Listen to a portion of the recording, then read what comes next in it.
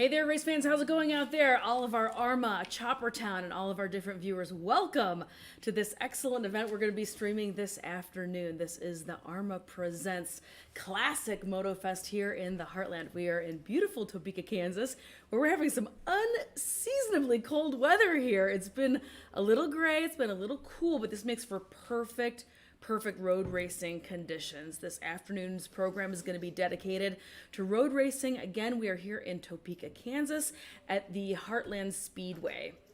And there's all sorts of different classes. Our very first class that's going to be coming out in just a few moments is the CB160. It's an exhibition class. Second call for CB160 and pre-1940s. You folks will be up here in just a moment. It's second call. And I'm indeed up here in the tower, so it's a little bit behind the scenes as well. I've got the event announcer Jay going next to me, who you might be able to hear. He's getting ready to call out there and let all the CB160 racers know that we're headed to the grid. Anyway, so the CB160 class, this is an exhibition only. This class has been going on for several years now, all across the country here in the United States. Huge grids. This whole racing program started with the idea of people being able to get into vintage road racing at a little bit more reasonable price tag. So this has always been a really fun class, a really good time, a lot of really interesting bikes, and a lot of folks that are just getting started with vintage road racing. So this is going to be a real neat show, so buckle up. But we've got all sorts of different classes today. We've got some high horsepower bikes, we've got two-stroke machines, we've got sidecars, we've got all sorts of great racing coming your way. So thank you so much for tuning in. This is your live stream here presented by AHRMA and all of our excellent sponsors and partners that are scrolling over on the screen, as you can see over there, that I'm going to be scrolling through all day long. Bridgestone, Haggerty, lots of excellent partners here to make this awesome weekend happen. So thanks for tuning in, everybody. We got a great day ahead for you. Go ahead, feel free to click that share button, share this live stream with your friends who love watching kick-ass motorcycle racing. And now let's get down to it. Yeah, I did second already. Yeah, second's done.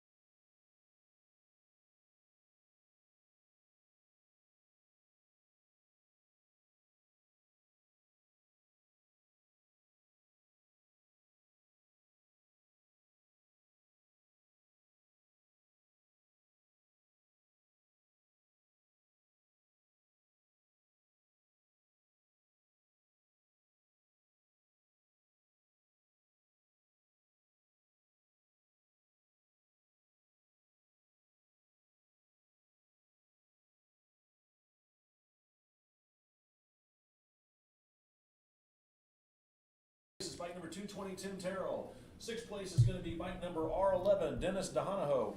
Row number 7, it's going to be 73X, Richard Lillman. Row number 8, it's going to be 022, Cindy McLean. On row number 9, it's going to be 123, Jonas Stein. Row number 10, it's 35L, Jack Keynes. Row number 11, it's 872, Laurie Nichols. Row number 12, it's going to be 049, F. Danny Habermel.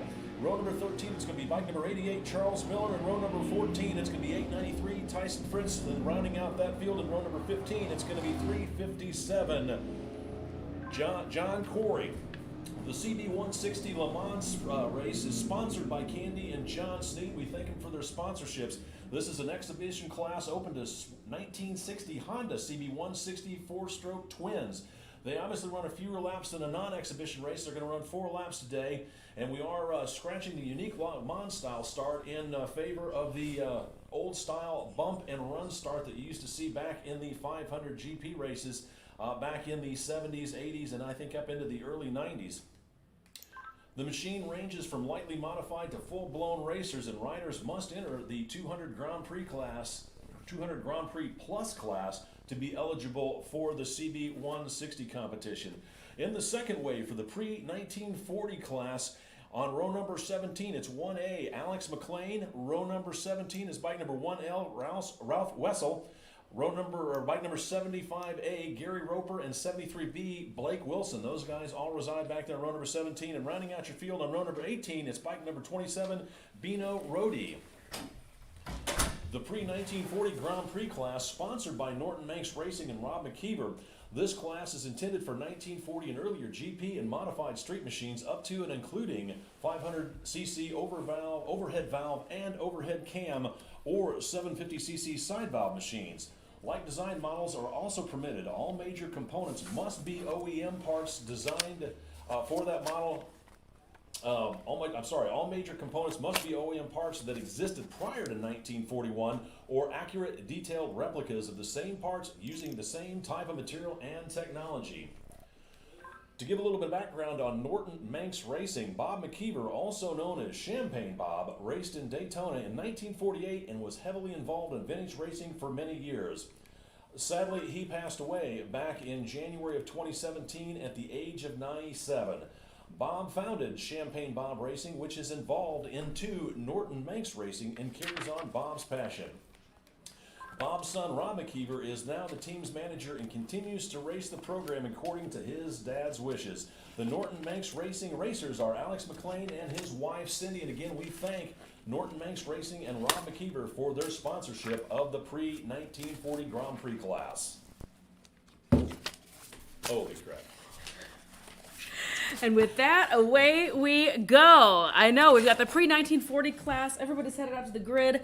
Let's go check everybody out and see where they are at. So this is, again, the CB160 and pre-1940 class. Not to be confused, by the way, Jay, with the hand shift and foot shift class. Yeah. I was not aware that that they were all separate. I didn't know that was 3 different classes, to be honest with you. They're very similar, but they do run separate classes. And again, the CB160 class, you were saying this is an exhibition race. We are going to be having that Le Mans type start, so that's why you're seeing all the bikes grid up right now, up to the right-hand side of the screen. They're over there pushing their bikes in, so they'll be facing nose out, and then they have to run next to the bikes and kind of like side saddle jump up on them and bump start them from a push, from a run.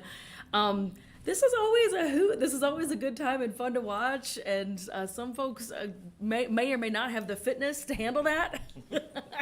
Yeah, this isn't technically a true Le Mans start. A true Le Mans start would be the riders on one side of the track and the bikes on the other, and they would sprint across That's the true. track. They did used to do that. You're Yeah. right. You're right. So a little bit of a modified Le Mans. Yeah. We'll say that. Is that the better way to phrase that? That's the best way to say it. Yeah, but it's going to be an exciting start here in just a moment.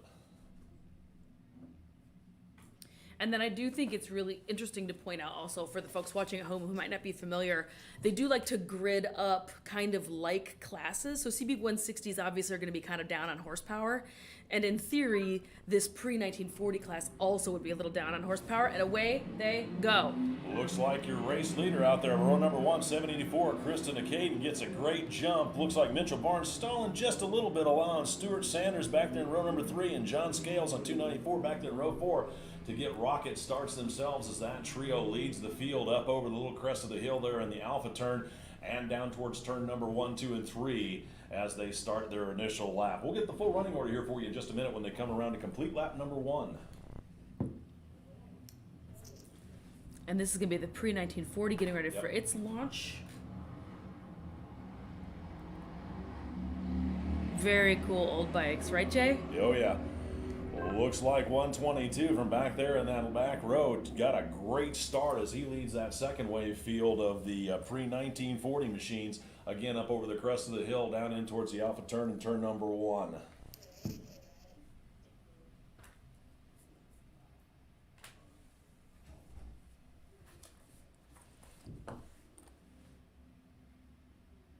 And now all the bikes obviously are on the back side of the track, and to everybody that's watching along at home, even from up here in the tower, this track is so massive and so laid out, so spread out, Jay.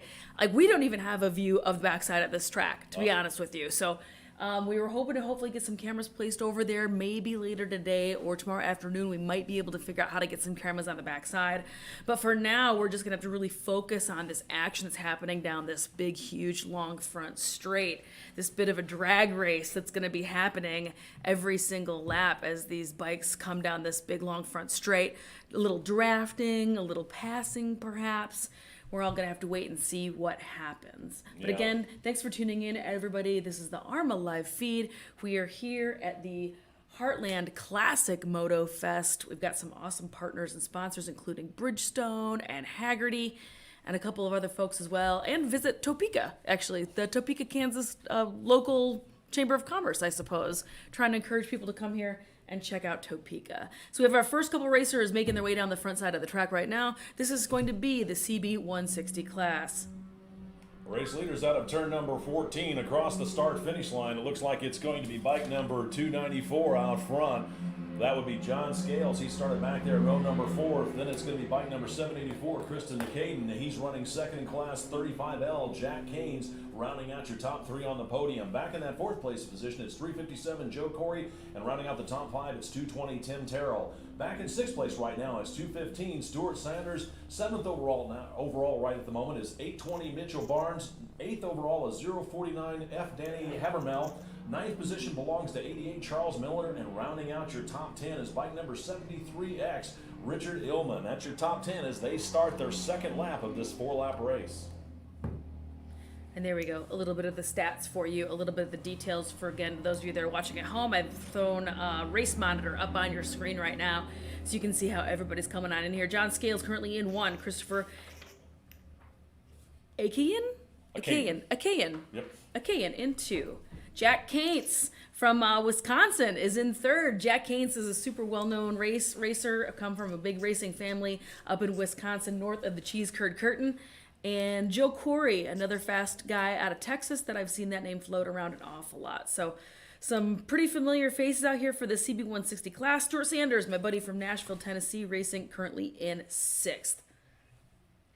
Let's see if we can get back and look at where our 140, our pre-1940 classes. Did they come across the start-finish already? Yeah, they've started their second lap too, going down on through the field. It looks like it, I believe, is 1A, Alex McLean out in front with bike number 1I, Ralph Wessel back there in second, and then bike number 75A, Gary Roper rounding out the top 3 for the pre-1940s class. You were talking about how big this track is, Jackie. It's 2.5 miles all the way around. It's running a counterclockwise direction. It has 14 turns, so it does take a little bit of time for the bikes to get around this circuit. It's not known to be it's a big track, but it's not known to be a fast track because it is fairly tight.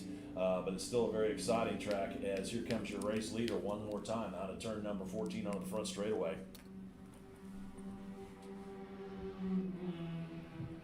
Out front, 294, John Scales still leading this one with looks like it's going to be bike number 357.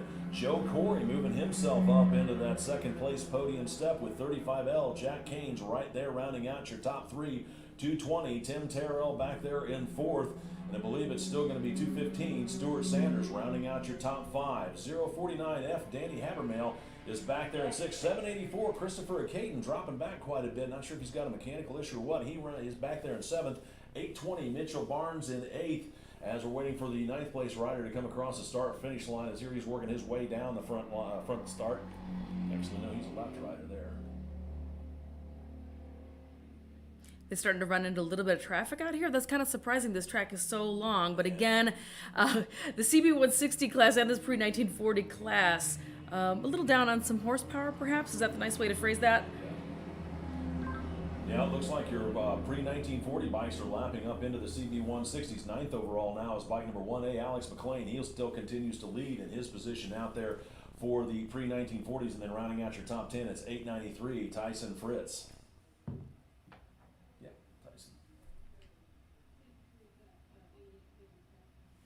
Alrighty, and the next grid coming on out. These folks certainly have a little bit more time to go. Our next, that's not right. Yeah, second race? Yeah. Okay, so next one's coming on out is the Thruxton Cup. Very cool. Thruxton Cup Challenge presented by NOLA Riding Academy. So this is a really neat class. The next grid heading on out, our second race for the day. Again, that is the Thruxton Cup, powered by the NOLA Riding Academy. Thruxton Cup obviously is going to consist entirely of Triumph Thruxtons.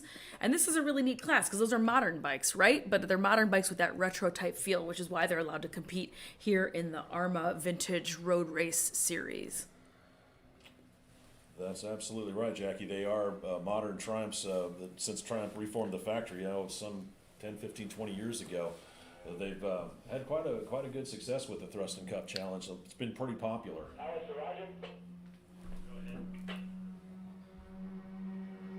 One Lone Ranger making their way across start finish down there. Let me see if I can get a little bit closer. I might have to talk to some of those track staff to get out of the way of the camera. I forgot to warn them.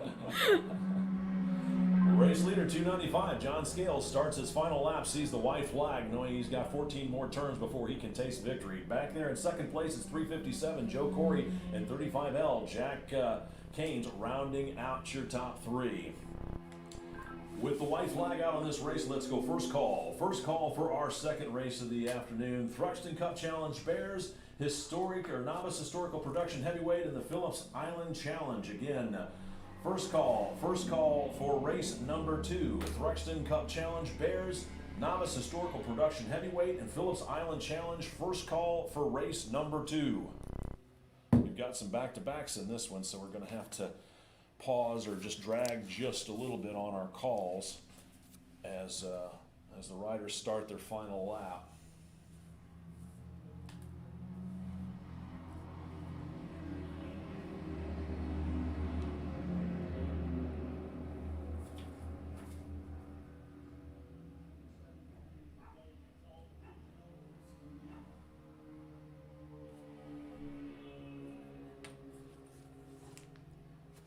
Let's go take a look at Race Monitor and see where we're at over there. John Scales looks like he still is in 1.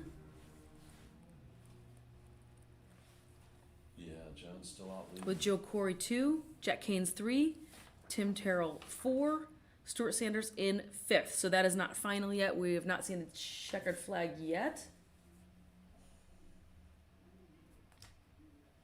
These folks have one more lap to go, right? They still have 14 more turns. So they're on the backside of the track right now. They're going to be picking their way through there. So unless something happens back there, unless it starts getting a little exciting, this looks like this is probably going to be the final lineup as they come back across the start-finish line, huh, Jay? Well, you always have to race to the checker. It's never final until that. I know there's like miles out there, so yeah. I mean anything could happen. You're right, but this John Scales young man, John Scales was certainly putting just a hurt on everybody, and he's gonna take the checkers very, very handily. Checkered flag out for your race leader. Very out smooth there. sailing. John Scales on bike number 294 taking the unofficial win. Then it's going to be 357. Joe Corey coming in second. The battle for third ends up going to 220. Tim Terrell as he just nipped Jack Kane for that last step on the podium. With the checkered flag out, let's go second call. Second call for the Thruxton Cups Challenge Bears Novice Historical Production Heavyweight and Phillips Island Challenge. You guys are coming up here in just a minute. It's second call.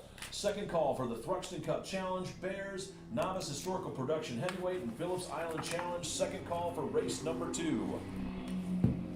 Alrighty, and these are your final. And I spoke too soon. You're right. There was a little bit of action going on, and then a last-minute sprint for the CB160 class. So again, this is your final results for the CB160 race, our very first race of the day, along with the pre-1940 class.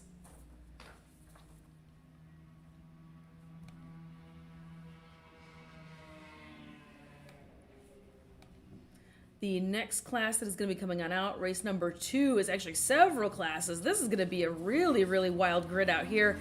This is a lot of really very interesting bikes making their way to the grid right now. Race number 2, like I said, is that Thruxton Cup, and it's a pretty big class. 1, 2, 3, 4, 5, 6, 8 folks are on that grid.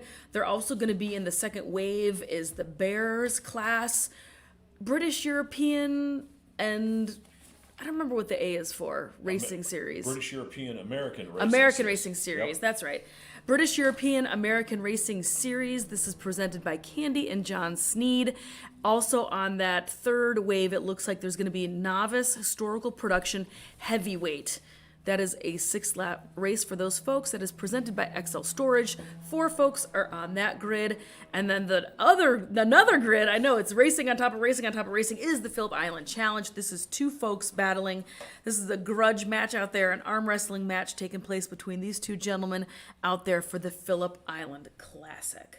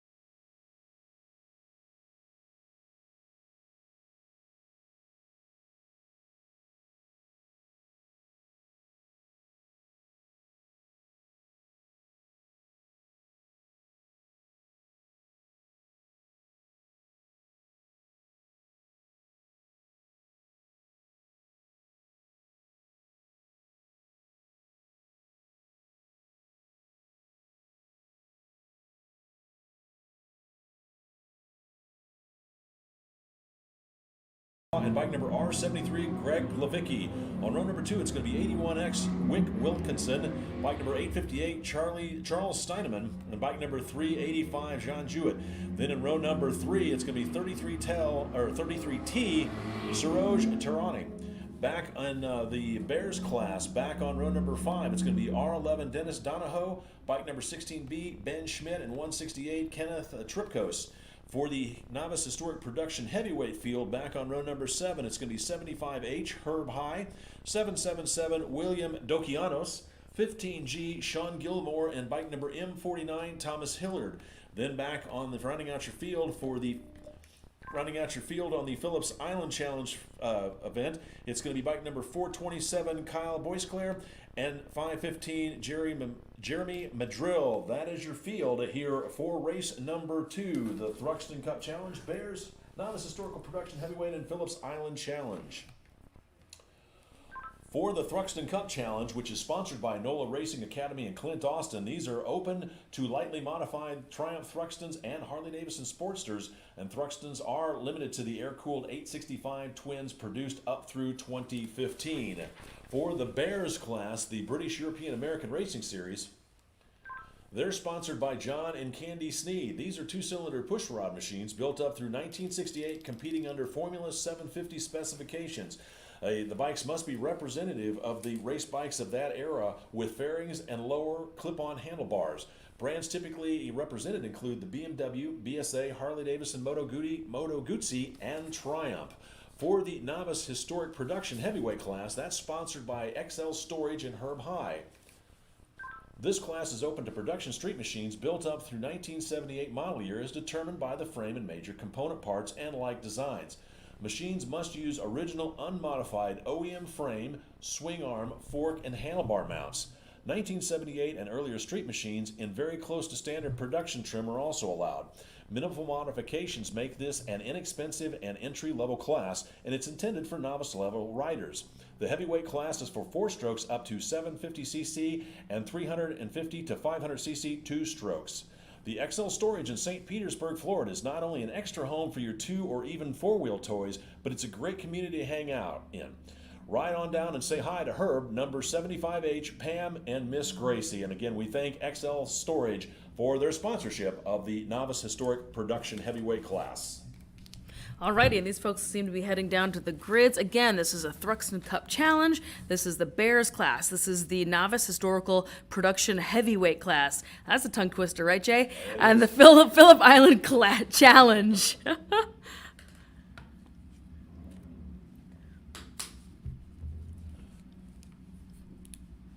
think somebody's out there stretching, standing next to their bike, stretching out a little bit. It feels good to be able to stretch yourself out before you get on the bike to go out there, so. Yeah. And this looks like that front grid up there, that Thruxton Cup Challenge. Oh yeah, definitely. I recognize those tanks. So we've got Clint Austin, Paul Canale, Patrick McGraw from North Carolina, Greg Levicki from Cincinnati, Ohio, one of my buddies. Hi, guys. Wick Wilkinson, Charles Steinman, John Jewett, and Suraj Tirian.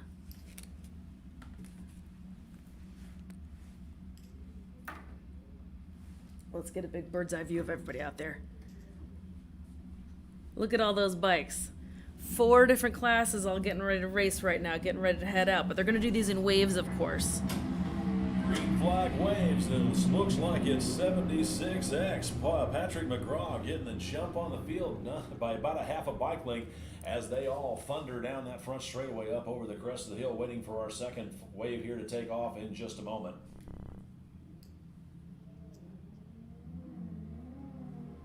And the second wave is that Bears class? Yeah. Looks like it's 75H, Herb High, getting a jump on the field as he leads the second wave across the start-finish line down the little front straightaway and up over the crest of the hill. We'll get the full running order here for you when they come back around and complete lap number 1 in just a moment. I know the viewers at home are probably wondering why I keep saying that, it's because I'm announcing over the PA for the people out in the paddock too. So That's okay. We like 2 times the information, Jay. it's just one of those. That's things why I that left the do. microphone on. I figured if you're gonna do the work, I'm gonna leave the mic on so everybody can listen to you. My co-host here on the program today, the in-house announcer for this event, Jay is here, calling the live action here over the PA for the live event, I'll put it out there for you. while we are holding down the live stream out here on the interwebs. Let's take a gander. Oh, Race Monitor won't show anything yet because no one's cross start finish. So they're using transponders, which are wireless devices that connect to a wire that's literally running underneath the track. And so they have to run across start finish in order for it to pick up and register. Yep, that's absolutely right. That's But why we have to wait to see what the running order is Yeah. to come back around. I know, I started getting ready to say it, then I was like, well, that wouldn't make any sense. Well, it's on some tracks. It's when you can see the whole track, or at least a great portion of the track, you can pick out a lot of the riders by either the color of their bikes or the color of their leathers or their helmet.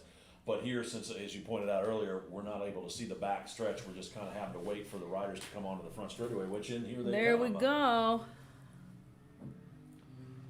Riders out of turn number 14 across the start finish line. Reset my race monitor. Out front, it's 1A, Clint Austin leading, and then bike number 33T, Siraj Terrain, then bike number 553, Paul Canale rounding out your top 5 with bike number R73, Greg Levicki back there in 4th, and 76X, Patrick McGraw rounding out your top 5. Those are all Thruxton Cup Challenge riders. Got to look all the way back to that 8th place position to see your leader for the Bears. That's going to be R11 Dennis Donahoe leading over bike number 16B Ben Schmidt. He's holding down 2nd for the Bears class. So, Pat McGraw had quite a push backwards from the start. He actually got the whole shot, you were saying earlier, and then now he is in 5th. Well, actually, he was doing pretty good out there, but it takes a while to get these bikes up to speed as they work their way through the opening laps. Looking on back through the field, looks like bike number, I said R11 Dennis Donahoe's back there for the Bears. Then going on back through the field, bike number 515 Jeremy Madrill, he's leading for the Phillips Island Challenge class, still being chased down by 427 Kyle Boyclairs. He's running 2nd for the Phillips Island machines as the riders all start their 2nd lap.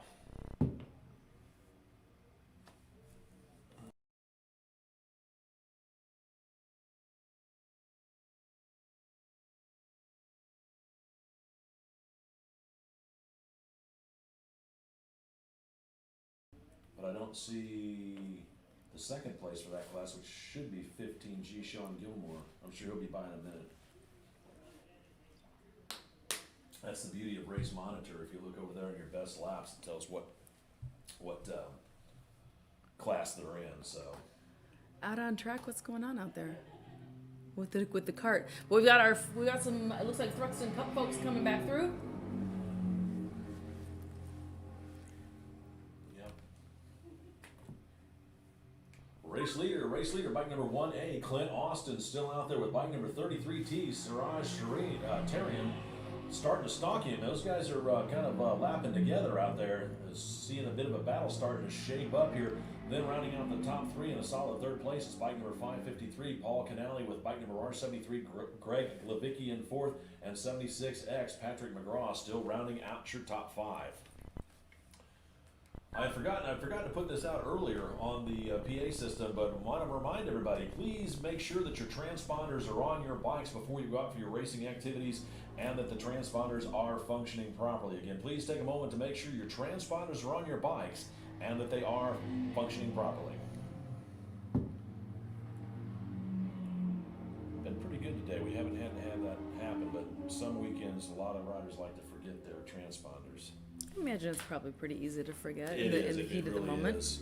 They have to be taken off the bikes and charged, and a lot of guys forget to put them on. Well, plus several guys are racing multiple bikes, and they have one transponder with that they have to switch between the bikes. So I Yeah. can see how that would get a little confusing out Yeah, there. that's why we had to talk to the guys in the riders meeting and remind them, hey, don't forget to put your transponders, switch your transponders whenever when you go out for your back-to-back race. All right, let's see who's. So McGraw's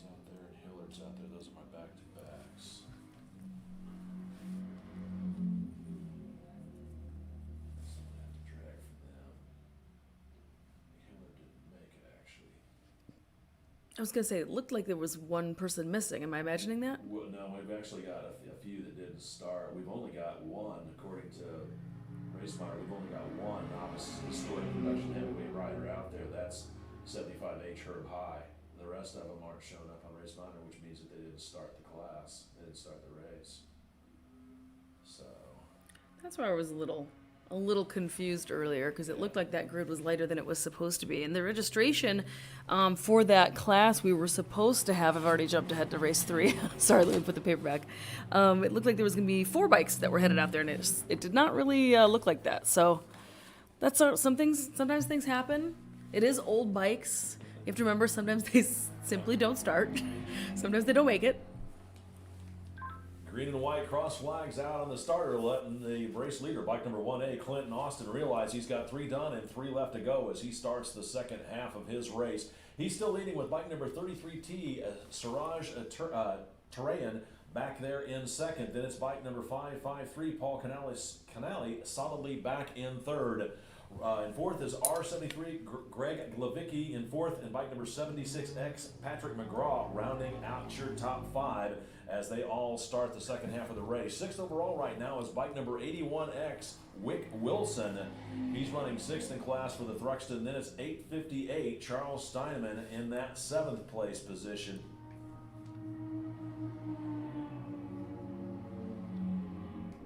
Eighth across the line is bike number 515, Jeremy Madrill. He's leading for the Phillips Island Challenge class. Then it's going to be bike number R11, Dennis Donahoe. He's leading for the Bears class. And then 385, John Jewett, rounding out your top 10 as he starts the second half of his race.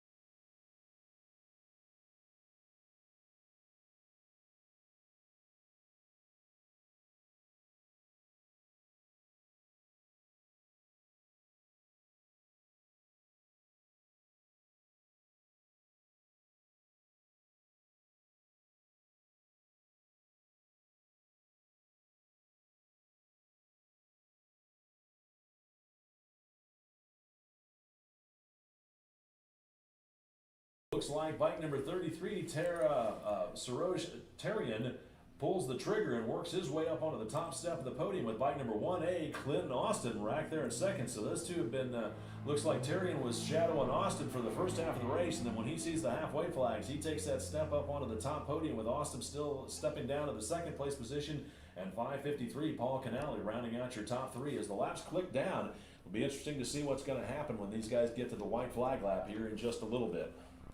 I think there is a little bit of that cat and mouse going on, though, right? Like sometimes because this track is so huge and like we were talking about, has kind of some tight turns and is a little technical. I think there's a little bit of like staying behind, a little bit of cat and mouse going on. So no big surprise that these two gentlemen that have been totally dicing it up, neck and neck and neck and neck here in the Thruxton Cup, have done at least one switch of position. But there might be, we've got a couple more laps to go, so there might be some more switching going on. But you can see there's a new leader. Siraj Tarayan is in 1, Clint Austin in 2, Paul Canali still in 3, Greg Livicki 4, Pat McGraw 5.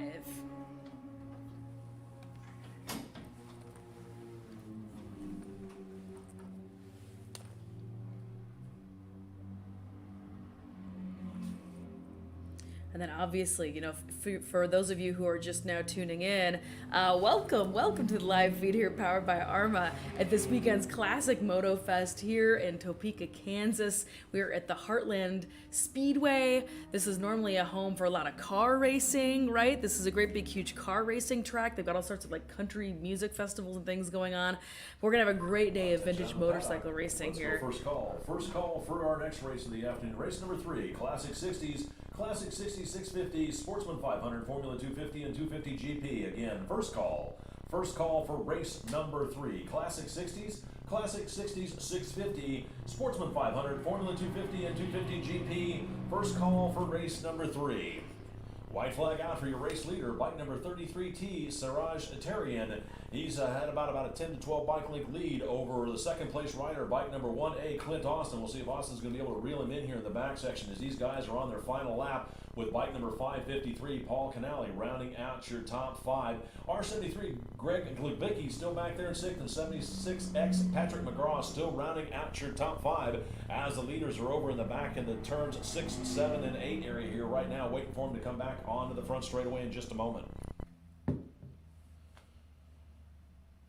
And obviously, if you catch when I turn on the webcam, there's all sorts of people walking around and walking through and making noises. This is the real deal behind the scenes. We're up in the tower, so this is full of tons of staff. It takes a village. There's dozens and dozens and dozens of people working here this weekend. So we just wanted to give you a little bit of a real, super authentic race experience by shooting from the tower up here. I've got some outside cameras. They get a little bouncy and shaky sometimes because people are walking past them on the catwalk, and you'll hear Jay doing the live announcing here, sometimes into the microphone as well. But we just wanted to give you some real deal race action. So that's what's going on with today's live feed. And they're coming back on down the front stretch. It looks like checkers are out. Race leader unofficially 33T, Siraj Tarian taking the unofficial win with bike number 1A, Clint Austin getting mired a little bit in traffic back there, but still holding on to that second step on the podium. Then it's going to be bike number, I believe, 553, Paul Canale, as he's working his way out of turn number 14 to take that unofficial third step on the podium. Actually, there's the laps rider still coming out, waiting for Paul to work his way out here in just a moment. With the checkered flag out on this one, let's go second call. Second call for race number 3, Classic 60s, 650, Sportsman 500, Formula 250, and 250 GP. Again, second call. Second call for race number 3, Classic 60s, 650, Sportsman 500, Formula 250, and 250 GP. You folks will be up in just a moment. Second call for race number 3.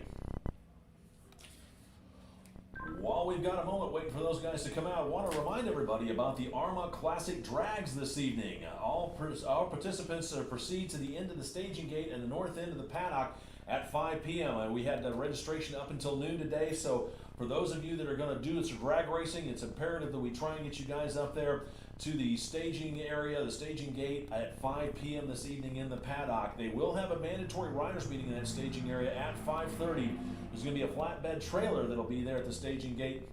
Riders are welcome to bring starters, stands, fuel, and gear and load on the trailer for transport over there, so you don't have to drag all of your equipment over there. They'll have that flatbed trailer available for you. There's also going to be 2 electric starters over there, too, in the starting area. It's good luck, and we hope to see everybody there. And Jim Corn, one of the drag race directors, wants to thank everybody for coming out. We're looking forward to some great grudge match racing later on this afternoon. And again, we'll be putting more of this out as the racing activities continue here today.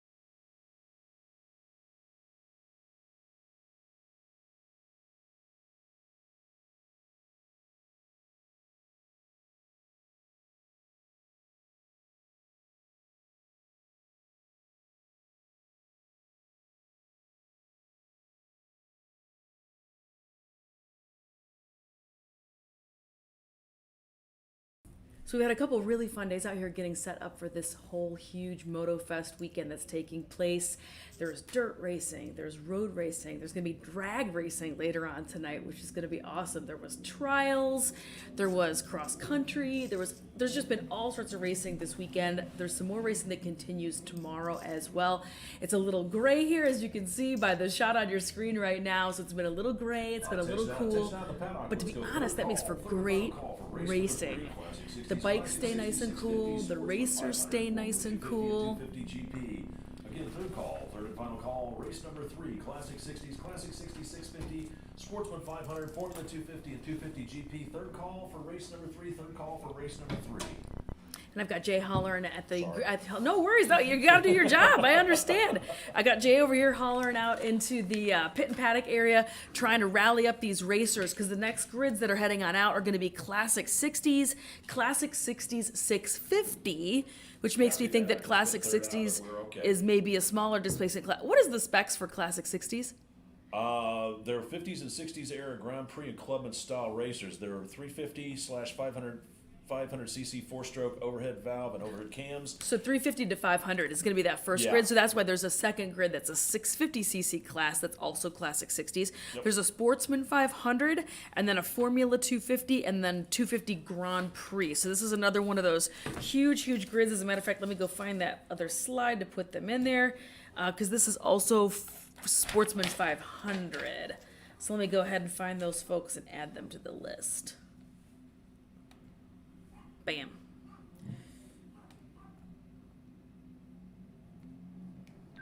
As the racers take to the track for their sighting lap, here's how they're going to grid up. Row number 1, it's going to be 122 Alex McLean, 33Q David Tompkins, and 623 Patrick McGraw. For the Classic 60 650, back on row number 3, it's going to be bike number 5, Greg Tomlinson, 864 John Rickard, and bike number 59C, Bill Gould. For the Sportsman 500 class, back on row number 5, it's going to be C85 Simon Brown, 33 Kevin Hipp, 76Q Luke Sayer, and 31X Stephen Hipp. On row number 6, it's going to be 97R Ken DeBelluck, bike number 974 Patrick Riley, and 23 David Rutherford. For the Formula 250 field, back starting on row number 9, it's going to be C27 Mark Brown, 188 Gerald Wanthy, 820 Mitchell Barnes, and bike number 9 Colton Roberts. 96 Brian Woods is on row 10, as is bike number 80X David Pierce, and 709 Joey Ackley. Then on row number 11, it's going to be M49 Thomas Hillard, and bike number 995 Patrick Hansen. Then rounding out your field, back on row number 13 for the 250 Grand Prix field, it's going to be bike number 7, David Roper. On row number 13, 294, John Scales, 533, Hirosho Murata, and bike number 670, Rick Armstrong. At your field here for race number 3. So this grid is going to be super rowdy and very rock and roll. These are some very fast racers out here, including, I couldn't help but notice, of course, that the 250 Grand Prix, the 250 GP class, David Roper just absolutely dominates out there. But he does, sometimes some people try to step on up to him. David Roper, one of the only, if not the only American to have won the Isle of Man. Yep. So super fast, very fun guy. I've actually invited him to come up here and talk to us a little bit later today or tomorrow. So I got to swing by and remind him. I wanted him to be a special guest while we are live streaming up here. So some really great racing heading out here very shortly. Again, this classes, and there's 5 that are out here racing for this next race that's coming out. 5 different grids. You can see them right now on the screen. Formula 250, 250 Grand Prix, Sportsman 500, Classic 60s, and Classic 60s 650. For the Classic 60s, sponsored by Candy and John Sneed, and we thank them for their sponsorship. These are 1950 and 1960s era Grand Prix and Clubman style racers. They include a 350 to 500cc four-stroke overhead valve and overhead cam engine machines, and 750cc side valve machines, similar to models as 500 GP and 500 Premier, but in a more original trim. There's a maximum of 4-speed gearboxes allowed. Norton-mounted Alex McLean has been the National and Dixie Cup champion for the past 6 seasons. The Classic 60s 650s, also sponsored by John and Candy and John Sneed.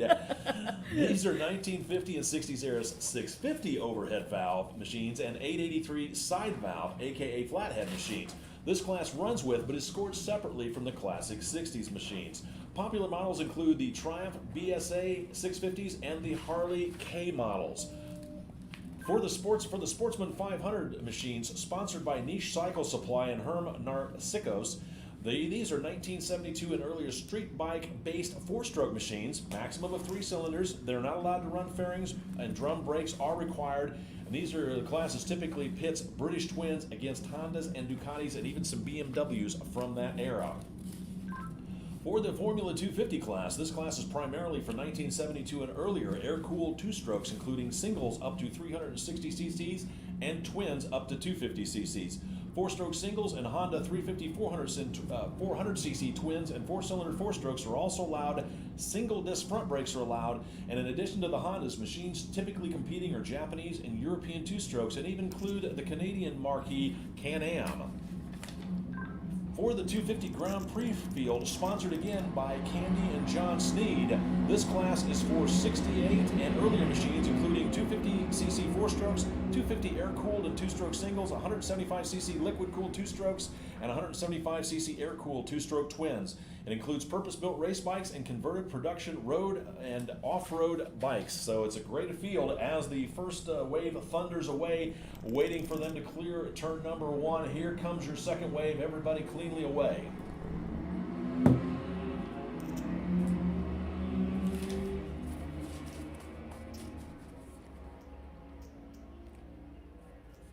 calling bike number 670 as a jump start. Oh. Rick Armstrong. Shame, Rick. It looked like I saw a blue shirt in this field that just left just now, which would designate that they just completed racing school this weekend, right? Either this weekend or maybe one weekend prior. I'm not sure what the requirements are for rider school. A lot of racing organizations require the riders to wear their novice shirts for 2 races. So I'm not sure what AHRMA does, but there's a good chance that this person graduated. I think they said they had 18 in the graduating class yesterday. Yeah, I think they did. I think that's what they were saying also. It's great to see new riders coming out and starting their road racing career. And AHRMA is a great place to do it, too. Absolutely. And I like we were talking about a little bit earlier, I think that there is a really kind of cool movement happening where they're trying to find or make classes that are more affordable, a little bit more like an entry level type situation with like the CB160s in particular. Absolutely. But I think they're trying to create those moments for new racers to be able to get their foot in the door at a little bit more reasonable price tag, because there are some truly spectacular museum quality bikes racing here. Yeah. So, but just so people know, it isn't always just that. There is a way to get into and have fun with us. There is a way to get in here and have fun with us and come racing with us at a little bit more, entry level CB160 type dollars versus, Vincent Black Shadow dollars. is what I'm trying to say here. But here they come. They're coming, making their way right back down that front straight again. So let's go take a look. Race leaders across the start-finish line out front. Looks like it's 31X Stephen Hipp running out there for the Sportsman 500 class. Then it's going to be 33 Kevin Hipp right behind him in 122 Alex McLean in third, 33Q David Tompkins in fourth, and C85 Simon Brown rounding out your top 5. Back in 6th is 864 John Rickard. 7th overall right now is bike number 5 Greg Tomlinson. 8th overall is 623 Patrick McGraw. 9th overall is 117X Marcus Esterline. And then rounding out your top 10 is bike number 97R Ken DeBellick. That is your top 10 as they start the second lap.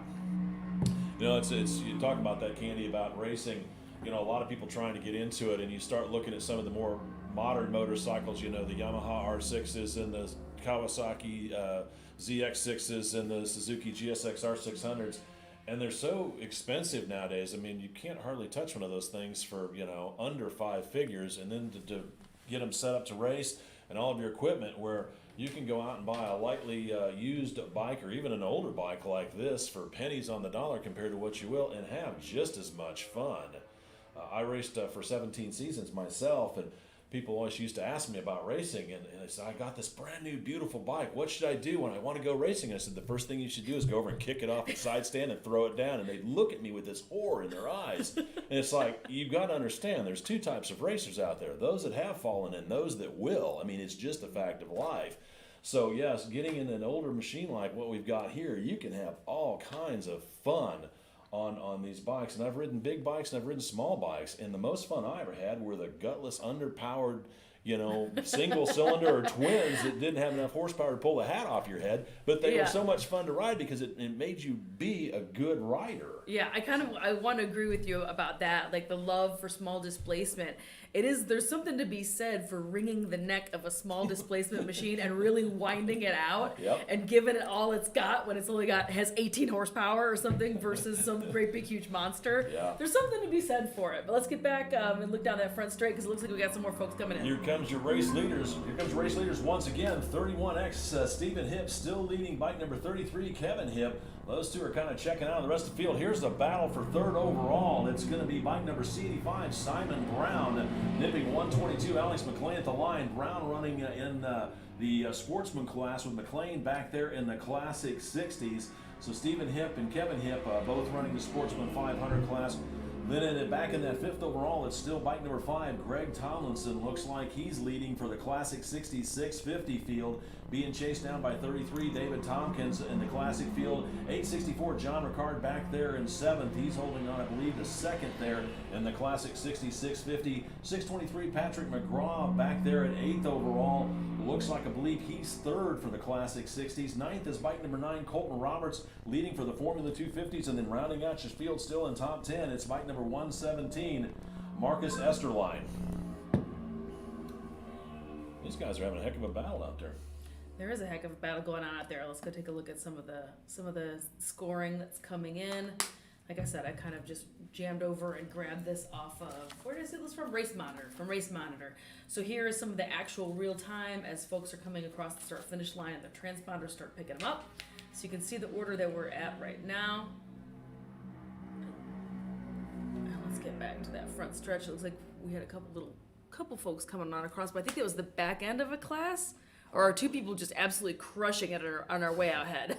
No, it's more likely they're lapped riders. Okay. This is a big field, and they're all pretty much spread out too. So it looks like my back-to-back is not there in this race, so I can roll the calls.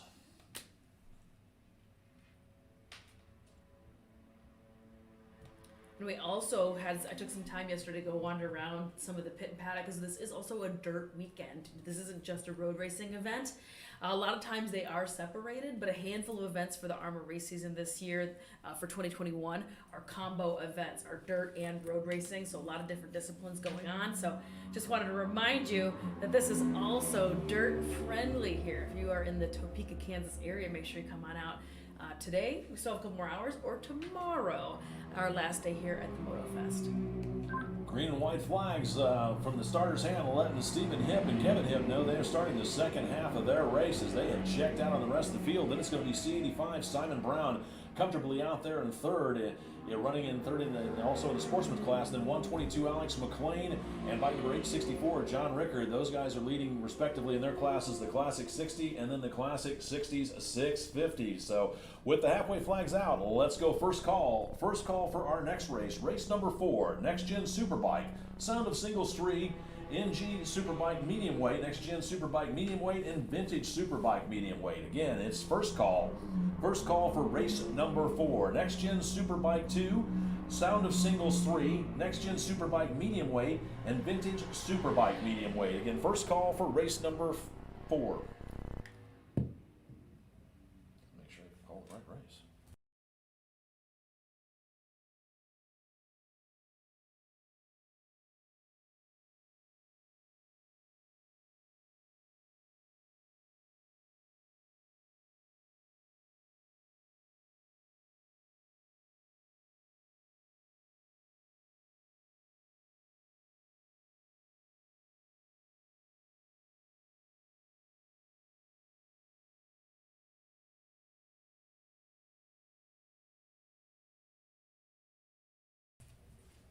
All right, so the halfway flags just flew not too long ago, a hot minute ago. So they're still showing them. So for one of these last folks that seems to be towards the back of the pack, the halfway flags are flying. So we've just got a handful more laps to go. Jay has already given first call to our next grid. So let's go on ahead and take a peek at it and see who is coming out here next. Pull that off. Unless you need it, because Usually when I'm done with Yeah, that, after yeah. they start, I throw it up. Oh, cool. Thanks. I appreciate that. Here come your leaders now. Leaders across the start-finish line. It's still bike number 31X, Stephen Hipp, with bike number 33, Kevin Hipp, right there in tow. As those guys work their way across past the halfway, so whatever happens now, the race would be official if it is stopped. Looks like we've got bike number C85, Simon Brown. He's about a full front straightaway lead back from that pack, but still running third overall. 864, John Ricard back here in fourth, and 122, Alex McLean still rounding out your top five. Although Rickard moving up a spot, he's still leading in the Classic 60s, 650, with Alex McLean rounding out your top five. He's still leading in his class, the Classic 60s, which is a slightly smaller machine, as they start the second half of their race. So our next grids that are going to be coming on out, for those of you following along at home, are going to be Next Generation Superbike, Sound of Singles, Next Generation Superbike Middleweight, and Vintage Superbike Middleweight are the next handful of classes that are going to be coming on out here in just a few moments. We've just got a handful of laps left, winding down this Classic 60s, Classic 60s 650, Formula 250, 250 Grand Prix, and Sportsman 500 grid. Looks like the sun is trying to kind of think about peeking out. It's making an attempt. Skies are definitely lightning. Well, I'm just grateful it's not Raining. I am superstitious, so I don't actually say the word. We don't want any liquid sunshine. Yeah, no liquid sunshine, no precipitation. Yeah, no, that's I'm the same way. But a little cool out. Jay and I were talking before the broadcast about both of us were kind of in the Texas-ish area last weekend, and it was also gray and gloomy in Texas, and we can't decide which one of us the gray weather is chasing. I can't quite decide, but I've had my raincoat on for the past 2 weekends, which is kind of funny, because it's been in Texas and Kansas, and I was expecting it to be quite hot out here. Yeah. So I think everyone's actually secretly grateful that it's a little cool. I was going to say, I can tell you as a racer, an ex-racer, and the races out here, they're liking it. Here comes your battle out of turn number 14 for the lead. These look like these guys have closed back up at the line. It is still going to be bike number 31, Stephen Hipp, and Kevin Hipp really closed in on him on bike number 3, making a challenge this last lap, as the white flag lets them know that whatever they're going to do, they're going to have to do it in this lap. Well, let's go second call. Second call for race number 4, Next Gen Superbike 2, Sound of Singles 3, Next Gen Superbike Medium Weight, and Vintage Superbike Medium Weight. You folks are up here shortly. It's second call. Second call for race number 4, Next Gen Superbike 2, Sound of Singles 3, Next Gen Superbike Medium Weight, and Vintage Superbike Medium Weight. Second call for race number 4. Did you have on your list the Stephen Hipp and Kevin Hipp who are duking it out? Obviously, brothers or father and son? I don't know. They're probably related. I would guess brothers, but I have seen father and son riding teams out here before. So I definitely have. I've actually seen several. There's several, and they might be here today. Father and son sidecar teams. That would make sense. I've seen plenty of husband and wife sidecar teams also. That's super common out here actually. But I have seen some father and son and father and daughter. I think it's sidecar in particular, which is one of the last races of today, if not the last race, has just this real family vibe to it. I think it's really neat. And let's get back to the front straight because it looks like there's some folks starting to come back in. Our flagger does have his checker in his hand, but I don't know who it's for. Race leaders are probably still over in the turn 8, 9, 10 area right now. It's going to take them a little bit. There's just a few more bikes going to come out before they pop up in just a moment. I just keep forgetting. I'm too used to working short track and dirt track. Nah. I'm used to it being so fast.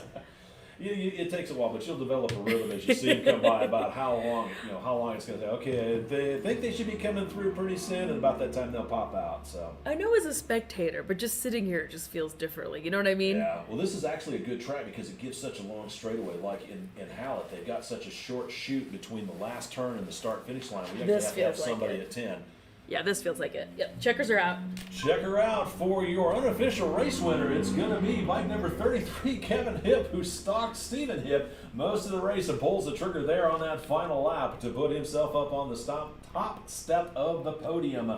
31X Stephen Hipp back there in second. Here's the battle for third. It's a drag race to the line. At the line, it's going to be bike number 122, Alex McLean, rounding out your top three. He's the unofficial winner for the Classic 60s. Then bike number 9, Colton Roberts. Looks like he was leading for the Formula 250. And then bike number 5, Greg Tomlinson, round out your top 5 as the checkered flag continues to wave for the rest of the field. With the checkered flag out on this event, let's go third call. Third and final call for our next race. Race number 4, Next Gen Superbike 2, Sound of Singles 3, Next Gen Superbike Medium Weight and Vintage Superbike Medium Weight. You folks are up right now. Again, it's third call. Third and final call for race number 4, Next Gen Superbike 2, Sound of Singles 3, Next Gen Superbike Medium Weight and Vintage Superbike Medium Weight. Third call for race number 4.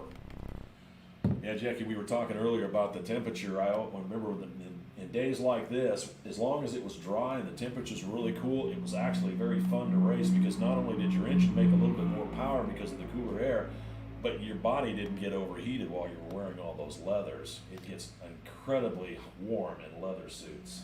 You're right. That's actually a really, really good point about the bikes quite possibly running a little bit better because of this cooler weather.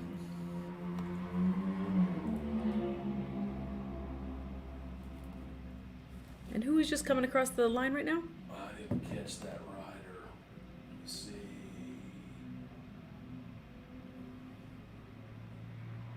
Might have been Ken DeBellick, I'm not sure. Yep, that was 97 hard. Ken DeBellick. Be right back.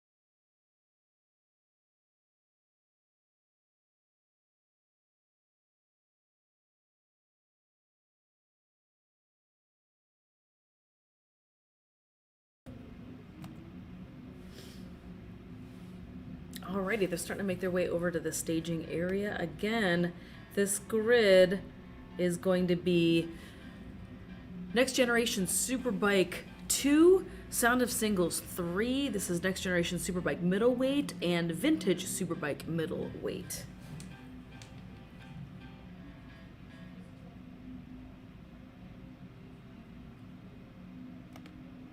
But yeah, I just took a minute earlier and was showing a dirt bike on the screen. I took some time last night after the road racing to go wander around the paddock area over in, I've been calling it Dirtland. But the dirt bike folks, the off-road folks have their own paddock, a little bit separate away from the road racing area, a little bit closer to where they go and race. Obviously, that makes the most sense, right? So I took a second to go wander over there and go check out some of the very cool bikes that were over there. And just want to remind you guys that this weekend is all things motorcycle. It's dirt racing, it's road racing, it's been trials. They ran trials this morning I think. There was a little bit of cold weather, it was a little sloppy out there, so they postponed some of the dirt racing to later on this morning from yesterday. Did that make any sense? So they postponed some of that mud racing, dirt racing going on out there because it was mud racing, it was a bog. So there's just everything going on. And then drag racing tonight, Jay, at 6 o'clock. Can you believe it? Vintage drag racing.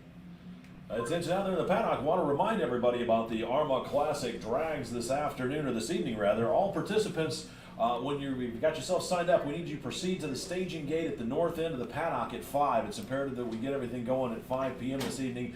There will be a mandatory riders meeting in the staging area at 5:30. We've also got a flatbed trailer set up over there. It'll be staged at the gate. Riders are welcome to bring their starters, stand, fuel, and gear and load it on the trailer for transport to the staging area, so you don't have to drag all that stuff over there yourself. There will also be 2 electric starters over there available at the start line for you guys if you just want to push your bikes on over there. Again, we appreciate everybody that signed up for that. Looking forward to some real good drag racing this evening starting at 5 p.m. Good luck, and we hope to see everybody there. Jim Corden wants to say thank you to everybody for signing up. He is our drag race director, and again, we'll get that thing started this evening at 5 o'clock. Right now, we're waiting for the start of race number 4.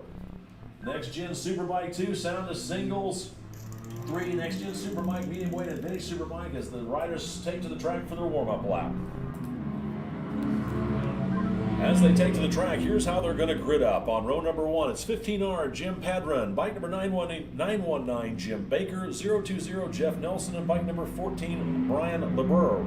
Row number 2, it's bike number 576 Christian Jensen, and bike number 061 James Milroy Jr. and 714 Kurt Klein. For the Sound of Singles 3, back on row number 4, it's going to be bike number 80L, Ralph Sterpoli, bike number 55C, Edward Blount, bike number 820, Mitchell Barnes, and bike number 049, F. Danny Habermel. Row number 5, it's 074, Eric Lucart, 220, Tim Terrell, and bike number 641, Craig Herco. Row number 6, it's 127B, Jacob Carter, 97L, David Rhodes, 66, Chuck Crocco, and 921, Jeff Whitmore. For row number 7, it's bike number 456, Chloe Patterson, 3Z, David Frick, and 112, Adrian Yasso.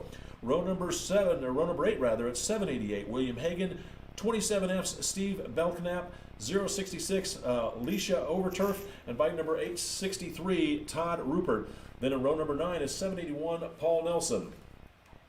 For the Next Gen Superbike medium weight field, back on row number 11, it's 32V, Harry Vanderlinden, 02 Jonathan Hollingsworth, bike number 91 Sean Smith, and 313 Julian Huxley. Row number 12, it's 15G Sean Gilmore, and 403 Adam Harrison.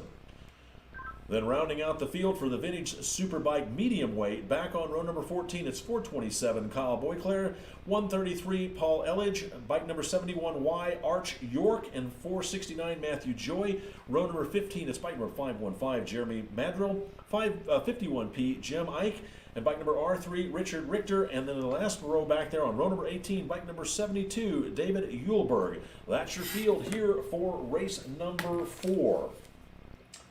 Looking at the Next Gen Superbikes 2, this is a new class that was started in 2017 featuring early 90s and so it should be late 90s and early 2000 production machines taken from the showroom floor and modified into race bikes. Twin-cylinder bikes up to 1,000 cc's from Aprilia and Ducati are out there, as are 4-cylinder bikes from that are 750 cc from Honda, Kawasaki, Suzuki, and Yamaha. This is the era when riders like Doug Chandler, Ben Brostrom, and Matt Mladen were the champions. Looking at the Sound of Singles 3 race, sponsored by Rising Sun Cycles and Stuart Atkincade, these are open to small bore production singles such as the new KTM 390 RC and Duke, plus purpose-built machines with Grand Prix chassis. These are GP-style bikes, can use any one of a variety of air or water-cooled 2 or 4-stroke engines. Liquid-cooled or 2 or 4-stroke displacements can be up to 250 cc air-cooled 2 strokes up to 350 or 300, and air-cooled 4 strokes up to 350 cc's. Rising Sun Cycles, a sponsor of this class, are importers of new and used Honda and Yamaha Grand Prix road racing motorcycles and replacement parts and accessories since 1997. They're offering the best service available, the best parts and accessories, and a staff that understands all aspects of the racing business.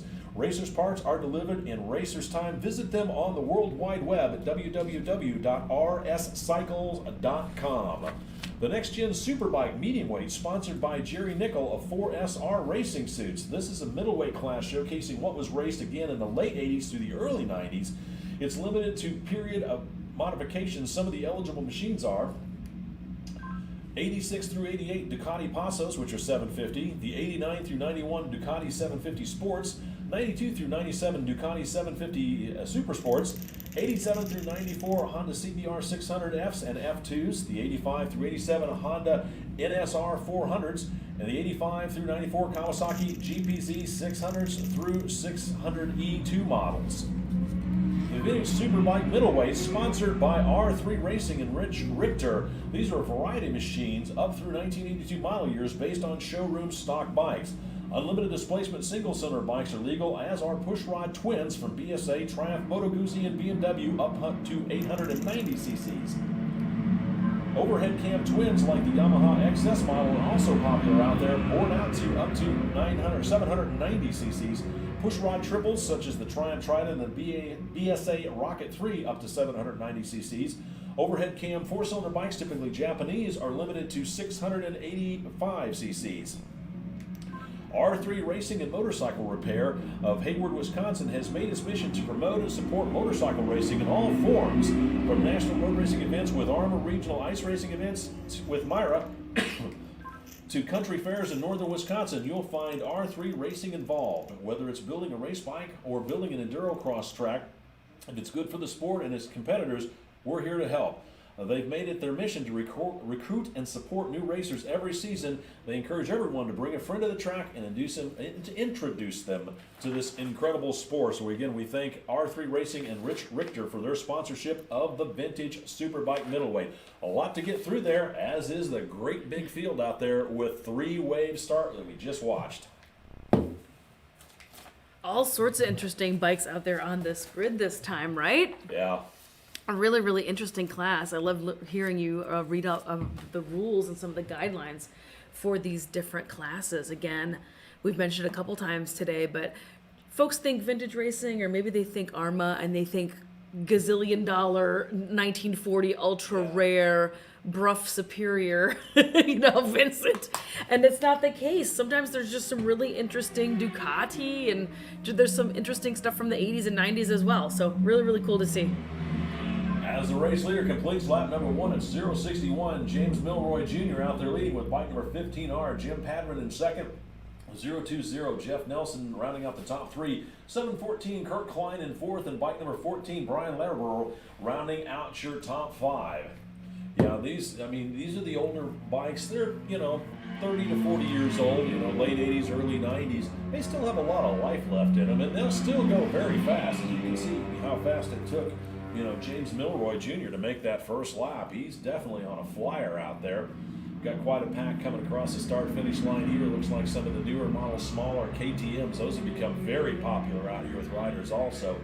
Which is a really affordable, modern way to get into racing, and still, again, that smaller displacement, which we were talking about earlier. How fun it is, kind of ring those necks of those little 390s, right? Yeah, the KTM's they were running the Sound of Singles 3, which is a pseudo-modern class, but that was the biggest field in here. Let's see, 1, 2, 3, 4, 5 full rows. So there's quite a bit. 7, 14, 18, 19 bikes in that class alone, and most of them will be the KTM 390. So it's like I said, it's small, but it's very affordable to get started on them. And again, it makes you a better rider to ride an under horsepowered motorcycle. People don't like to hear that, but it's really very true. Well, I think so too, because you have to rely entirely on skill. You can't. Exactly. It's not about the horsepower. It's not about the engine maybe doing a little bit of the work for you. It's about you actually having to move the bike around the track. It forces you to be a better rider, that's for sure. All right, let's take a glance again over at Race Monitor. Race leader, bike number 061, James Milroy Jr. takes a quick look over his left shoulder as he is checking out on the rest of the field as he starts his second lap. Full front straightaway lead over the battle here for second place, as it's bike number 15R, Jim Padron, with bike number 020, Jeff Nelson, right there, sizing him up, trying to figure out how he's going to put himself up one more step on the podium. Then it's 7:14, Kurt Klein running in that fourth place position. Then it looks like rounding out your top 5, it's still bike number 14, Brian Lederer.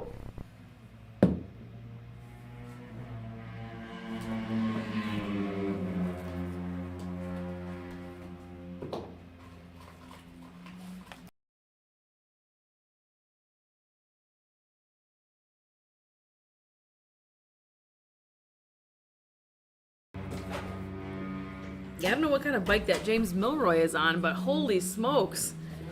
bike. I think it's a rider. He's absolutely just crushing it out there. And obviously just a very, very fast racer anyway. Some more big grids coming back on across start finish.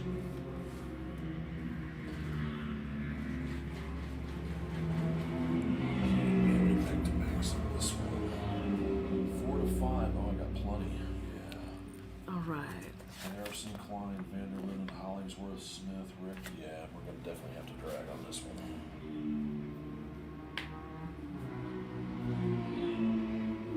So event announcer Jay just letting me know that there's an awful lot of people in this race number 4, that are back to back that are also on the grids in race number 5. So he's gonna attempt to give them a little bit of extra time between when they come off track. Yeah, I mean, he's gonna do it. he's gonna do it for them. There's no attempt with that. They'll get upset with me if I try too fast. We'll figure something out. There's plenty of things to talk about. Is this race? I think this might be race leader's second bike. That's him. No, that's second place bike. Halfway flags out for your race leader, bike number 061, James Milroy, making it look easy out there as he starts the second half of this race. Then it's bike number 15R, Jim Patterson, still back there in second with bike number 020, Jeff Nelson, rounding out your top 3. 714, Kurt Klein back there in fourth, and 14, Brian Larraborough, still rounding out your top 5 with bike number 80L, Ralph Sterpoli, moving up into that 6th place position. He's leading for the Sound of Singles as he starts the second half of his race. Ralph is really fast on that KTM. I think that's what his bike is, KTM.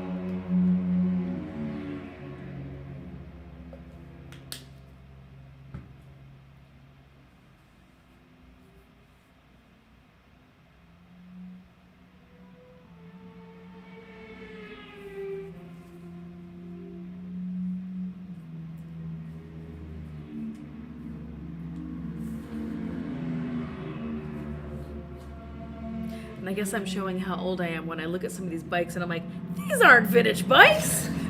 Yeah, I was going to say, in my years of racing, these were next year models. I can tell you that for sure. Attention out there in the paddock. Well, it looks like we've got Gary Brown up there in garage number 8 doing some mechanic work. So if you find out that you've got some issues with your bike and you don't have the tools or the willpower to make it work, if you want to stop by garage number 8, talk to Gary Brown. He might be able to help you with some of the mechanic work that he's got going on this weekend.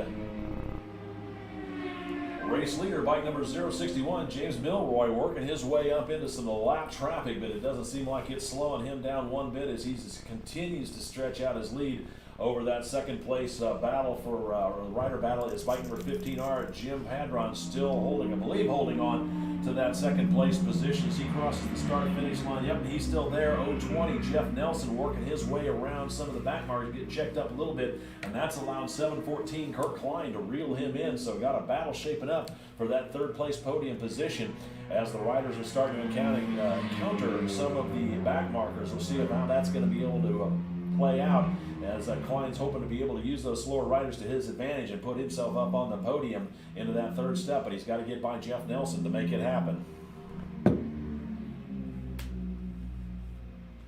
This is where I wish we could see the track, because I bet those guys are. Oh, I'm sure there's an epic. I'm sure there's an epic battle happening back there.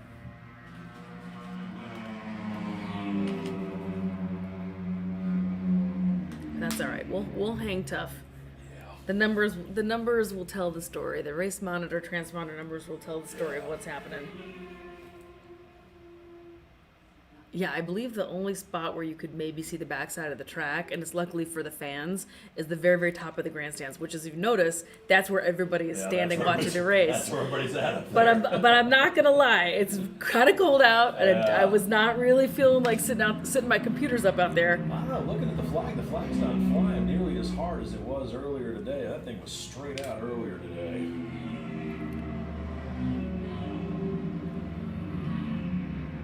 This is where it was always fun being a starter trying to pick bikes out of a pack like that, and here he comes, so he's going to catch it this next time by. White flag out for 061 James Milroy as he starts the final lap of this circuit. Another 14 turns before he can taste victory, but he's got quite a bit of lap traffic in front of him. We'll see how that's going to play out. I don't think it's going to be much of a challenge for him, but then it's going to be the battle for 15R. Jim Padron, 020 Jeff Nelson, and then bike number 714. It looks like, 714, Kurt Klein really used that slower traffic to his advantage, leapfrogging himself from 4th place position the lap previous all the way up onto that 2nd step of the podium, with bike number 15R Jim Padron dropping back to that 3rd place, and bike number 020 Jeff Nelson off the podium back there in 4th. So obviously traffic coming into play, and Klein using it to his advantage as he starts the final lap. We'll see if Padron and Nelson have got anything up their sleeve as they work their way through the back section of the track right now. With the white flag out, let's go first call. First call for race number 5, Formula Thunder, Battle of the Twins 2 and Next Gen Superbike Lightweight. You folks will be up here in just a moment. It's first call for race number 5, Formula Thunder, Battle of the Twins 2 and Next Gen Superbike. First call for race number 5. Wow, Klein really pulled himself up on that one. I told you there'd be a good battle somewhere back there. Definitely. I can just barely see the backside, the very first handful of turns on my camera.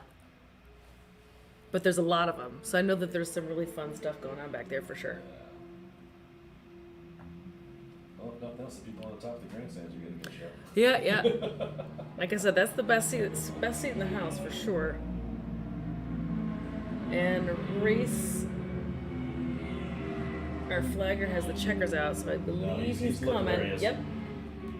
Checkered flag flies for the unofficial race winner 061 James Milroy as he is mired deep in some traffic, but still managed to get the checkered flag as he finishes unofficially as the winner of this race. Waiting to find out how this battle for 2nd, 3rd, and 4th is going to shape up.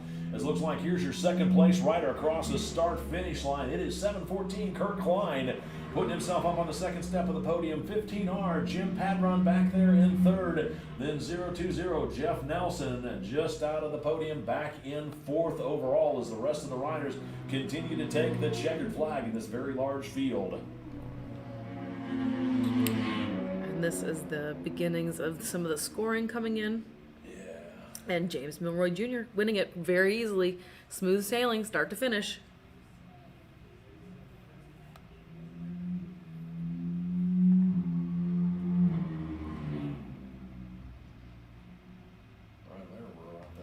All right, still some folks out there making their way back home after a 14 turn tour. Yeah. Out on the backside.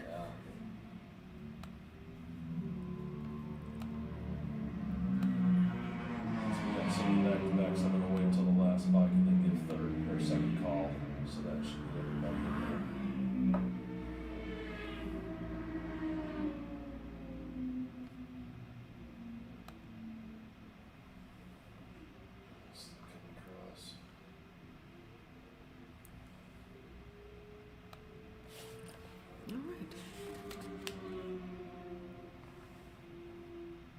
And we're at race 4 now, heading out.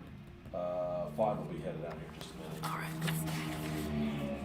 Somebody celebrated coming across the top start finish line. Come here. Yes, because that was James Milroy on that last grid. All right, so race 5, Formula Thunder.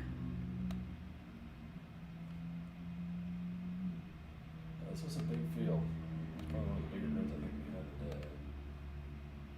Which race? This one. Formula Thunder or? No, this one we just did all because it was a 3-wave start. So oh yeah, that's a pretty big field.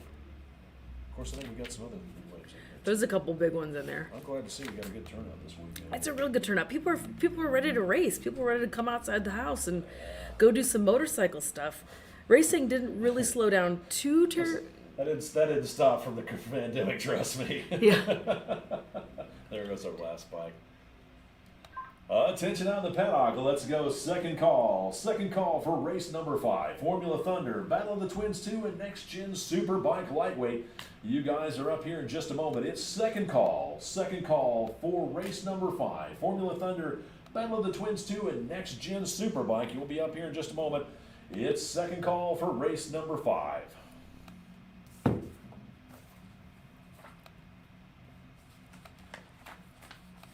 You know what I mean. People are ready to get back to some motorcycle stuff. Boy, aren't they? All right, this is going to be Formula Thunder. Another huge grid coming out here. Battle of the Twins. This is less than 900cc.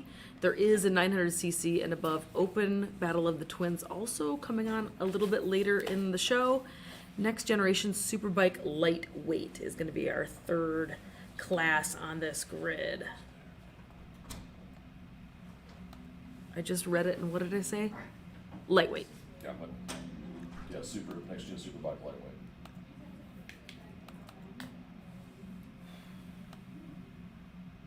Who's carrying over? Who's getting tangled up from the last grid to this one? Well, Jim Padron, who finished 3rd, and Jeff Nelson, who finished 4th, they're in the next one. Adam Harris, I'm not sure where he's at. Kirk Klein took the 2nd. He's in the next one. Harry Vanderlinden was out there. Jonathan Hollingsworth, Sean Smith, and Richard Richter. Those are the ones all back to back. So, like I said, about, I won't say a third of the field, but quite a number. What is that? 1, 2, 3, 4, 5, 6, 7? 7 riders. So, that's the nice thing about the weather today. They're not panting and so hot that they need to get some water. So hopefully they'll be able to get themselves pulled back in here and either throw a splash of gas in the bike. Oh, that's true. So you think these are some of the same bikes that are coming out, or do you think this is a second bike? I'm not sure. I don't think so. Well, it could have been. This is Formula Thunder and Battle of the Twins. So if those are some big bikes, I did see some Ducatis out there in this last event. So they could be running the same bike, or they might be switching bikes. Announced a pit out.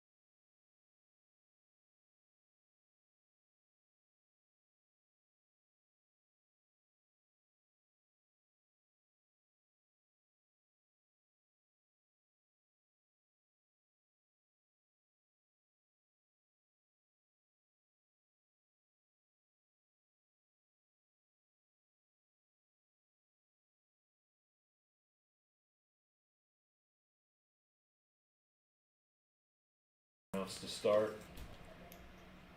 Alrighty, so we're just in a little bit of a stand-down position over here, waiting, giving a little bit of extra moments to the folks go third. I mean, that we've got a lot of are back-to-backs, but doing back-to-back racing today. Think?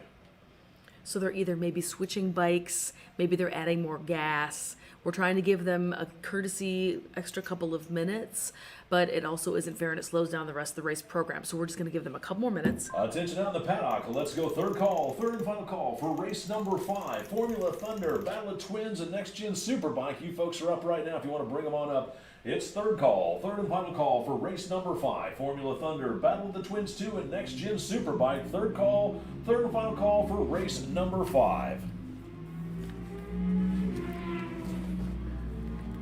As the riders take to the track, here's how they're going to grid up. Row number 1, 111 Gary Orr, 15R Jim Padron, 020 Jeff Nelson, and 762 Shane Quigg. Row number 2, it's 901 Sean Weiss, And bike number 090, Arch York. Also bike number 501, Randall Wade's on row number 2. Back on row number 3, it's 457, Robert Oliveira. 189, John Deucer. 80H, Chris Hasemeyer. And bike number 660, John Beldock. Then on row number 4, it's 370, Brett Folkerts. Bike number 403, Adam Harrison. And 143, David Campbell. On row number 5, it's 681V, Andrew Kruder. Bike number 77L, Patrick Lansu. And bike number 41D, Brian Dubrowski. And bike number 425, Gabriel Figueroa. Back on row number 6 at 714, Kirk Klein, 60X, Rob Wines, and bike number 032, Daniel Sinclair. And then on row number 7, it's bike number 553, Paul Canale. For the Battle of the Twins 2, back on row number 9 at 720, Clint Austin, 15X, Tony Proust, 46, Bob Robbins, and 42N, David Earnhardt. Then for the Next Gen Superbike Lightweights, back on row number 11, it's 1S, Andrew Malk. Bike number 32V, Harry Vanderlinden, and bike number 02, Jonathan Hollingsworth, and 949, Keith Powell.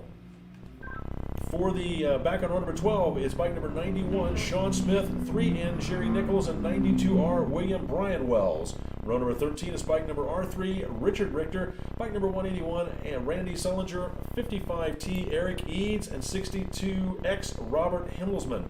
Row number 14, it's 008, Monty Stauffer. Bike number 152, Mark Bernal. And bike number 127X, Steve Hasemeyer. Then rounding out your field, back on row number 16 is bike number 1L, Ralph Wessel. Bike number 707, Lewis Leonard. And bike number 309, Tim Joyce. And 73B, Blake Wilson. That is your field here for race number 5.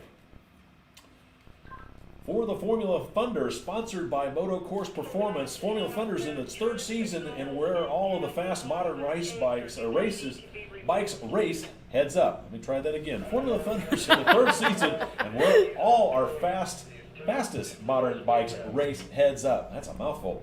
Open to all next-gen superbikes, Sound of Thunder, and Battle of the Twins motorcycles. Even Sound of Singles and Open Two-Strokes can enjoy the fray out there. Moto Course Performance has sponsored this one. They're South Florida's Moto Course Performance's experienced Ducati specialist. MCP can build, customize, and maintain custom street bikes at the highest level. They have expertise with NCR Ducatis and AHRMA race bike. Visit them on the World Wide Web at www.motocourseperformance.com, all one word. The Battle of the Twins is also sponsored by Moto Course Performance. These guys are the Battle of the Twins is 0 to 904 cc is open to all air-cooled twins. The air-cooled bikes have been obsoleted by new technology, but remain a favorite of builders, racers, and fans, and AHRMA has made a home for them. On the track, you'll see Ducatis, Moto Guzzi's, and Buells. For the next Gen Superbike Lightweight, sponsored by Brian Wells, the pool professor of Tallahassee. This is a new class in 2018 to showcase what was raced in the 80s through the early 90s. Eligible machines in this class can be from any market in the world. Period OEM and race team paint schemes are strongly encouraged. Bikes that might be seen on the grid are the Moto YB7 400cc bikes, Honda Hawks, Honda VFR 500 Interceptors, Suzuki GS 500 Twins, Yamaha FZ 600s, and the venerable FZR 400s, and along with the Yamaha RZ 350 two-strokes. So that's your field here for race number 5. So a lot of familiar names out here, including, you read off, and I was kind of surprised to see it, Tony Prust, like in Rust We Trust. Yep. Tony owns a custom bike shop up in Northern Illinois called Analog, so that's pretty exciting to have him down here racing with us. And Tim Joyce, who's racing in this next-gen Superbike, I believe you said his name. Very, very fast. Tim Joyce is going to be racing in several different classes out here. Didn't I see you say his name? I'm pretty sure I did. I thought you did. Or is he up in Formula Thunder? Let me take a look. I heard you just say an awful lot of familiar names out here, so this is going to be a real good time. But holy smokes, look at this. 1, 2, 3, 4, 5, 6. Is that 7 rows on Formula Thunder? Yep. Woo! That's a lot of Ducatis. That's a lot of ducks. The ducks are all in a row. And there they go. Oh, and a little wheel like in there. Jim Padron just gets a jump on the rest of the field as he took a third in that last race here. We'll see how it's all going to line up here in just a scant 6 laps as we're waiting for the wave number 2 to get ready to go here in just a moment. And away they go. As As the checkered flag waves, looks like it was bike number 1L. I believe that was Ralph Wessel back there. It looked like he was on a 500 Interceptor from the mid-'80s vintage as he leads that field up over the crest of the hill here to start lap number 1. Again, I have a hard time getting used to mid-'80s being vintage, Jay. Yeah. Not me. I started racing in '87. Trust me, I can tell you. Oh, so you are vintage is what you're saying. I'm You're vintage too. real vintage. You're real vintage. Yeah. But all the ducks that are in a row. Oh, Arch York. I was going to say also the 090 of Arch York that is in this Formula Thunder class is the 811 sponsor. Yeah, 811, yeah. The safety UTR. sponsor, the Yep. official safety sponsor. Yes, That's his rig, that's his gig, and that's his race bike out there. Yeah. And they have a great big truck and a display, and they're call before you dig, Yep. 811. Underground team racing. Underground team racing. That's right. The UTR 811 Arch York is out there racing. Underground team racing is dedicated to delivering the 811 call before you dig message across the country. Remind people to be safe. Contact us at utr811.com to see how you can help.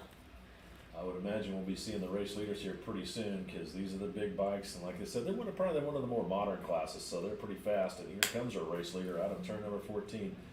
Race leader out of turn number 14 onto the front straightaway, about a half a front straightaway breakaway, as it's going to be 127X Steve Hasemeyer, then it's 111 Gary Orr, then a gaggle of bikes come across the line. Third place is 41D Brian Drobolowski, 762 Shane Quigg, and bike number John Deucer rounding out your top 5. Then it's 370 Brett Folkerts back there at 6, 457 Robert Oliveira in 7th.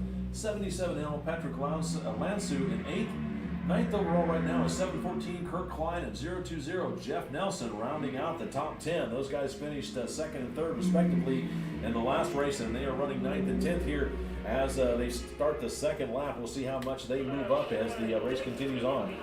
Oh, I see what happened. Look, one of the other classes, the piece of paper is much longer, and you read these folks, because it looked like it was this. That's why I was like, Tim Joyce, I don't think he's in this class. Maybe he got a new bike. It's just these last 4. It's okay. It was a totally honest mistake. No big deal. Things happen. Sorry about that, folks. So it's Tim Joyce's racing is rating later on today, but he's on sidecar, he's on hand shift that you just read. Oops. Anyway, we'll fix it a little bit later on the back end. But let's go ahead and take a glance over at the race monitor screen and see where we are at.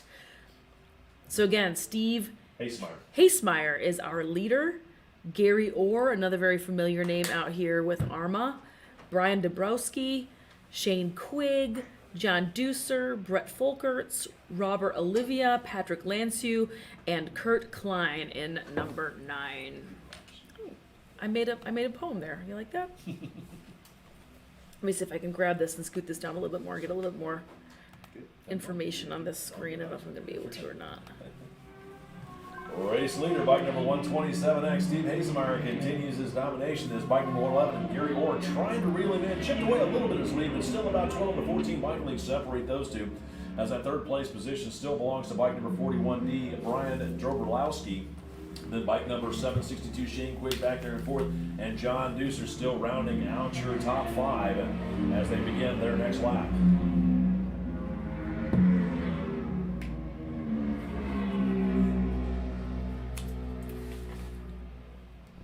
While we got a moment, I want to remind everybody that Bridgestone Motorcycle Tires is the title sponsor of the 2021 AHRMA National Historic Cup Road Racing Series, and Stick Boy Racing is their distributor. He's got himself set up back there in the back paddock area, the other side of pit in, pit out road. So we encourage everybody to stop by and talk to Stick Boy about that Battle Axe Classic Racing CR11 tire that they've got out. The tire is optimized for vintage racing to give riders consistent grip in both wet and dry conditions, as well as offering quick warm-up times without the need for tire warmers.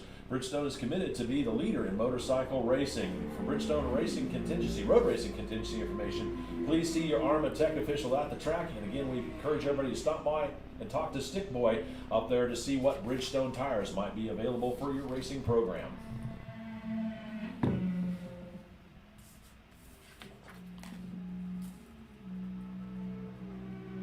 So starting to definitely feel like some of these classes are kind of melding together on this one. They're getting really, really close. I don't blame you. Showing some love to Bridgestone. You gotta give them some love. They're one of our big sponsors. They're big sponsors, so I gotta. They're one of our big sponsors. I'm gonna talk about You gotta talk about them. Race leader 127X, Steve Hazemeyer back here making it look easy, still being chased down by 111 Gary Orr. The gap remains about the same than 41 deep. Brian Drobolowski still back there solidly in third with 189. John Deucer and bike number 762. Deucer moving himself up a position into fourth with Shane Quigg on 762, rounding out your top five.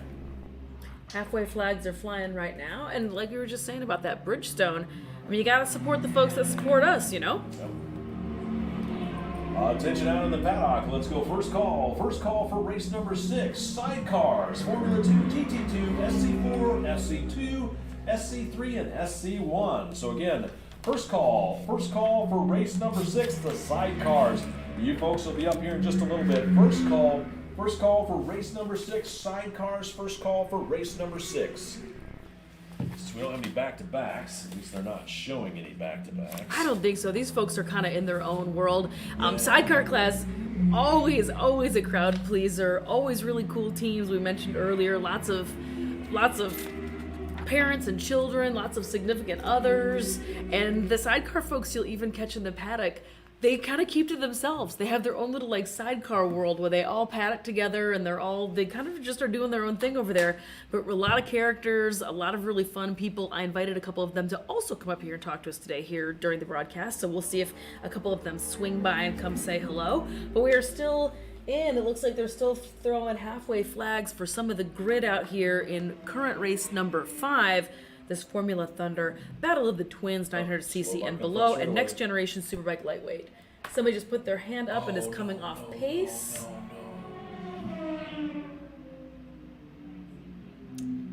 So it looks like somebody was having a little technical difficulty out there. Red flag. So red flag means a bike might have come off track. Again, I saw somebody that is pulled off to the side of the track. Right heading in towards Alpha, which is the kind of little kink before turn 1. They refer to it as Alpha on this track.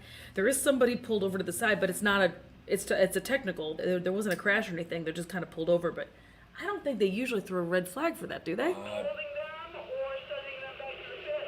on, we're finding out. And we're finding it out right now. We're going to listen to race control on the radio here for a second. Not sure what's going on, why that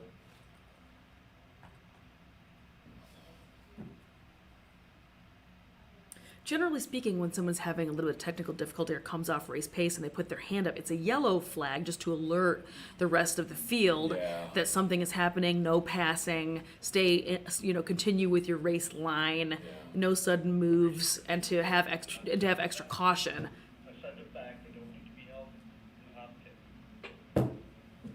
Attention out in the paddock, attention out in the paddock. We've had our first Crimson Adventure today. Everybody had seen halfway, so that is considered to be a full and complete race. So we're holding on first call for race number 6. You guys need to stand by. We'll get back with you here in a second for the race 5 riders. Since everybody's seen halfway, that is considered a complete race. We're holding on first call for race number 6. We'll get back with you here in just a second.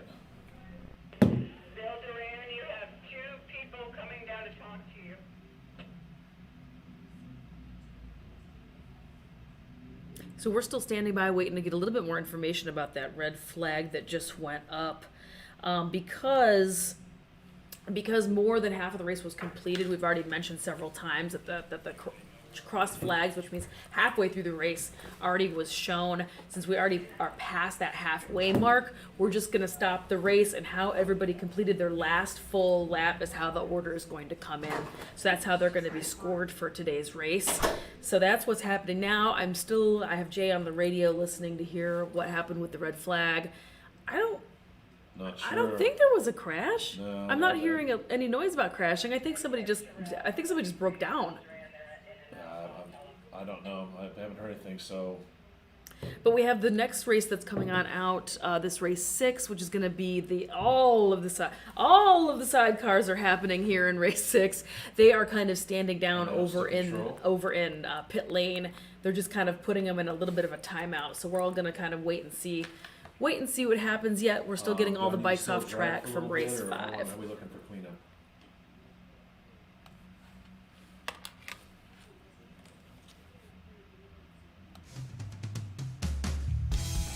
And with that, we're going to take a little bit of a pause in the action. Y'all are going to get to listen to some music, and we are going to be coming back here shortly.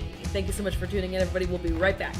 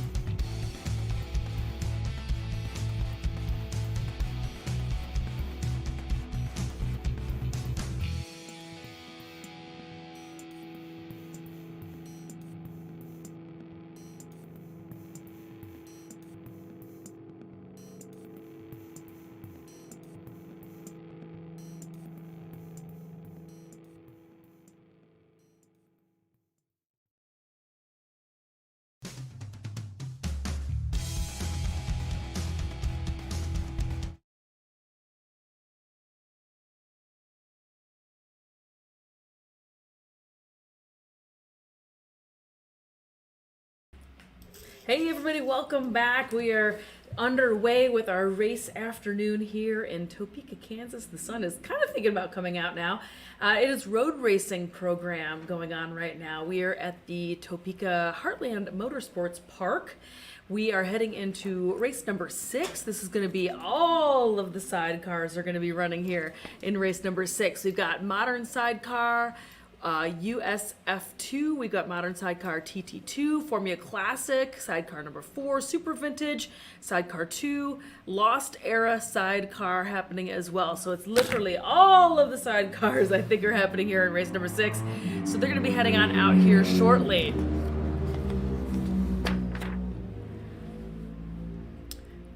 We had a little bit of an incident. A bike went off track on the just before turn 1, so they are getting that that person gathered up, seeing if the bike can be pushed off. But I think everyone's okay.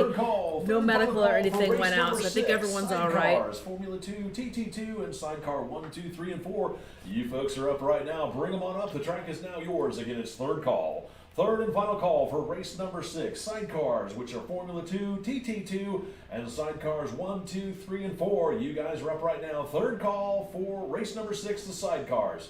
Sorry about that. No worries, and that right there is the voice in the sky. That's Jay, who's doing the PA live event announcing, while I am holding down the live feed. Jay declined to be on camera with me. I made a spot for him. I was going to have him come join me over here, but he's being shy today, and he insists he has a face for radio. That's right. I've got a voice for radio and a face to match it, so.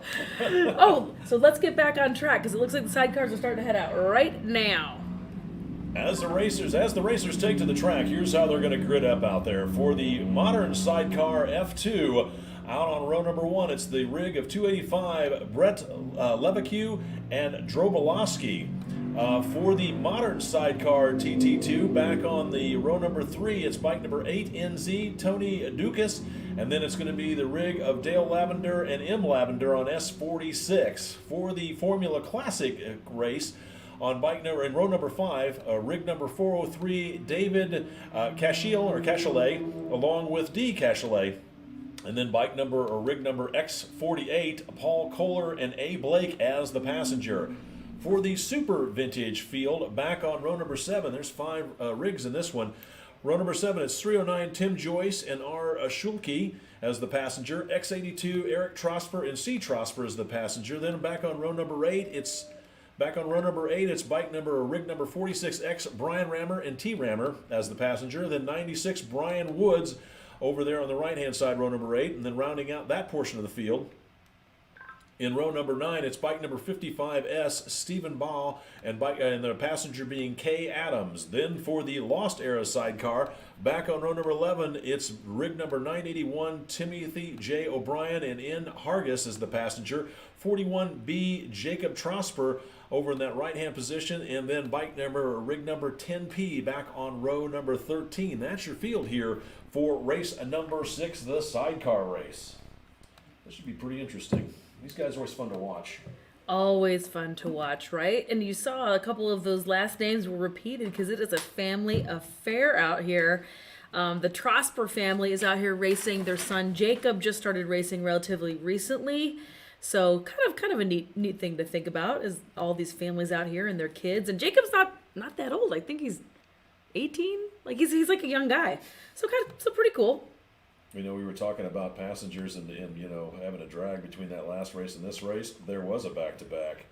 Brian Dobrowski was riding out there, and he's passengering on somebody. I just read his name over here just a minute ago. So, I guess it was fortuitous. Yeah, he's going to be up here as the passenger on the lead rig out there, 285. So we'll see how those guys turn up as the riders are taking their warm-up lap. To come back around the grid here in just a moment.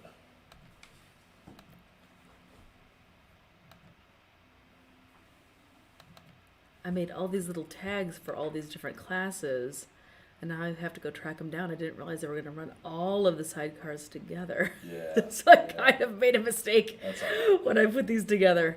My bad. But hang on, everybody. Hang on. I'm getting there. Believe it or not, there's a bunch of passengers in this one that are in the next race. So I still have to drag. Yeah. Oh, goodness me. Okay, who else is in here? Lost Era is in here. For the Modern 1 F1 sidecar, sponsored by Barnett Clutches and Cables, the Moto Modern F2, sponsored by ESAF Enterprises, and Big Wheel Sidecar, which is the exhibition class, is sponsored by Cowan Financial Group. For this race, the vintage and modern three-wheeled machines include 4 classes of vintage outfits beginning in the 60s, running up to 1982. 4 classes of modern rigs, US Spec F1 and F2 and FIM Spec F1 and F2, both 600 and 1000 cc machines. You'll see left-hand and right side chairs, front entry and rear entry. Advantages vary from circuit to circuit. So the front and rear entries, that's the passenger, also known sometimes as the monkey. Do they lean out in front of the sidecar wheel, or do they lean out behind it? That's what they're talking about there. Teamwork is obviously vital, as the rider and passenger must work together, and particularly for the passenger, it's very physical work. Big wheel sidecars have a minimum of 17-inch wheel requirements. The rigs are based on Bears class motorcycles with relatively stock components and no streamlining. Cowan Financial Group, a full-service financial planning and consulting firm for individuals, families, and business owners. Their holistic and comprehensive approach to financial planning, coupled with an unparalleled level of personal service, results in better financial decisions to assure your lifestyle you want. They're located at 3275 US 1 South in St. Augustine, Florida, as the field takes the starting in the green flag as everybody weigh cleanly up over the crest of the hill.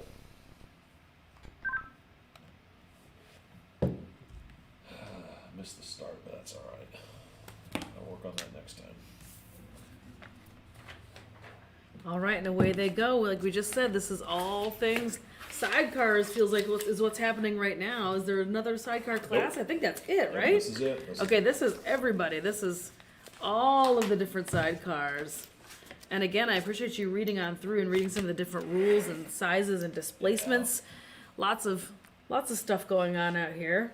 It'll be interesting to see how that first rig, 285 of Levaquin and Dobrowski, those guys are running an F2 rig, which is a 600cc to FIM or Formula US specs. Yeah. So those guys ought to be flying when they come back around. It'll be interesting to see, what they look like when they come out of turn 14 here in just a little bit. They do. It's super interesting to watch. You know, because there's so many different styles of sidecars, and I don't think people realize that. I love seeing the Formula ones. I mean, they look like sports cars. Oh yeah. Fully fared, super sleek, and then you compare that to some of the more like rough and tumble vintage BMW traditionally. Yeah. BMW is a pretty notorious sidecar racer, Yeah. so you're going to see a lot of BMWs out here. Overseas, I had the good fortune of going overseas a couple of seasons ago. And there was a huge sidecar meet, and they used a lot of two-stroke triples as a sidecar puller, particularly overseas. I saw that a lot. But here it's a lot of BMW. Yeah. Years ago, probably about, I think it was 98, they were at a race up in Gingerman. And at the end of the day, if you had a set of leathers, they'd take you for a hot lap as a monkey on there as a passenger. And I got to do it one lap, and I enjoyed myself immensely. Out front, bike number 285, Brett Levaquin and Dobrowski. No surprise, leading this one on their Formula 2 rig. Then it's going to be ANZ, Tony Dugas, and then the rig of S46, Dale Lavender and Lavender rounding out the top three. 309, Tim Joyce, and the passenger Slugi out there running in fourth, and then X48, Paul Kohler and Blake as a passenger rounding out their top five. With the rig number X82, Trosper and Trosper holding on to that 6th place position. And then 7th overall right now is 55S, Bow and Adams. And then bike number 41B, Jacob Trosper holding on that 8th position with bike number 46X, the team of Rammer and Rammer rounding out the field in that 9th place position. Oh, here comes one more. We got one more coming. Yeah, this is Kasheli? Kashel? How would you pronounce that one? Kaechle. Cachet? Nope, it's Platt and Kerr. Bike number 10P is Platt and Kerr. They were right at the bottom. Oh, I see what you did. Yeah. All right, let's take a gander over at Race Monitor and see what they've got to say over there. Lavender and Lavender. Tim Joyce, the name you mentioned earlier. Tim's racing a whole bunch of classes today, along with a lot of folks. Everybody's here to run multiple classes, get their money's worth while they headed all the way out here. Folks from California, folks from New York, folks from all over the place here this weekend for this Motofest happening here at Heartland Motorsports Park in Topeka, Kansas. Eric Trosper and his lovely wife, and then their son, Jacob Trosper, down there in position 8.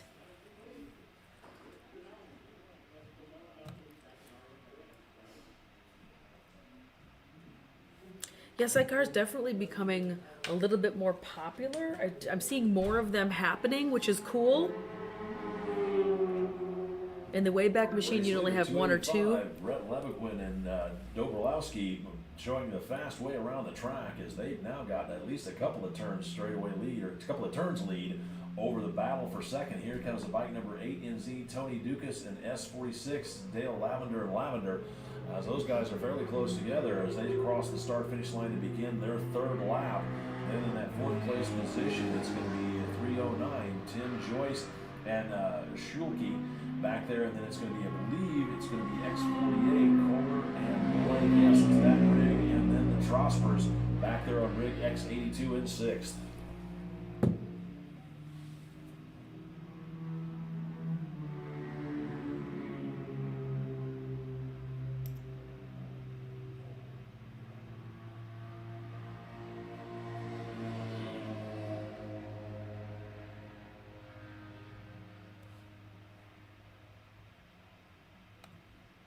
See if there's any big changes. I'm guessing that there probably isn't. It looks pretty familiar to the last time I checked Race Monitor out there. See, like I was saying, the car that just came across, like that versus the Formula One cars, is just so night and day to me. I love seeing it side by side. Yeah. It just really cracks me up. It always brings a smile. I think it's a total crowd favorite. I think it's a fan favorite. I think everybody really likes watching the sidecars. Modern sidecar's got a pretty good battle going on between Dukas and Lavender. Those two are probably just about 4 or 5 rig lengths difference, or difference between the two. So there's definitely an opportunity to reel them in. Now, trying to pass might be a bit of a different story. We'll see how it's going to unfold here in the later laps. And this is the back of the pack, right? That's not somebody who's going secretly really fast. No. Yeah, because here comes your race leader. Yes, because here comes the Formula One car. I almost spoke too soon. Out of turn number 14, here comes your race leader, bike number 285, Leviquin and Dobrowski. As those guys see the halfway flags, letting them know they've got 3 done and 3 left to go as they are running away from the rest of the field, waiting for the team of Dukas and then the rig of Lavenders, waiting for them to come back around.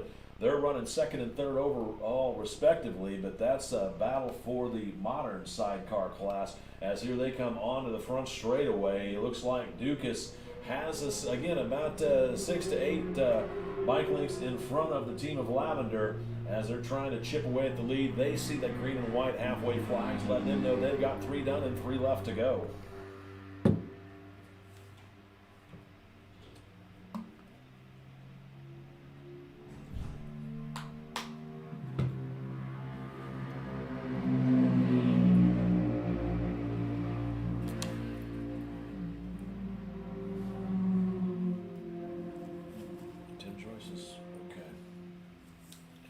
Tim Joyce 309 is a back-to-back on this one. He's the pilot on a sidecar, and then he's going to jump onto a single bike himself, so he's still got to unfold himself and get off the bike. What's he racing next? He's going to be in 500 Premier Bench Cup and Formula 500, so I'm definitely going to have to drag for him.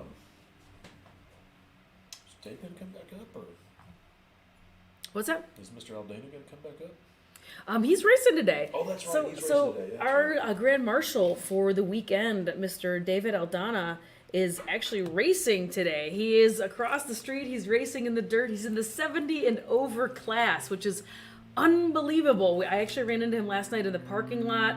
He is doing the Grand Tour. We'll talk about it later on the program here on the broadcast. I told him he has to come back up here and talk to us on camera, but he is doing the Grand Tour this summer because it's the 50th anniversary of On Any Sunday. Oh yeah, that's right. It is. Isn't that unbelievable? It absolutely But is. in the meanwhile, before he celebrates the anniversary of it and the re-release of it, hitting movie theaters this summer, he's across the street pounding on innocent racers over there, just absolutely letting them have it in the 70 and over and senior classes over there. He still is incredibly fast. He still is a really, really fun guy to watch. He's a great guy to talk to. We're really proud to have him here this weekend as Grand Marshal of this classic Motofest presented by AHRMA. Yeah, you said they're innocent. I don't know how innocent they are, but I'm sure they're unsuspecting. Let's put it that way. I mean, if David Aldana showed up on your grid. Fred Leviquin and Dobrowski across the start-finish line as they have completed well over halfway. Here's the battle, though, for the modern sidecar. Lavender, he looked like he was trying to reel in Dukas and make it present a challenge as falls back just a little bit, but they're a lot closer that last lap. So it'll be interesting to see what happens. A white flag, I believe, due out this next time by. So see if Lavender's had anything up his sleeve. He's had the whole race to sit there and stalk Tony Dukas and study his lines, trying to figure out where he can make that pass here. And getting that big draft off that big sidecar, right? Yeah, that's true too. A little bit of strategery on the part of Lavender and Lavender Squared team out there. But yeah, I mean, what would you do if one of the stars of On Any Sunday was on your grid next to you? I mean, how quickly would you pack up and go home? I'm just saying. Or it'd be cool to race next to him and see what he's got. So now we got some passing going on because there's traffic. Yeah. I wonder if somebody's having some mechanical issues. There's a lot of disparity in this class in horsepower. A lot. But yes, I did. I ran into David in the parking lot of the hotel last night, and I talked to him for a long time, and we got caught up on what he's doing and all that good stuff, and I made him promise that he's going to come talk to us on the broadcast. So he's going to stop by again. Probably not today because he's kind of racing all afternoon over there, and then he'll probably be tired and hungry. But tomorrow's wide open, so he said he'll definitely stop by. If not today, then he'll definitely stop by tomorrow. Cool. So we're looking forward to that, the chance to talk to one of the absolute legends out here in American racing. And I can't even really say, I mean, I wouldn't say road racing because it's road, it's dirt. I mean, he's done everything. Oh yeah, he's done it all. Because he's done it all. Race leader's second bike.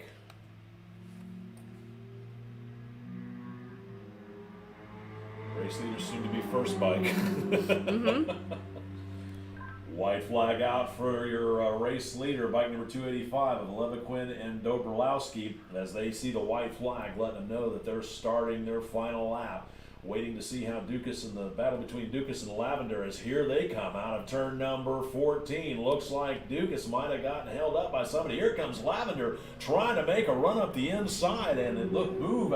The rig of S46, the team of Lavender and Lavender in front of 8NZ. Tony Dukas dropping back to third overall, holding on to that second place position as these guys got a heck of a battle to see who's going to win the modern sidecar class here. We'll know in just a little bit when they come around to complete that last lap. With the white flag out on this one, let's go first call. First call for race number 7, 500 Premier Vintage Cup and Formula 500. You folks will be up here in just a moment. It's first call. First call for race number 7, 500 Premier Vintage Cup and Formula 500. First call for race number 7, first call. Yeah, we have to drag because we got the 3 back-to-backs.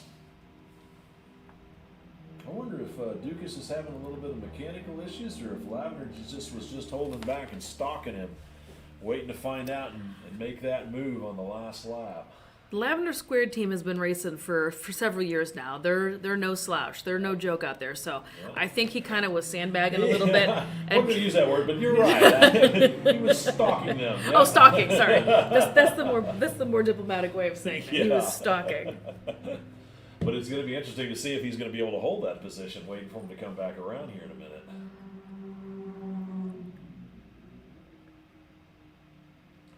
Looks like the tractor's prepping the drag strip over there, getting ready for tonight's festivities. Is that what's happening out there in the middle of the field? That black area Let's take a look. On the other side. That's the drag strip over there. Oh. I'm real excited for that. That's always a good time. Yeah. Even if there's not a lot of people signed up for it at the very start of it, Yeah. I've worked drag racing events before where it starts out kind of slow, and then once you see how much fun everyone's having, and you realize that you want to have like a grudge match with your buddy, then it gets really hot and heavy in here, and it gets really, really exciting. Checkered flag out for your unofficial race winner. It's going to be rig number 285, Brett Levaquin and Dobrolowski, as they take a handy win out there for the Formula 2 class. Waiting for, here comes your battle here. Who's it going to be? Looks like it's a team of Lavender. Lavender still holding about a 2-bike lead over Tony Dukas and his passenger. So Dale Lavender and his wife put themselves up on the top step of the podium for the sidecar modern class. Then it's 309. Tim Joyce across the line. Actually, no, that was one of the lapped rigs coming across there, waiting for that 4th place position overall. I think this is them. 4th place overall, and the unofficial winner for the Super Vintage is 309 Tim Joyce, and Ashulke taking the unofficial win out there for Super Vintage.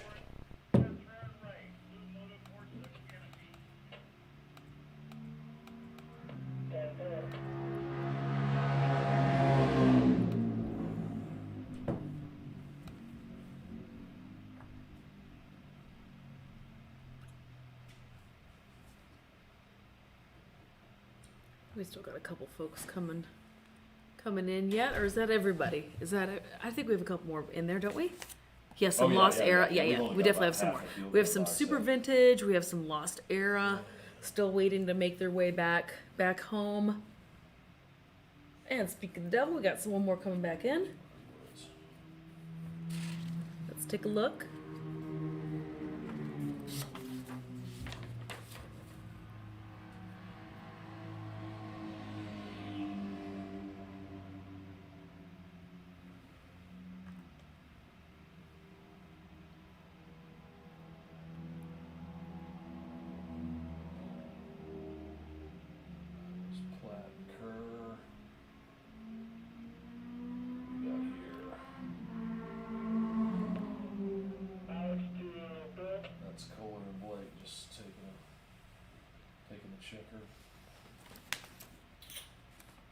All right, let's take a gander over at Race Monitor, see what's going on over there. And these are your more current standings. I think everybody's gotten the checker, I think. I think everybody's come on through here too. Yeah, I think everybody's on the cool. All righty, well, let's go ahead. I'm going to start moving these graphics and start getting ready for our next grids. Who's next up, Jay? 500 Premier Vintage Cup and Formula 500 are up next. I've got first call out. I gotta wait for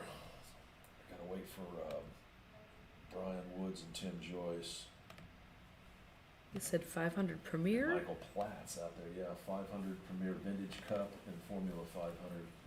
Okay. And two of the pilots in the sidecar are also riders in the next race, so it's going to take a minute for them to get over, get their rig parked, get off of the rig. Well, they just really got to jump off that seat. I'm sure they're going to want to stretch their legs out a little bit after being folded up like that. I mean, why do you have to be all logical about it, Jay? 500 Premier Vintage Cup and Formula 500 is next. I think I'll go ahead and go second. I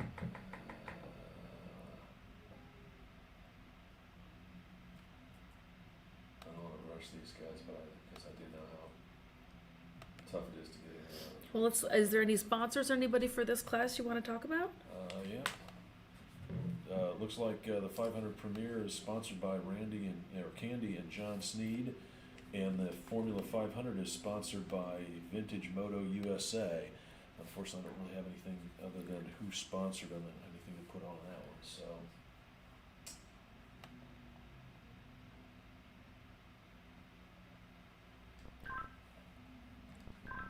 attention out in the paddock. Let's go. Second call for race number 7, 500 Premier Vintage Cup and Formula 500. You folks will be up here in just a moment.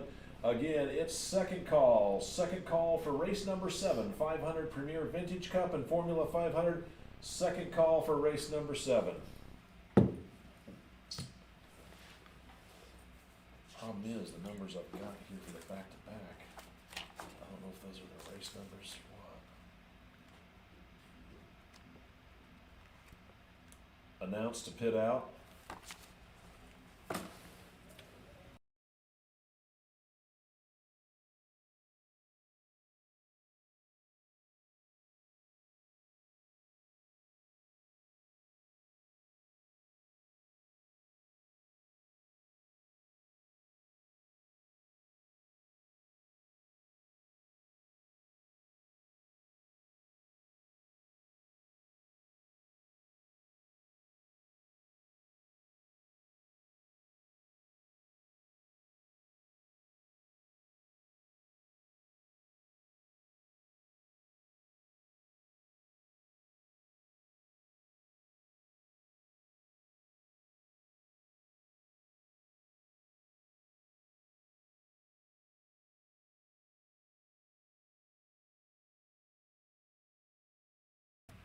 Alrighty. Jay was just saying he heard back and he thinks maybe a bike ran out of gas or something down there. They've got to go back and get a rig off the back section. It didn't. Oh, finish. a sidecar. Yeah. Oh, okay. They have one of those sidecar rigs. Like I said, either had mechanical or ran out of gas or something. So I gotcha. Yeah. So it looks like one of the sidecars ran out of gas, perhaps on the backside of the track. So while they're collecting those folks up, next grid heading on out here is going to be Formula 500 and the 500 Premier Vintage Cup. Formula 500, 2 strokes and certain 4 strokes to 500 cc's. All motorcycles must be fully GP kitted. Cutoff date is December 31st of 1972. Like design models also are permitted. Among the eligible motorcycles are Bridgestone 350 Daytona GTR, Harley-Davidson Road Racer Airmaki 250, Honda single overhead cam 4s to 550cc, double overhead cam twins to 550cc, Kawasaki H1R, Kawasaki H1RA, Kawasaki 350 A7R, A7RA, JML with wire wheels, Suzuki 500 Titan Factory Racer, GT380 and GT550, Yamaha RD350 and RD400 air-cooled models only, TR2, TR3 and R5 based TR replicas, Yamaha TX500 and TX500A and Yamaha TZ250 twin shock. So those are some of the motorcycles that can compete in this Formula 500 class. And then this grid also coming up is going to be the 500 Premier Vintage Cup.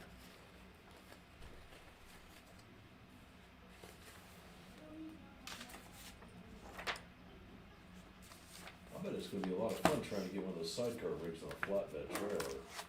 Well, I bet you that's probably what's taken a couple of minutes, Yeah. trying to load up one of these huge sidecars onto a flatbed because it ran out of gas. I'm guessing that's probably what is going to take just a hot minute out there. So while we are in a little bit of a stand down timeout moment, collecting up that sidecar, I just wanted to remind the folks that are maybe just now tuning in that this event here this weekend, this is the Heartland Motofest. This is presented by AHRMA, Vintage Motorcycle Racing Association out here. This is not just road racing. We've got dirt racing going on as well. I know we had a couple of live streams and videos posted earlier today. We will have more going on tomorrow morning as well. There's been dirt cross country, there's been dirt trials has happened already today.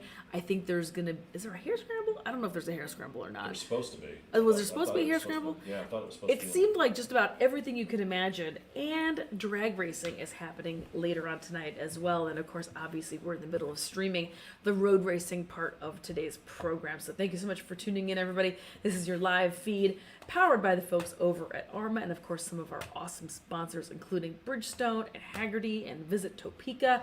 And I'm sure I'm missing folks, but I've been showing their logos on the screen all day long. So for more information, feel free to click over to any of their pages out here or check out their social handles for more details.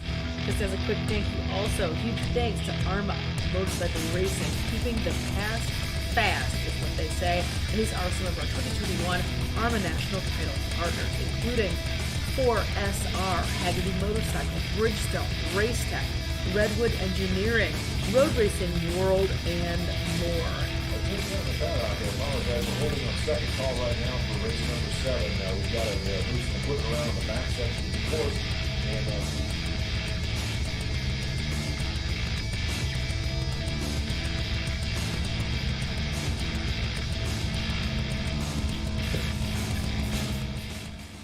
So huge thanks again to our 2021 AHRMA National Title partners, including Redwood Engineering, Haggerty Motorcycle, Bridgestone, 4SR, and Racetech, Road Racing World, and a whole bunch of other great partners. Thank you so much. We couldn't do it without you. Got to support the folks that support us. Thank you so much for supporting AHRMA. We're going to be continuing with our racing here shortly. As we've already mentioned, we're gathering up a sidecar off the backside of the track. It appears to have run out of gas. And I'm sure shoehorning a sidecar into a flatbed is probably quite an ordeal back there, so it's going to take just 1 minute. Thank you for staying tuned. Stick around. Make sure you hit that share button right now. Share this feed with your friends that love watching awesome vintage motorcycle racing. Looks like our starter shed is cut, so it must.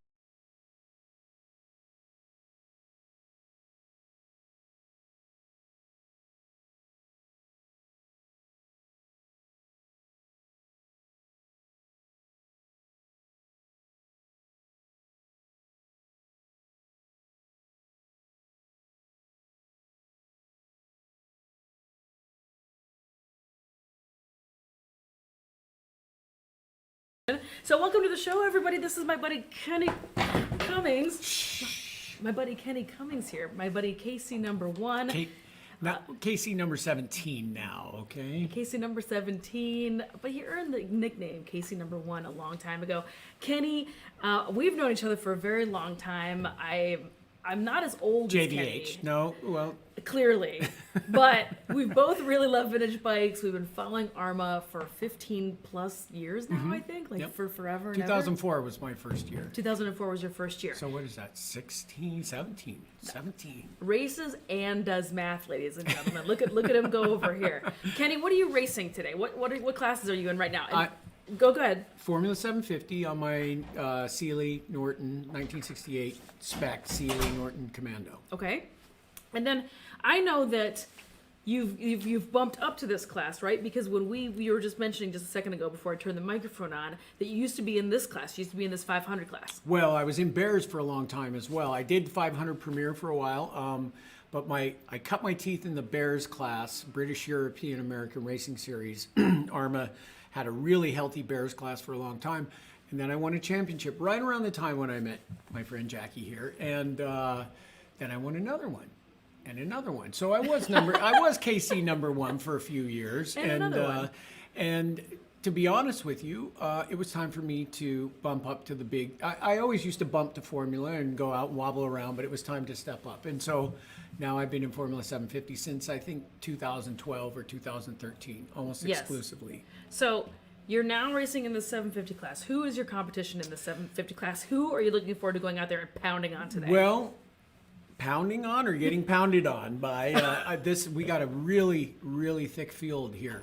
Kansas, this race is fantastic. So many people. I mean, if you look at a map, it's right in the middle of the country. So we got California, we got Texas, we got New York, we got everybody coming here. So I've got Ryan Ambrose from Big D Cycles on his Triumph. And Ryan, look, Ryan's a fast kid, okay? He's been out of it for 7 years. He got married and had a couple of kids, and he's back. And let me tell you, he did not skip a beat, okay? So, and then we have AHRMA's road race instructor, Mark Morrow, who just secured 19 more guys onto the field for AHRMA yesterday. And yes, thank you. One of the new NYC Norton riders took the school yesterday and passed, and happens to be sitting in the next room there, Ben Schmidt.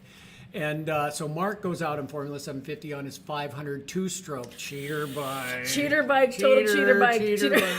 Mark and I have great races, and in fact, do you want to race a 500cc two-stroke? No. You don't want to race that. I'm NYC Norton, not NYC Yamaha. But Mark and I have great races, and in the heady days, we had Timmy and John Ellis and Jay Springsteen, and we had some heavy hitters coming out there. Right. And I kind of miss them, but Mark and I have been kind of holding the candle there, or carrying the baton, or whatever it is, for Formula 750. Right. Here come my Premier guys here. I'm going to go out to the bridge and watch them because I have to write a huge report on Monday, paperwork to send to Road Racing World about the race. So you're doing some writing here as well. To be honest Math with you. and writing, right? folks. Kenny Cummings does it all over here. I do a little dictation and someone does the writing for me. But honestly, one of the things that we've been doing with AHRMA is enhancing a vintage class, because these, no question, these bikes are getting older and more expensive and more dear. So we're trying to bolster this. And look at the grid that's going out here now. Speak of Mark Morrow, there goes Mark Morrow and his RD 400, but he's in Formula 500, which is going out with 500 Premier. Yes, you are And correct. so I'm sponsoring the 500 Premier class this year, and so after the race weekend, I get in my van and I drive back to New York City. And during the drive, me and Cindy McLean, AHRMA Cindy McLean, we composed the race report for Road Racing World. And we do rad. it. I put my little ear pods in, and I drive my van, and we talk about how good the race was. So. I didn't know you did that. Look at you go. Oh, yeah. Giving back. Right? Giving back. Hey, I get a lot out of this too, so I got to I know give you back. do. You get friends. Right? Friends for life. Right? And that's not me being a smart mouth. No. This is literally like friends for life, made at an AHRMA track, Come on, racing motorcycles. Come on, we got to We're gonna social selfie media it this up. jam. Oh, I turned the volume up. Sorry, people. Okay, JV. Look at us go. Look at my This is what little we do chubby here. cheeks. Look at, for real though. Come on now. That's what we do. We're beautiful chubby cheek people. All right, my buddy. Thank you so much for coming on up here. Go get him. Go enjoy. Okay. Go enjoy this awesome race. Kenny Cummins, Jackie! Casey #1, jumping on the broadcast, saying hey to all of you guys. Some special guests coming your way. I invited all sorts of fun folks to come swing by. So who knows if they're going to make it or not, but I'm hoping they come swing on by up here and come say hey to us. It was awesome to chat with him. Go check him out at NYC Norton. That is his handle out there on the social media and on the Instagrams. Obviously, he's a Norton guy and builds and races beautiful, exceptional Norton motorcycles. So let's get back to the Black Magic, which is the name of my camera, by the way. It's not me being funny. And let's see what this grid looks like out here.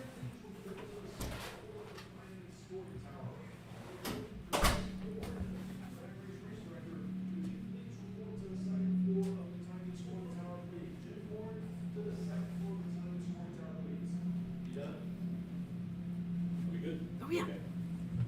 You can still be in here. Well, Jay went and hid while I was talking to my buddy Casey. We were taking selfies in here. It's casual, my friend. Talking over you guys. No, That's this why I is ducked out.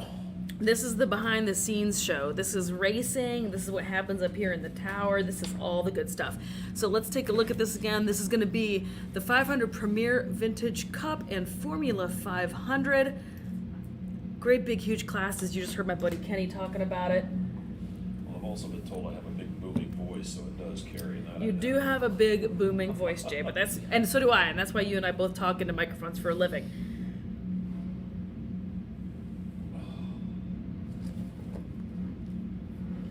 Pretty good sized field out here.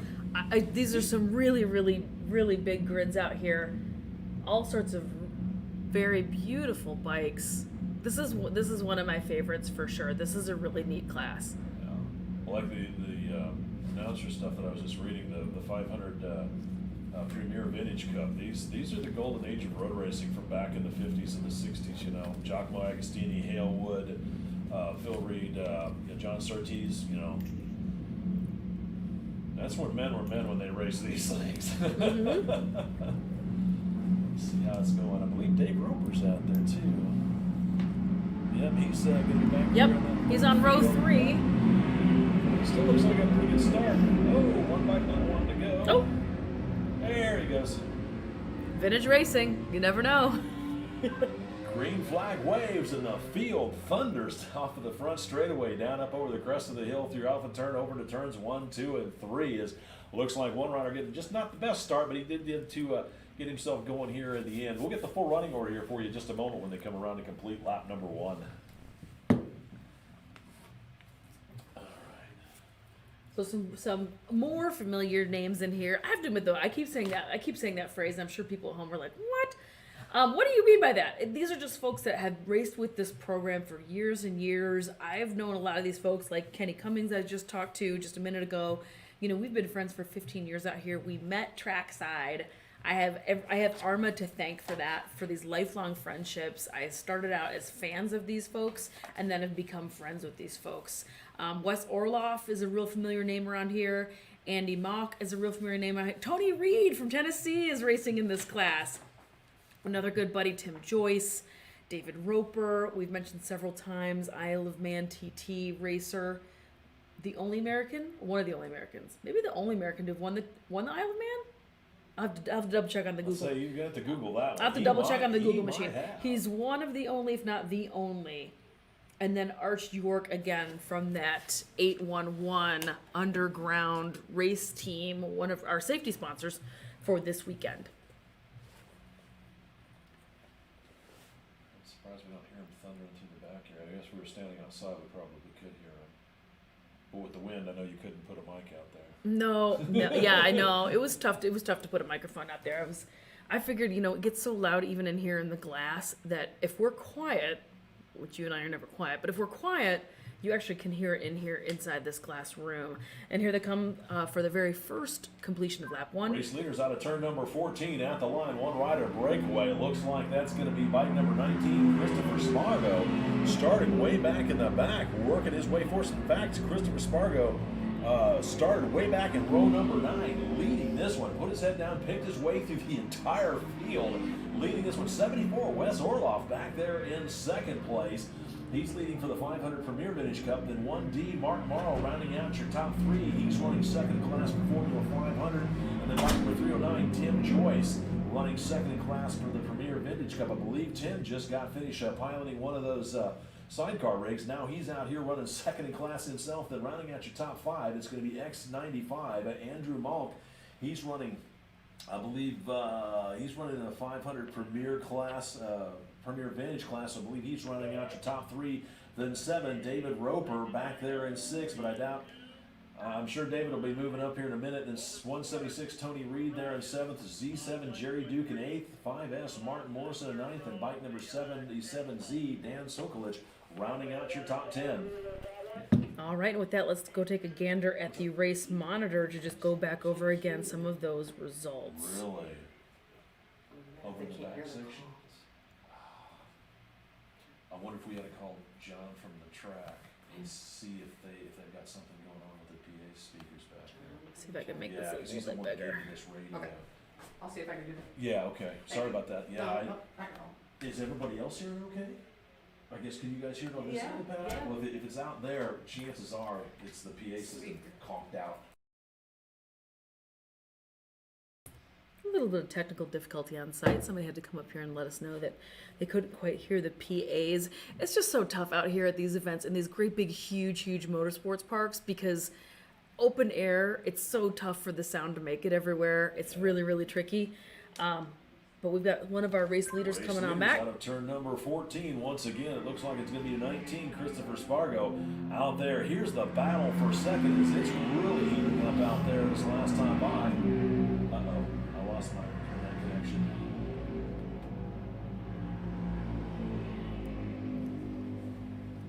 Did you unplug it? Nope, it's still plugged in.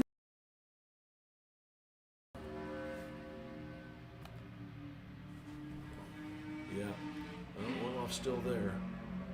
Spargo in 1, Orloff in 2. Yeah, but it's still one lap. Oh. So your internet's gone too.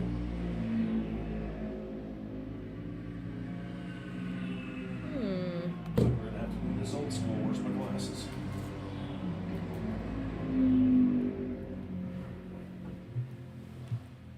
Out front that last lap, it was bike number 19, Christopher Spargo. But our scoring system, or at least my computer, does not want to pick up the second, third place. Looked like a battle raging there.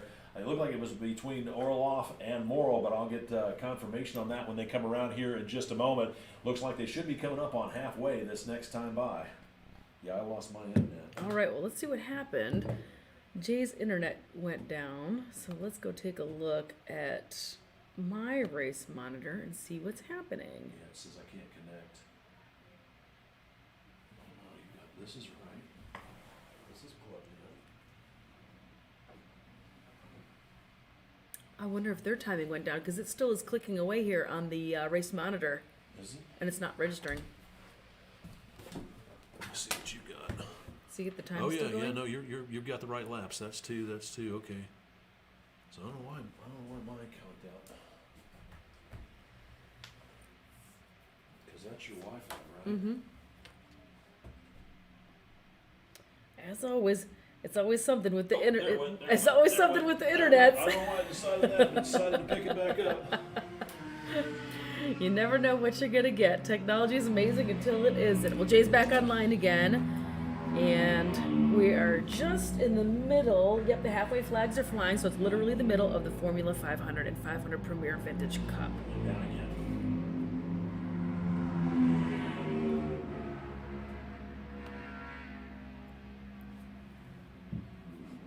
Let's go trackside and see what's happening.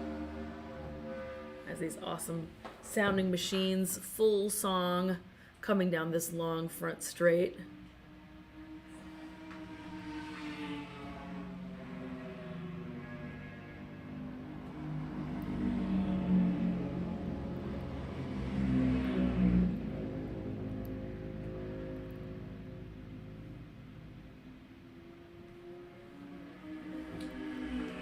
Halfway flags out for your race leader, bike number 19, Christopher Spargo, showing the fast way around. Then it's going to be bike number 1D, Mark Morrow. He worked his way up in front of Wes Orloff. He dropped down the running here just a little bit. 309, Tim Joyce rounding out your top three. Then X95, Andrew Malk back there in fourth. 7, David Roper still running out your top 5. 176, Tony Reed back there in 6th. Then at 74, Wes Orloff in 7th.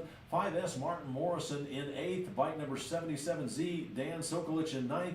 And bike number 10P, Michael Platt rounding out your top 10 as the rest of the field's working their way by to see the halfway flags, letting them know they've got 3 done and 3 left to go. Well, what happened there? But it's working now, so. Okie dokie, you're back up and running? Yeah, Oh, good. Stop Good. touching the cord. What's going on? All right, but I got to drag for this one because Orloff's back to So back. generally speaking, it's helpful if you don't unplug the Wi-Fi machine, Yeah. is what we've learned here today. So these are your current results. Let me go ahead and scoop myself. Race up a leader, little bike bit. number 19, Christopher Spargo, still running fast. Mark Morrow is starting to reel him in, though. He got mired back in traffic in the opening laps, but he's setting his sights trying to reel him back in as the field continues to stretch out here. Lost it again.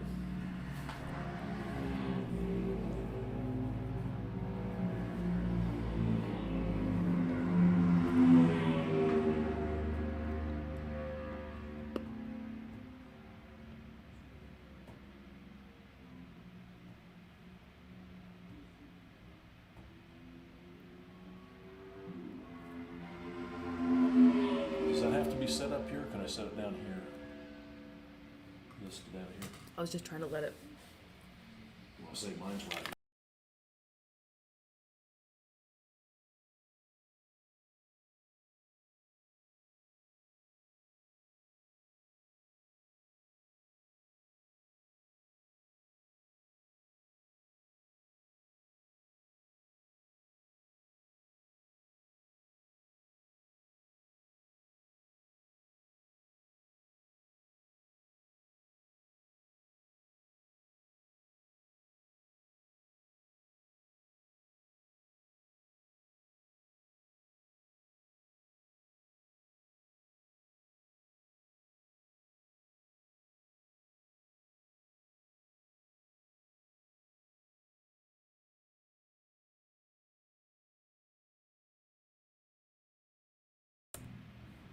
Alrighty, so we're clicking on login over here on Race Monitor.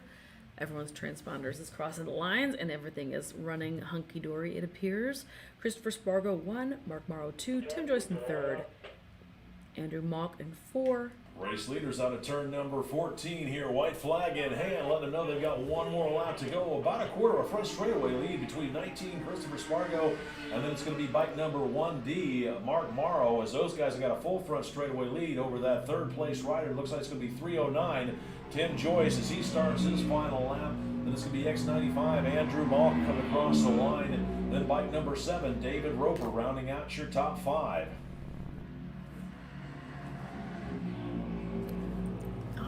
With the white flag on this one, let's go first call. First call for race number 8, Sound of Thunder 3, Vintage Superbike Heavyweight and SP 750. You folks will be up here in just a moment. It's first call. First call for race number 8, Sound of Thunder 3, Vintage Superbike Heavyweight and SP 750, Sportsman 750. Again, first call for race number 8, first call.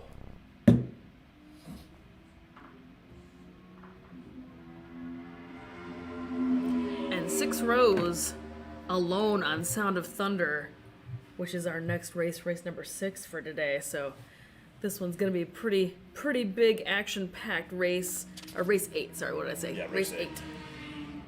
We are currently on race 7, Formula 500 and 500 Premier Vintage Cup.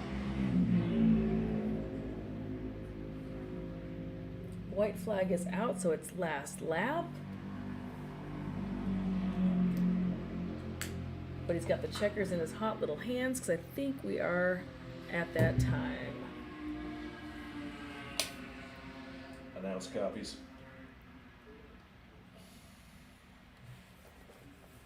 Back to back in this one anyway. They want me to drag, but we got back to backs anyway, so we're already gonna have to drag. And we do have some back-to-back racers, you were saying, Jay, for the Yeah. next 2. Yeah, I got Wes Orloff's in the next race, so I was gonna have to drag, but I just got word from control that we need to drag a little bit as they are evidently having an issue. Somebody's got an issue out there. You gotta go pick one up. Checkered flag out, or checkered flag out for your unofficial race winner. Going to be bike number 19, Christopher Spargo, as he just nips bike number 1D, Mark Morrow at the line. That is first and second for the Formula 500 race. It looks like next across the line, it's going to be bike number 309, Tim Joyce, taking the unofficial win out there for the 500 Premier Vintage Cup. Then bike number X95, Andrew Malk, taking a second place in that class, 4th overall. And it's going to be bike number 7, David Roper, rounding out your top 5 for the Premier 500 class. It looks like it's going to be 74, Wes Orloff back there in 6th, 4th in class. Then 176, Tony Reed, 7th overall, 5th in class, as he takes the checkered flag himself.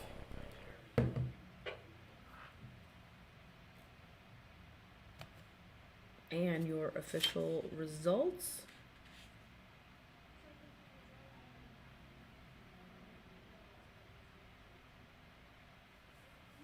And that was race number 7. Yep, 500 Premier Vintage Cup, Formula 500. Still got a couple more riders coming across the start-finish line now.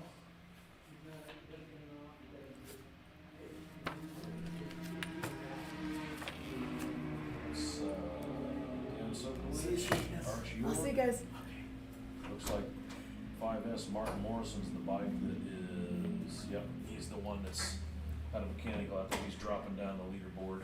I see. So it sounds like Jay just let me know. It sounds like somebody out there is having a mechanical issue. So they're going to have to go collect somebody up. It sounds like their bike is slowing down, or maybe another out of gas type situation. So I think they have to go collect somebody.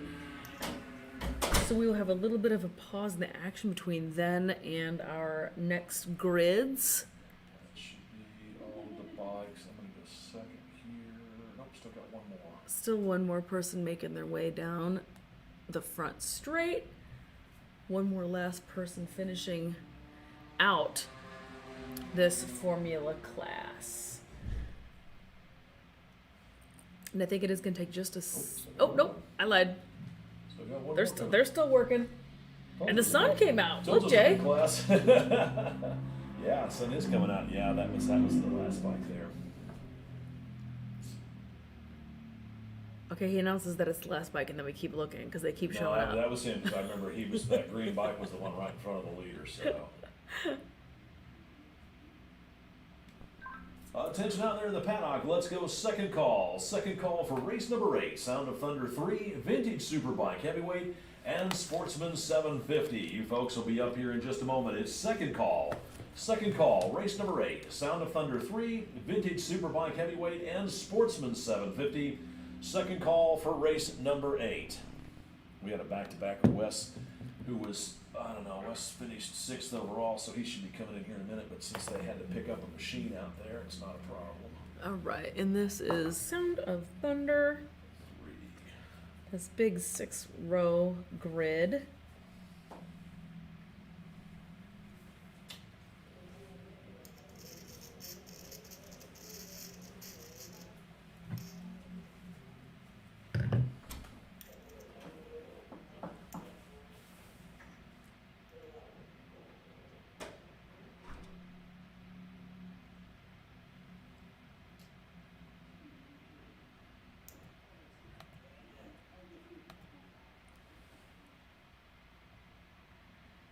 also known as Sound of Thunder 3, and Vintage Superbike Heavyweight.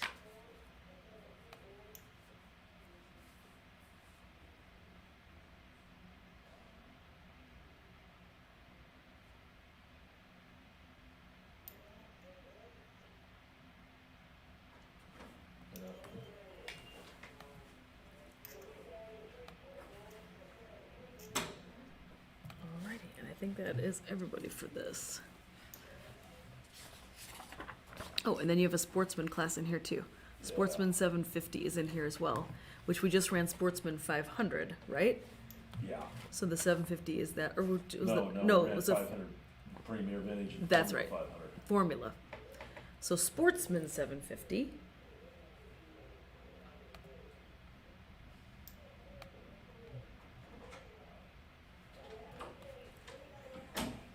Is our next grid heading out here.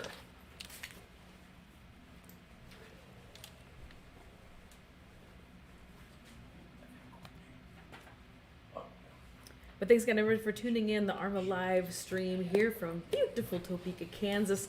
The sun is coming out, the weather's Attention turning out there in the around. It's paddock. absolutely Well, we got a few beautiful out moments here. to pick up a, Some a great machine off racing the course going out there. on. Want to let everybody know to check the bike show out. The awards are going to be starting here at 3 o'clock here in just a few moments. Up there, I believe it's going to be up there in the pavilion area, and then at 4, we're rare, so hey, don't there drags at 6:30. So anyway, we're going to have the bike show awards coming up here in just a little bit, and then at 4 p.m. hey, don't there's drags at 6:30 p.m. So again, check out the bike show awards here coming up in just a little bit up at the pavilion area. And if you're enjoying the road racing that's happening here today, which I'm sure that you Announce to are, all sorts control. of awesome racing going on. I just wanted to go ahead and throw the calendar up here, up here, throw the How we calendar up looking? here so you guys can check it out and find a race near you. Come on out and come check us out this entire summer. We're running all across America with this excellent vintage road racing series. Thanks for coming on out. Thanks for watching, everybody. Go ahead, hit that share button. Fun ain't over quite yet, though. We've got a whole bunch more racing coming your way. We've got a little bit of a pause in the action while we collect a bike off the track that I think ran out of gas. We're not quite sure. And then we're going to head into our next round of racing, which is going to be Sound of Thunder, Vintage Superbike Heavyweight, and Sportsman 750.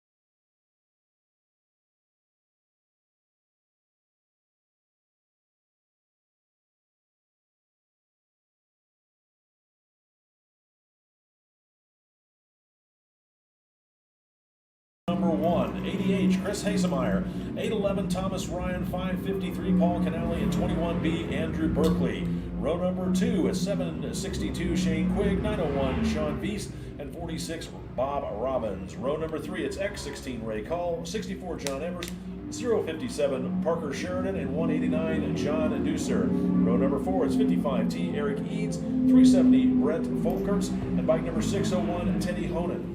Row number 5, it's bike number 93T, Zach Thomas, 42, Nick Hargis, 059, James Rich, and 7S, Mitch Skaggs. Then back on row number 6, it's 74, Wes Orloff, 173, X Brandon Walker, and 362, Andre Taylor.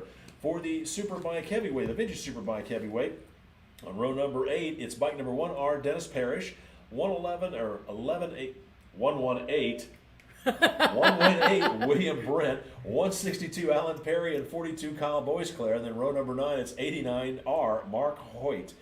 For the Sportsman 750 class, back on row number 11, it's 84, Jeff Hargis, 24, Grant Spence, 455, Thomas Pillsbury, and 237, Matt Esterline. Row number 12, it's 451, Brady Iglesias, 839, Michael Dixon, and R58, Peter Bear. And then rounding out your field on row number 13, it's bike number 5B, Bruce Sass. That is your field here for race number 8, the Sound of Thunder 3, Vintage Superbike Heavyweight, and Sportsman 750.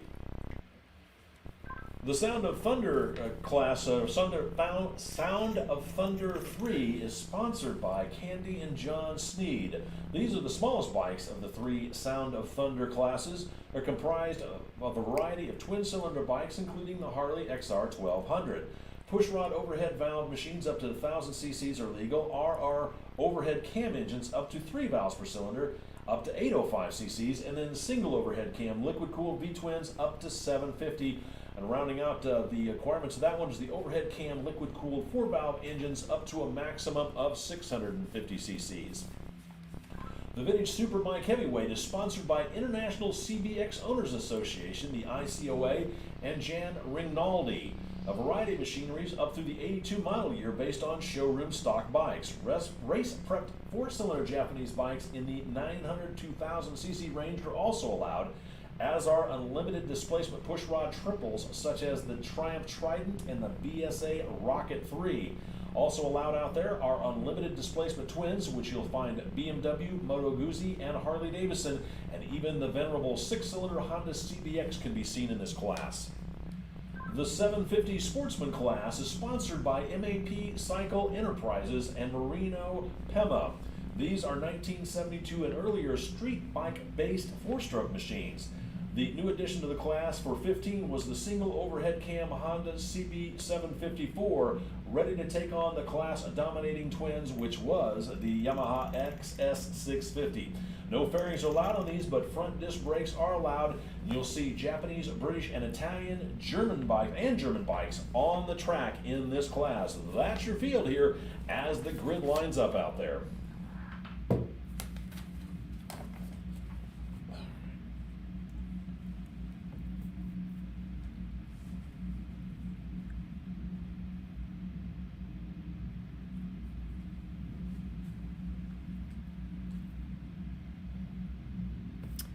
And again, this is the Sound of Thunder 3, Vintage Superbike Heavyweight, and Sportsman 750 class. You said this is the Sound of Thunder 3. This is the smallest? Yeah. Displacement-wise? Yeah. Interesting. Up to 1200 cc V twins. That's small. Oh. I guess I know. That's what they wrote. Actually, I would say it looks like this wheel in the air right off the start. Well, looks like Thomas Ryan got a little happy with the clutch on that one. But it looks, I'm guessing that it's probably going to be quite a few of the 650 twins from Suzuki. Second wave, cleanly away.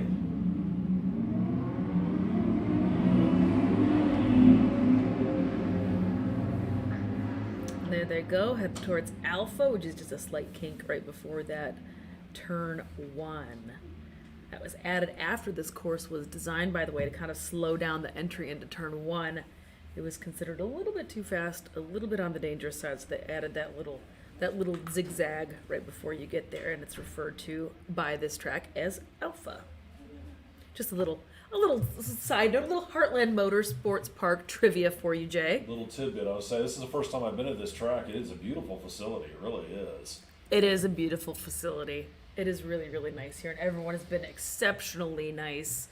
And it's just a really beautiful grounds. It's obviously road racing. They've got dirt racing going on. There's a little motocross park. There's a little trials. There's trees. Yeah. There's a drag strip. They do all sorts of cool stuff here. There's some sort of country music festival Yeah. with, I don't even know what they're racing here, but all sorts of neat stuff happens here. Well, they did it right because so many racetracks, unfortunately, were built out in the middle of nowhere, and then urban sprawl comes in, and you build, houses and subdivisions next to them, and people start complaining about the noise, and then the track goes away because nobody likes the noise. Here, they did it right. They built it right next to an airport, so nobody can complain about the noise because it's a giant air base right next to it. You're not wrong. It's the first thing I noticed when we got here is how noisy it is outside. Here come your race leaders across the start-finish line to lead. It's going to be 55. I'm sorry, hang on a second. It's going to be bike number 189, John Deucer out there leading. Bike number 88, Chris Hasemeyer back there in second with 93T, Zach Thomas rounding out your top three. Then 762, Shane Quigg in fourth, and 057, Parker Sheridan rounding out your top five. Back in sixth place, it's bike number 6T, Teddy Hoonan. Seventh overall right now is 362, Andre Taylor. Eighth overall at the moment is 553, Paul Canali. Ninth is 42N, Nick Hargison. Rounding out your top 10 is 370, Brett Folkers. As the rest of the field works their way on by this to complete lap number one. Yeah, it helps if I take a race monitor and put it at the top of the running orders as opposed to start calling the race at the 8th position. I mean, you do what you gotta do, Jay. Yeah, no. I'm not here to judge you, buddy. Well, the people out on the World Wide Web that are streaming probably don't know what I'm talking about. I'm sure the folks in the stands are going, what? What's happening? That's not him. That was John Deucer. Alrighty, and just so you have a reference for what Mr. J was just talking about, this is going to be the Race Monitor live timing. So these are your very first results.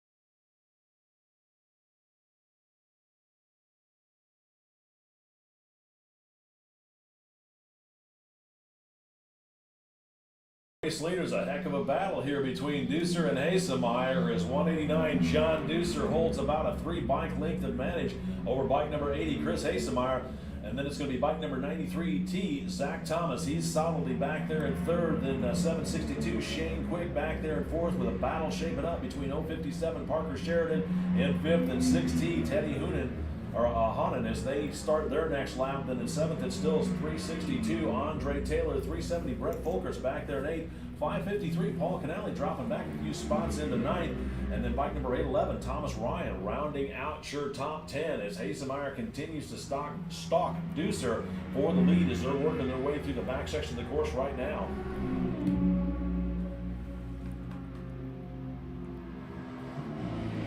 Want to remind everybody out there right now, the Bike Show Awards are going on up there, I believe over at the Pavilion area, if you want to work your way on up there and check that out. And then at 4 o'clock, it's, hey, don't leave just yet. There's drags at 6:30. So, again, awards going on right now.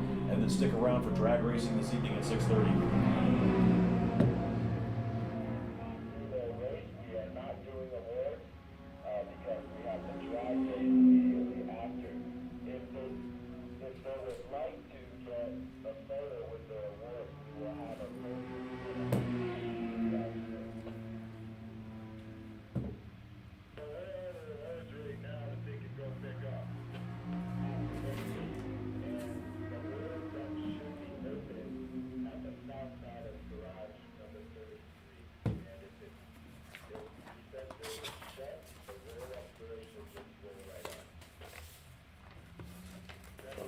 This is the big one I messed up on earlier.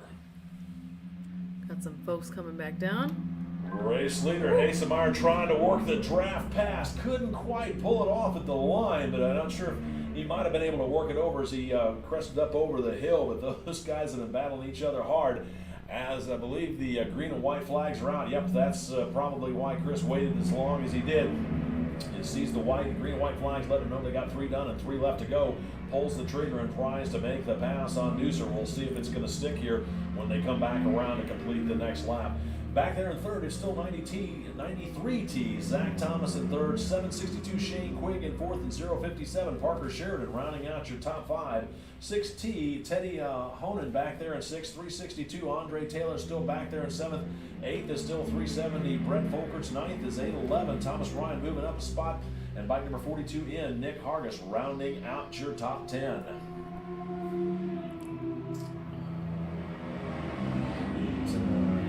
Skags.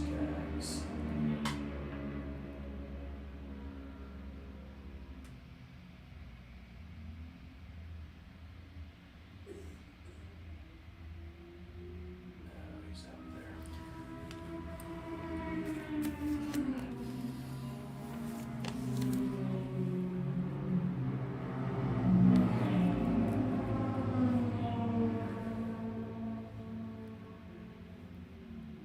Halfway flags are out.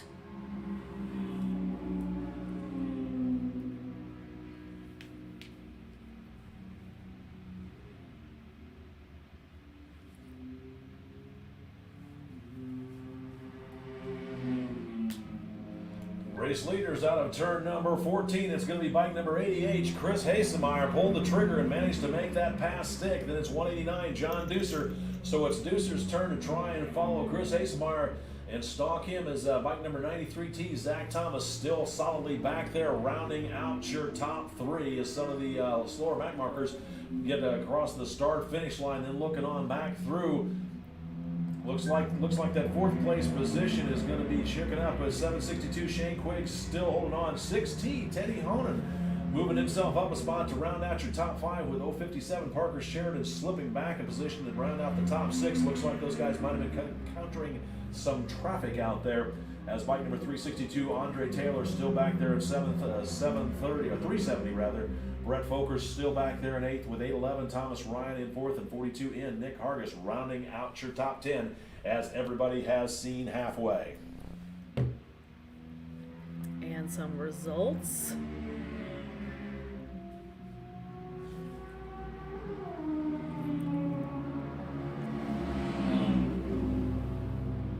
I'm sorry.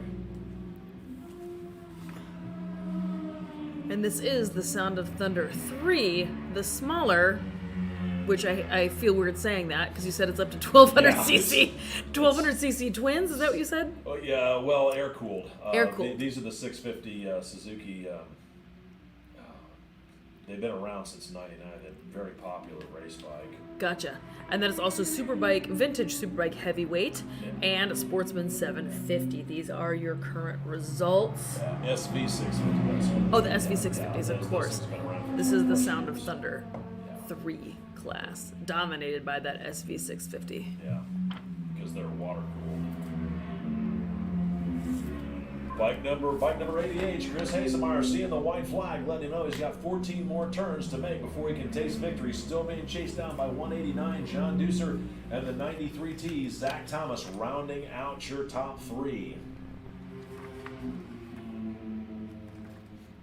With the white flag out on this one, let's go first call. First call for race number 9. Two-stroke classic 250, 200 GP, novice historical, production lightweight, C foot shift and C hand shift. You folks will be up here in just a moment. Again, it's first call. First call for race number 9. Two-stroke classic 250, 200 GP, novice historic, production lightweight, C foot shift and C hand shift. You guys will be up in just a moment. First call for race number 9. And white flag is out. It is last lap, last lap.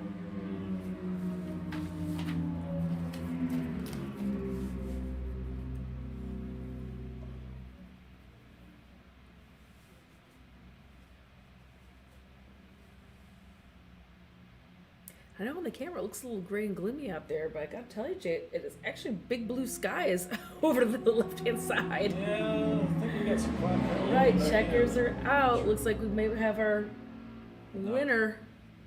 Leaders will be coming in here in just a little bit, but we still got a few more bikes coming through. Leaders here shortly. That's leader. Nope. Not yet. He didn't want to do that. It was a blue bike, but wrong blue bike.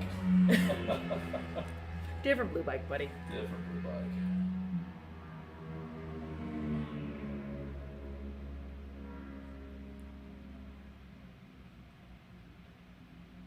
count second bike now. Yep, second bike. Checkered flag out for your unofficial race winner, bike number 80, Chris Hasemeyer, as he's working his way through traffic. Then it's going to be 189, John Deucer. And then it's going to look like it's going to be bike number 93T, Zach Thomas. That's your top three here in the Sound of Singles, or rather Sound of Thunder, Sound of Thunder 3 class. That's kind of a mouthful. I know. It is. There's a lot of words in there. I understand. I understand, my friend. And there's a lot more words coming your way because we've got 1, 2, 3, 4, 5 classes in this next race. Race number 9 for the day. And we're going to do all this again tomorrow, Jay. Yeah, I know. Attention out there in the paddock as the checkered flag waves on this one. Let's go second call. Second call for race number 9. Two-stroke classic 250, 200 GP. Novice historic production lightweight, C, foot shift, and C, hand shift classes. You folks are up here in just a moment. Again, it is second call. Second call for race number 9. Two-stroke classic 250, 200 GP. Novice historic production lightweight, C, foot shift, and C, hand shift. Second call for race number 9. Second call.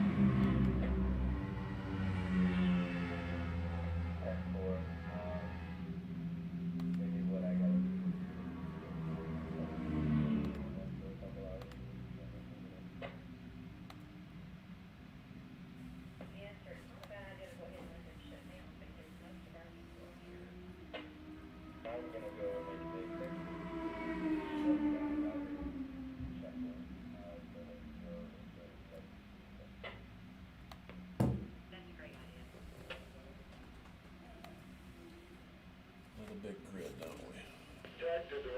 Yes, so we've got a whole bunch of more races coming up. Like in the next race. There's many, many races in the next race. Yeah. Good thing is, after this one, we can get 3 or 4 ripped through before we have to drag again. All right. So So, Mr. J and I are up here just chatting about the race program headed your way. Race number 9 is coming up next. This is two-stroke classic 250 GP. This is also 200 Grand Prix. This is also novice historical production lightweight. Class C foot shift and Class C hand shift are coming up next. This is your race number 9.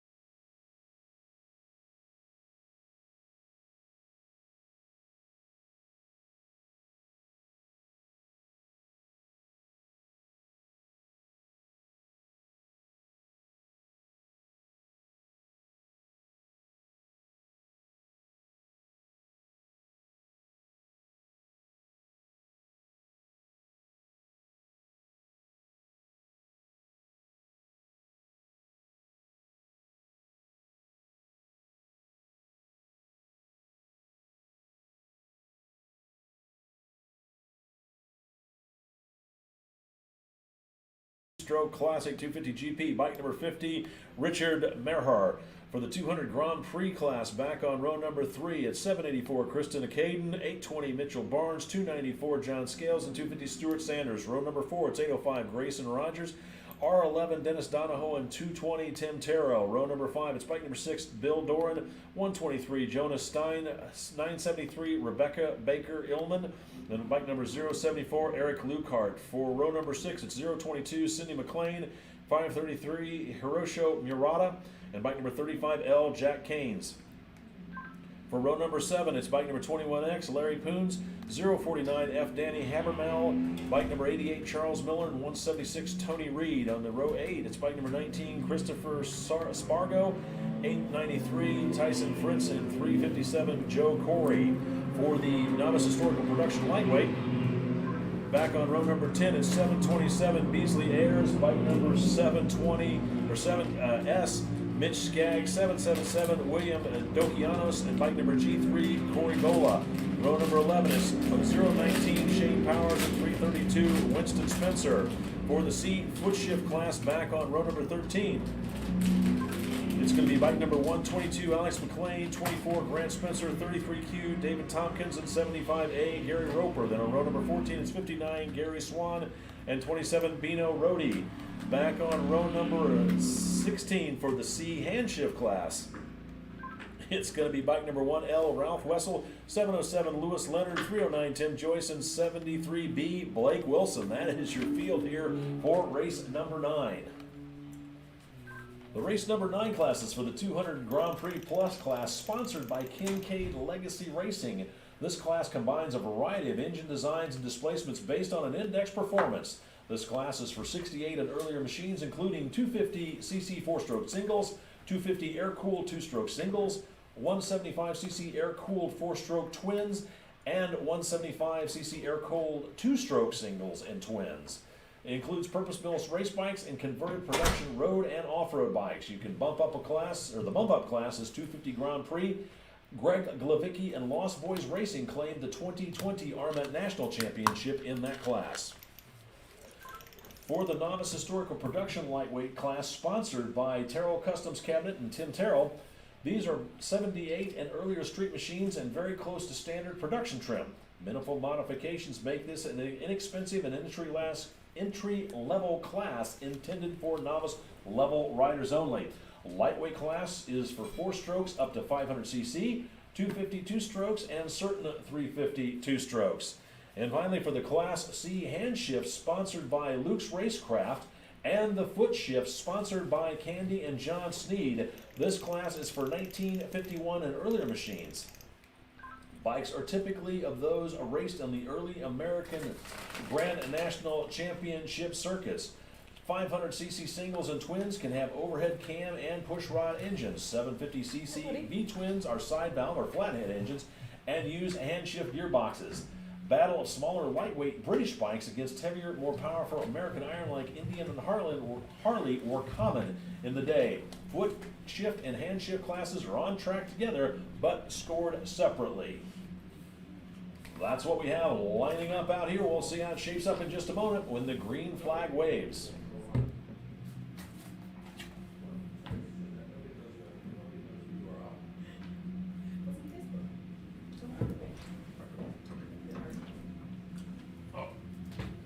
Good announcer, you're doing a great job, man. Thank you, appreciate it. Yeah, Hope you guys seriously, can you're hear doing a great job. everything. Okay. I mean, we have a transistor radio in our pit, so we can hear you pretty clearly. I don't know what the rest of the field can hear, but you're doing a great job. Funny, I didn't know they made transistor radios in FM, but I'm showing my age. Cool. I don't think you know my age, but that's okay. I know a few folks. My buddy GT is in the tower with us right now. Hi. He's going to be jumping on. You don't have to yell because the mic's right here, friend. Perfect. So he's going to be doing some guest commentary during race number 9 out here. a lot of my friends are in Two-stroke this race. classic, 250 GP, 200 Grand Prix, novice historical Prati Light, Class C foot shift, Class C hand shift. This is a great class, great mixed race class. I'll tell you, the 250 GP and 200 Grand Prix are some of the fastest vintage classes that we have in our club, combined with an interesting mix of novice novice historic production, easy for me to say. That is an entry-level class that's super accessible for anybody who wants to come road racing. Then some What of is my- the bike for that class? What is like the thing? like a Honda, like a CB350 or something? Yeah, Or 400 Sport? like kind of a 450. I'm not sure if 350s can go in that, but it is lightweight, so I should know better. But that's a good entry level class. And then one of my favorite races are the Class C foot and hand shifts. Those are some of the earliest I do bikes in our too. club. And a couple good friends are in that class, so we're going to be able to talk a little smack. Now, the people to watch out for in this race, Chris Spargo, number 19, just launched in the 200 Grand Prix. Dennis Donahue, John Scales, Stuart Sanders, Joe Corey's really fast, number 357. Stuart, my buddy from Nashville, who races the CB160. Yep. Larry Poons, famous artist Larry Poons is 21X in this class. I don't think Jonas Stein is here, unfortunately, because he's always really fast. And then I think Greg Levicki's in this class as well, who's one of the fastest guys in our club, and also I think is a previous champion. Now, just launching right there, those were the Class C foot and hand chip guys. The dude who towed my bike out here, Gary Swan, is on the number 59 bike. Ralph Wessel's won. He's number 1L, so he is the current national champion in Class C hand shift. So these are the Class C bikes are kind of mid 50s and earlier machines. Yeah. And they're a lot of fun to watch, and they're super hard to road race. Oh, look, Excellent. is that us? Hi, Jackie. You're so cute. Good to see you. Surprise! I told you if you're gonna come up here and talk to us, I'm gonna put you I on the should've- camera. yeah, like wait, I I can't, should've, I like, can't, I hold can't on. not do it. How am I There looking? you go. There you go. Get yourself all dolled up for the internets, GT. Yeah. Well, and I'll tell you, Jackie, this morning I had a cross-country race at 9 a.m. Ooh, how was it out there? Mudfest 5000. It was so much You fun. love the mud. You love the mud. What boy doesn't love playing in the mud? And so 9 a.m. we did cross country. It was a 4.5 mile loop, and we did 3 laps. The way cross country works, I know we're talking road race, but I'll just give you the quick background on you're cross fine. country. Cross country works. It's a dead engine start, no siding laps. The courses are usually between 3 to 8 miles in length. What's super neat about it is at the completion of each lap, you kind of stop, they check you off, and then you go again. In this case, the lap times were, and I should say, the winning rider will be on the bike no less than an hour. So if you come through the last checkpoint at 59 minutes and 59 seconds, you're doing another lap. It's super fun. Here's our race leader coming across start finish right now. Let's see if we can pick up their number. We both have. What's that? 184. That could be Christopher Adkin. Oh, here's a hornet's nest of activity. I know Glavicki and Corey were in that group. There's Dennis Donahue. Look at it. Oh, there we go. Okay, I'm watching out It's the window. huge. Sorry, guys. Oh, it's hard to see on the screen too. Yeah. Though. You're better off seeing out the glass. But right there, the majority of those bikes right there that just went through are the 200 Grand Prix or the 250 Grand Prix bikes. There's only one 250 Grand Prix bike, so really the majority of the fastest 200 Grand racers Prix. are the 200 Grand Prix guys. For sure. Yep, and then that 33 bike, that is a 1950 Vincent that just crossed the line. It looks like he's currently leading the Who's Class C piloting that? foot. I believe, oh God, I know who he is, Dave Tompkins. And Very I cool. believe he is a former champ. A couple other things. Here we go. Here's a tank shifter coming by. That 73 right there. That is Blake Wilson on the number 73 bike. Now, if you guys can see, and there was a little bit of a pack right there between Gary Roper, Ralph Wessel. But anyways, if you notice some different number plates, each one of the classes, the majority of the classes run black numbers on white ovals. Right. But our novice historic production class is running red numbers on white. Oh. Not ovals, I'm sorry, they're rectangles in road racing, ladies and gentlemen. Ovals. Here comes my buddy Gary Swan. He hauled my bike all the way out here. He's on the 59. That's Gary Swan from Toadtown Racing. He hauled not only my road racer, but he also hauled my cross-country bike out. And we're pitting right down here next What to a the tower. diva. What a Yep. diva. Somebody Well, no, bringing listen, all your I'm stuff. gonna Did tell you you what- fly and ride? Are I you did. that fancy? Well, you know what really it boils down to? I can't take that much time off work. It's 2.5 days drive Very out, busy. 3 You're days of very- racing, 2.5 days home. You're clearly So- a very busy man, GT. You're very, very busy. $170 flight versus, Oh. like, you can't go wrong. I mean, you can't go wrong. Can't go wrong. I can't argue with you for that. I can't argue with that. And Von Zipper Business, Oh God, we're having fun. keeping you busy. Yeah, so I sell sunglasses for a living. Aside from being a philosopher, dentist, and lover, I sell Von Zipper sunglasses for a living. These aren't sunglasses, but these are optical that we do. Here we go. Our race leader, it looks like that is, I could see the 84, but I think that might be 784. Let's see. Yep, 784. That's Christopher We're gonna Akiaden. cheat in a minute and watch race monitor. Okay, but for now, perfect. I'm gonna keep it on the screen so that people can watch. Right. Okay. 294 looks like he's screwing it on pretty well. That's John Scales. Yep. He's always really consistent in this class. But these 200 GP bikes, always a stack class. A lot of good racing. Bikes that probably put out in the neighborhood of maybe 30 horsepower on a good day. There went Alex McLean on a Norton Manx right there in the Class C foot shift. I'm certain he's winning. He's several times national champion in that Very class. cool. There's the Vincent that just went by, and that 33 Dave Tompkins is on that bike. Someone's getting down low on that 309. Wait, is Tim Joyce here? Wait, Tim Joyce is here? Timmy's in here. Yep, he's in Class C foot, and Tim Joyce is probably one of the fastest guys in our club, verbatim. Now, he's running a Class Period. C. Yeah. hand- And he excuse races me. anything. But he is- Sidecar, formula, doesn't matter. the raddest dude ever. Races it, crushes it. 727, that's Novice Historic at Beasley Ayers. I believe that is our leader for Novice Historic Production. There's Ralph Russell on the 81 machine right there, followed by the 73 machine. I believe that is Blake Wilson. The 24, that's Gary Roper right there. I think he's riding a really pretty Velocet.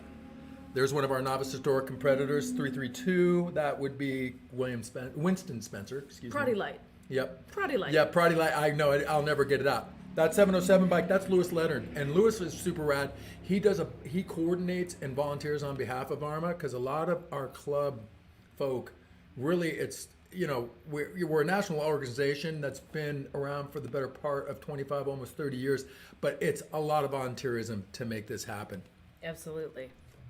Oh, I can see things happening on the good old fashioned. Now we can see some race results. Ooh, Chris Spargo's in second place right now. Let's see if he can reel in. This isn't right. This is Akiaden. previous.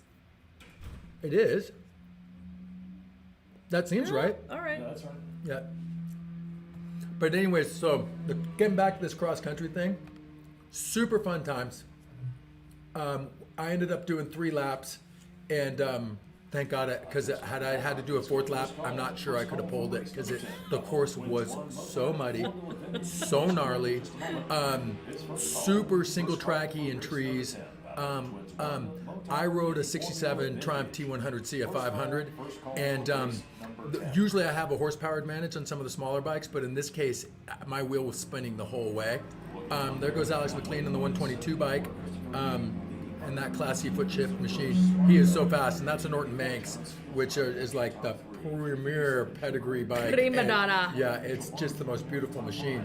I mean, next to that Vincent that's out there, that's not too shabby either, right? Yeah, Floating around. I mean, That's not garbage. I'm a That's mortal not man. junk. I'm a mortal man, so Vincent's might be out of my reach. But I do own a Norton Manx that I blew up at Utah 2 years ago, and I'm still trying to put it back together. But May the force be with you, my I know, friend. good luck, right?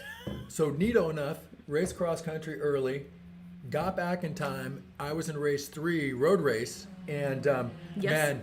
man, it was so much fun. Me and John Ricard, we must have exchanged the lead 6, 8, 10 times. I got him in the second to last turn, ran him wide, came out ahead of him onto the last turn in the front straight, and it was full drag race. I haven't seen the results. I might have gotten him by a quarter of a wheel, maybe a valve stem, but maybe he got Wow. me. It was so much fun. Nice.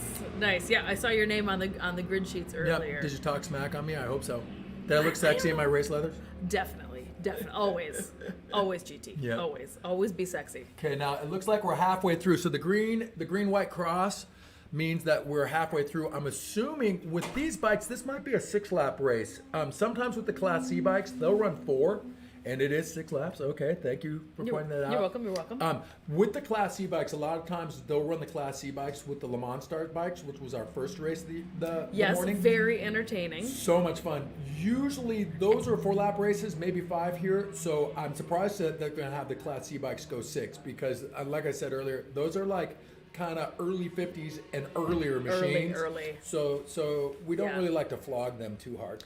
No. And then CB160, aren't a lot of those folks also dipping into this 200 Yeah, they'll bump. class? Yeah, so the 200 is the bump. Oh, here we go. Joe Curry crosses the start-finish line on 294. Who just fell back? Let's see who 294 is. John Scales. Oh, that's a bummer because Scales was running second. Looks like he had a power loss. Here comes Alex McLean on that beautiful Manx, 122. Right behind him is, oh God, I missed it. Was that 928? 820 Mitchell Barnes. 820 Mitchell Barnes. There we go. Jay knows. Jay's Yeah, got the race thank God, monitor. Jay. And Jay, I'm cheating. Jay knows. Jay's holding it down. Jay, I'm Jay just here. is doing the live call for the Yes. facility here at Yes, Heartland, and he's doing a great an job. awesome job. He's doing a great job. 100%. Because when we're hanging out in the pits, Jay keeps our eyes and ears on the, or at least the ears on the track. Yes. He lets you know what is happening out here. So you can see there's a red on white number plate. That was an office store production bike. There goes Tim Joyce in the 309. But anyways, you know, the other thing, so besides road racing, besides cross country, we're also doing vintage motocross and post-vintage motocross and post-vintage cross country today. And then Crazy. tonight we're doing drag races. I know. And- Crazy. And so for all of you Are guys, you drag racing? you know what? I'm not flogging my bike to do that. If someone's got a bike for me, I will totally ride it. But I got Heard it another here race first, tomorrow. Internet. Yeah. Hey, anybody, bring your bike to Heartland. I'll race it. Yeah. But I'm not going to flog my road racer to try and do a quarter mile because I got Because you're a another chicken? race. Because you're afraid? Oh no, I go straight really good. It's turning and it's hard. But the point being is, I got another race tomorrow, and after the dogfight I had today, I'm putting my bike, You might- Speedy Magoo, my 68 T120C. Yes. I'm putting him on ice until Yeah. tomorrow. Yeah, you There- gotta- I you probably gotta- won't even practice it. You got to keep her cool. You got to keep her Well, together it's in a- one piece. well, Speedy Magoo is a he, Oh, it's just a so he. we know, yeah. So you don't want to hand grenade him No. before this battle that you're going to have guaranteed Well- again tomorrow. Well, it's super fun you bring this up because 2 years ago when we raced here, I blew my bike up here. So now you have legit fear. Yeah, not fear as much as my matching frame and engine number 68 T120 is no longer a matching frame and engine number bike. I blew it up right in the exit of 2 into 3, full rear wheel lock up, like 80 mile per hour near dash thing, gosh. and that was kind of cool. Here comes Alex McLean taking the white flag. So we're on the white flag lap right now, and that is when it gets serious. Yep. This means it's go time because Oh, white God. flag is last lap. Corey holding on to that third place position with bike number 122, Alex McLean, working over fourth overall. He's running first in class for the Z foot shift, working his way up into the field. At 294, John Scales rounding out your top five. Looks like he's in for the 200 Grand Prix plus class. Yeah, lots of good friends in this class. Yeah, 88, there's the Vincent of Dave Tompkins. Interestingly enough, the bummer is I don't see my pit mate Gary Swan coming around. I hope he didn't have well, hopefully, at worst it's a mechanical, but I hope he didn't end up in the grass somewhere. The cool thing about this track is there's a bunch of runoff, and I've been in that grass, and you don't want to be there, but I guess there's worse places to go off. And right now the grass around this track is so muddy that it wouldn't be a hard fall. But we're all counting on staying up this week. It'd be more like a sloppy fall, Yeah. really, more than Yeah. anything. And I'm known for my sloppy falls. Like a wrestling match. Yeah. Like a good southern sloppy mud wrestling Yeah. match. And you know so we have kind of commonly around here we have kind of three rules of racing. Here we go. It looks like the checker's about to go. It is.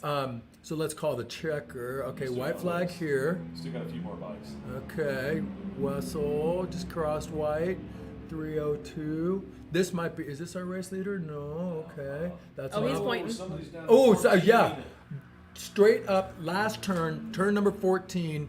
Somebody just went down on the last turn. But they're fine. They just got up. Yep, That and was he's race up over leader. the. He's up, and he's over the. Oh, he's looks over like the our race leader, Armco. bike number 784, Kristen Caden. And he just Oh, left no. it. Quite navigate turn What a number bummer. 14. So bike number 19, Christopher Spargo, taking the unofficial win there. Then it's gonna be Spargo bike takes number- it. Got some lapped riders coming What through. bad Looks like luck, riders up and GT, okay, right which on the is great to last see, turn of the top last break. lap. Is that bike in the middle of the track? Well, no, it looks on like the it's edge of the wide. Yeah, track. it looks like Okay. it's wide. That last But turn. it's turn- it's not in a great spot. no, you don't. No, he's in the. That bike is in the splash zone, as I like to call it. So the last turn on this track is a tight left-hander, but it runs out onto kind of the drag strip, so it's a pretty wide. Even though it's a pretty tight turn, you can run it fairly wide. So that is a pretty much of a farmer move by Adkin. I hope he's okay. Yeah, But no, the he point got up being and is, ran over. He's yeah, fine. to lose your front wheel there, he might have overturned it a little bit and lost his front wheel. But that's almost inexcusable in that turn, only because there's so much room entering it and exiting it's a it. really weird. I don't even want to call it a crash because the bike's just laying there. No. Like it didn't slide out. It didn't go anywhere. It just kind of stopped. No, and it's right on the edge of kind of the track surface, and on the edge of kind of the wider runoff rough concrete. Yeah. That's number 11. I believe that's Dennis Donahue on the 11 bike. 805. Well, who's 805 in this race? Because he just crossed, and that's kind of nice to see people cross the finish line. Yeah.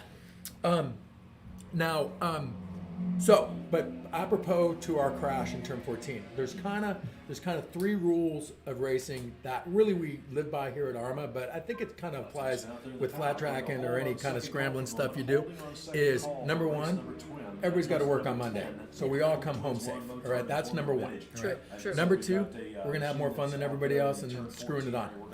Number three is, yeah, we'll run for trophies when it's appropriate, but the bottom line is, it's first things first, we get home safe on Monday.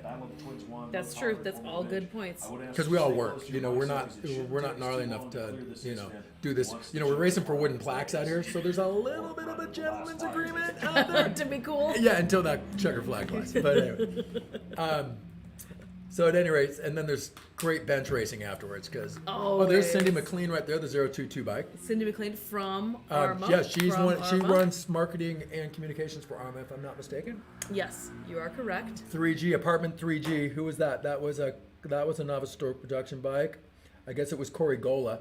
On here it says G3, but his plate says 3G. But they like to do that. And there was a great band back in the day from Portland called Apartment 3G. So anyways, there we go. There's some. That was very obscure. Completely. I'm filled with those. I appreciate that. I appreciate random odd knowledge. Yes, yeah, no. That's all good stuff, and I think everybody is coming back in off of Yep. this grid. So that's all the news that there is to print for this race, for race number 9. For the kind.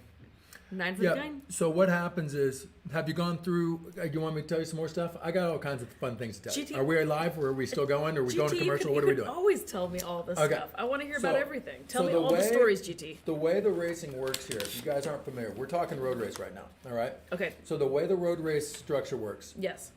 is basically when your race gets called up, it starts on a 5 board. So you have generally about, like they call third call, Yeah. which puts up the 5 board. Yes. You go out and you have the 5 and the 4 board to get out on the track through hot pit. You get one warm up lap, and then you get to grid. All right, and we all know our grid positions because they posted earlier in the morning, right? So once you grid up, you're in a stationary position. Now, if you miss the 5 or the 4 board, you go to a 3 board situation, which puts you straight to the grid without a warm up lap.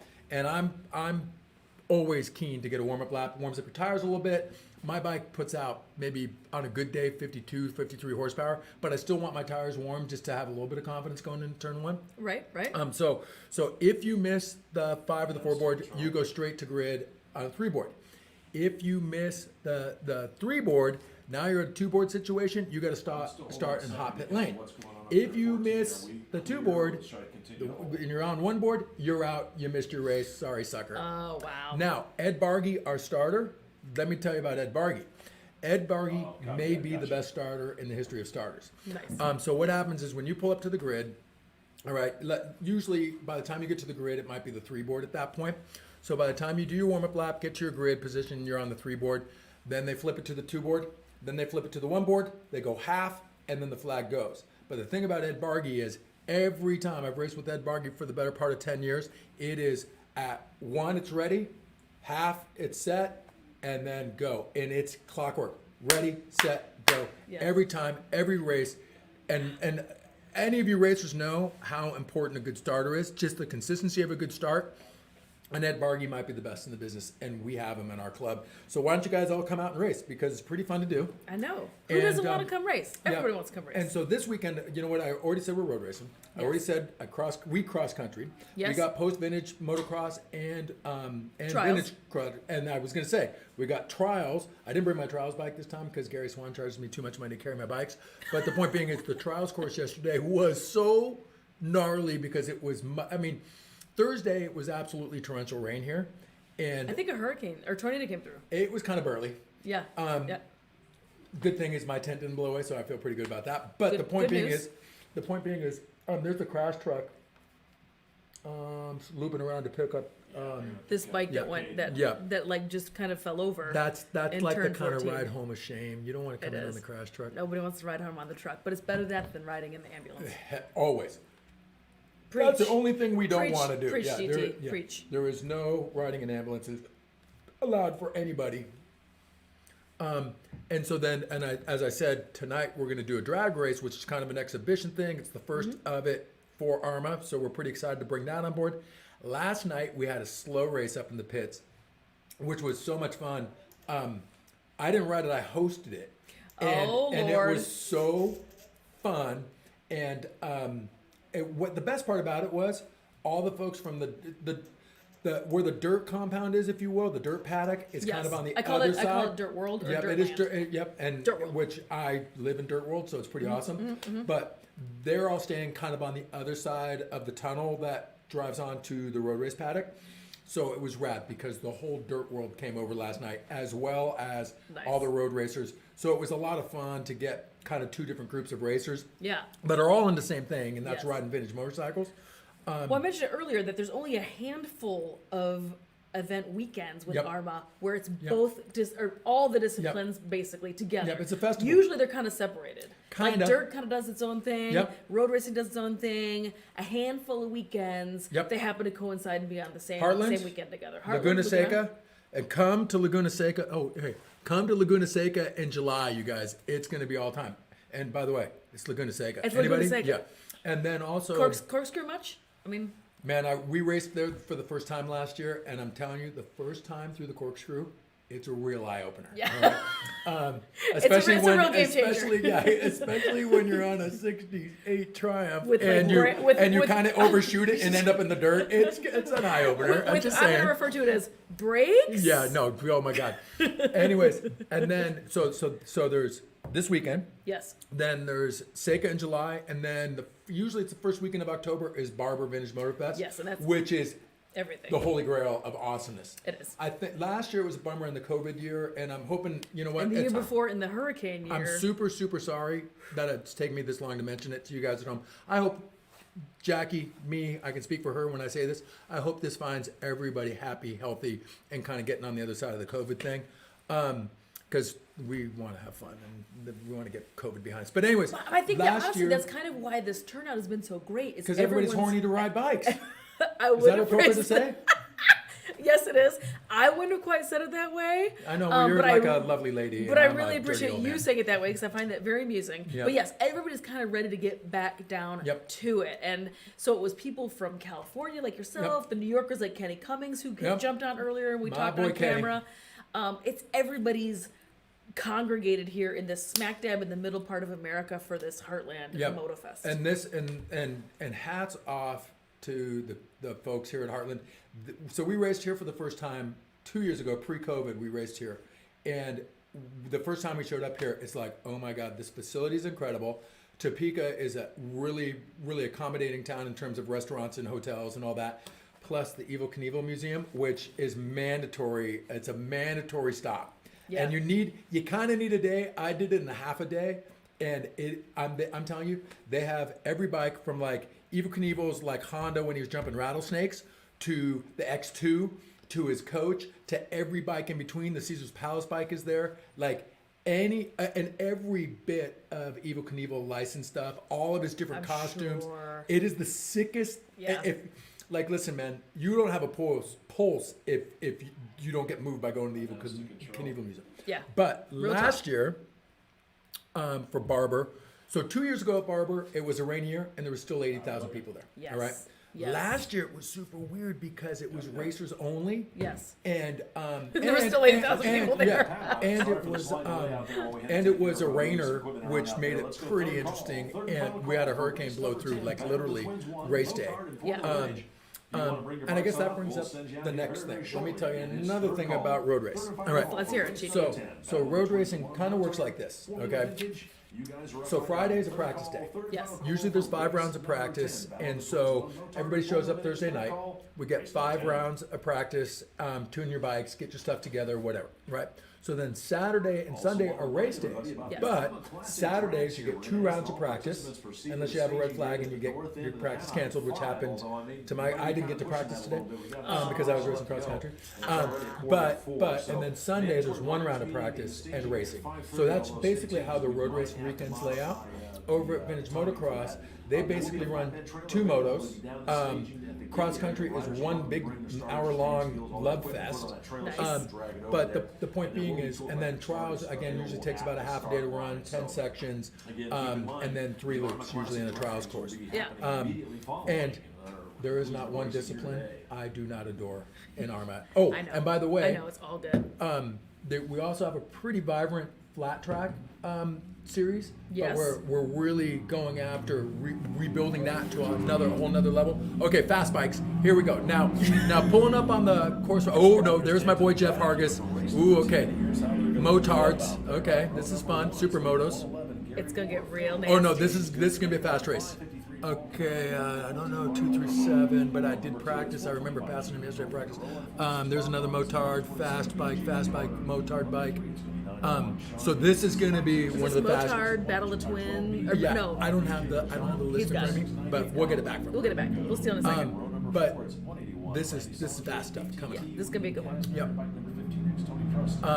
And that's what's kind of fun about AHRMA. Like, make no mistake about it. At the core of our mission statement at AHRMA, it is celebrating vintage motorcycles. All right, at the core. All right. However, we run bikes up to probably mid 2000s at this point, so that's what you're going to see. You're going to see some of the more modern bikes. Oh, there's a vintage super bike that just went out there. So you're going to see everything from pre-40s machines all the way up to probably mid 2000 machines. True And that. everything in between.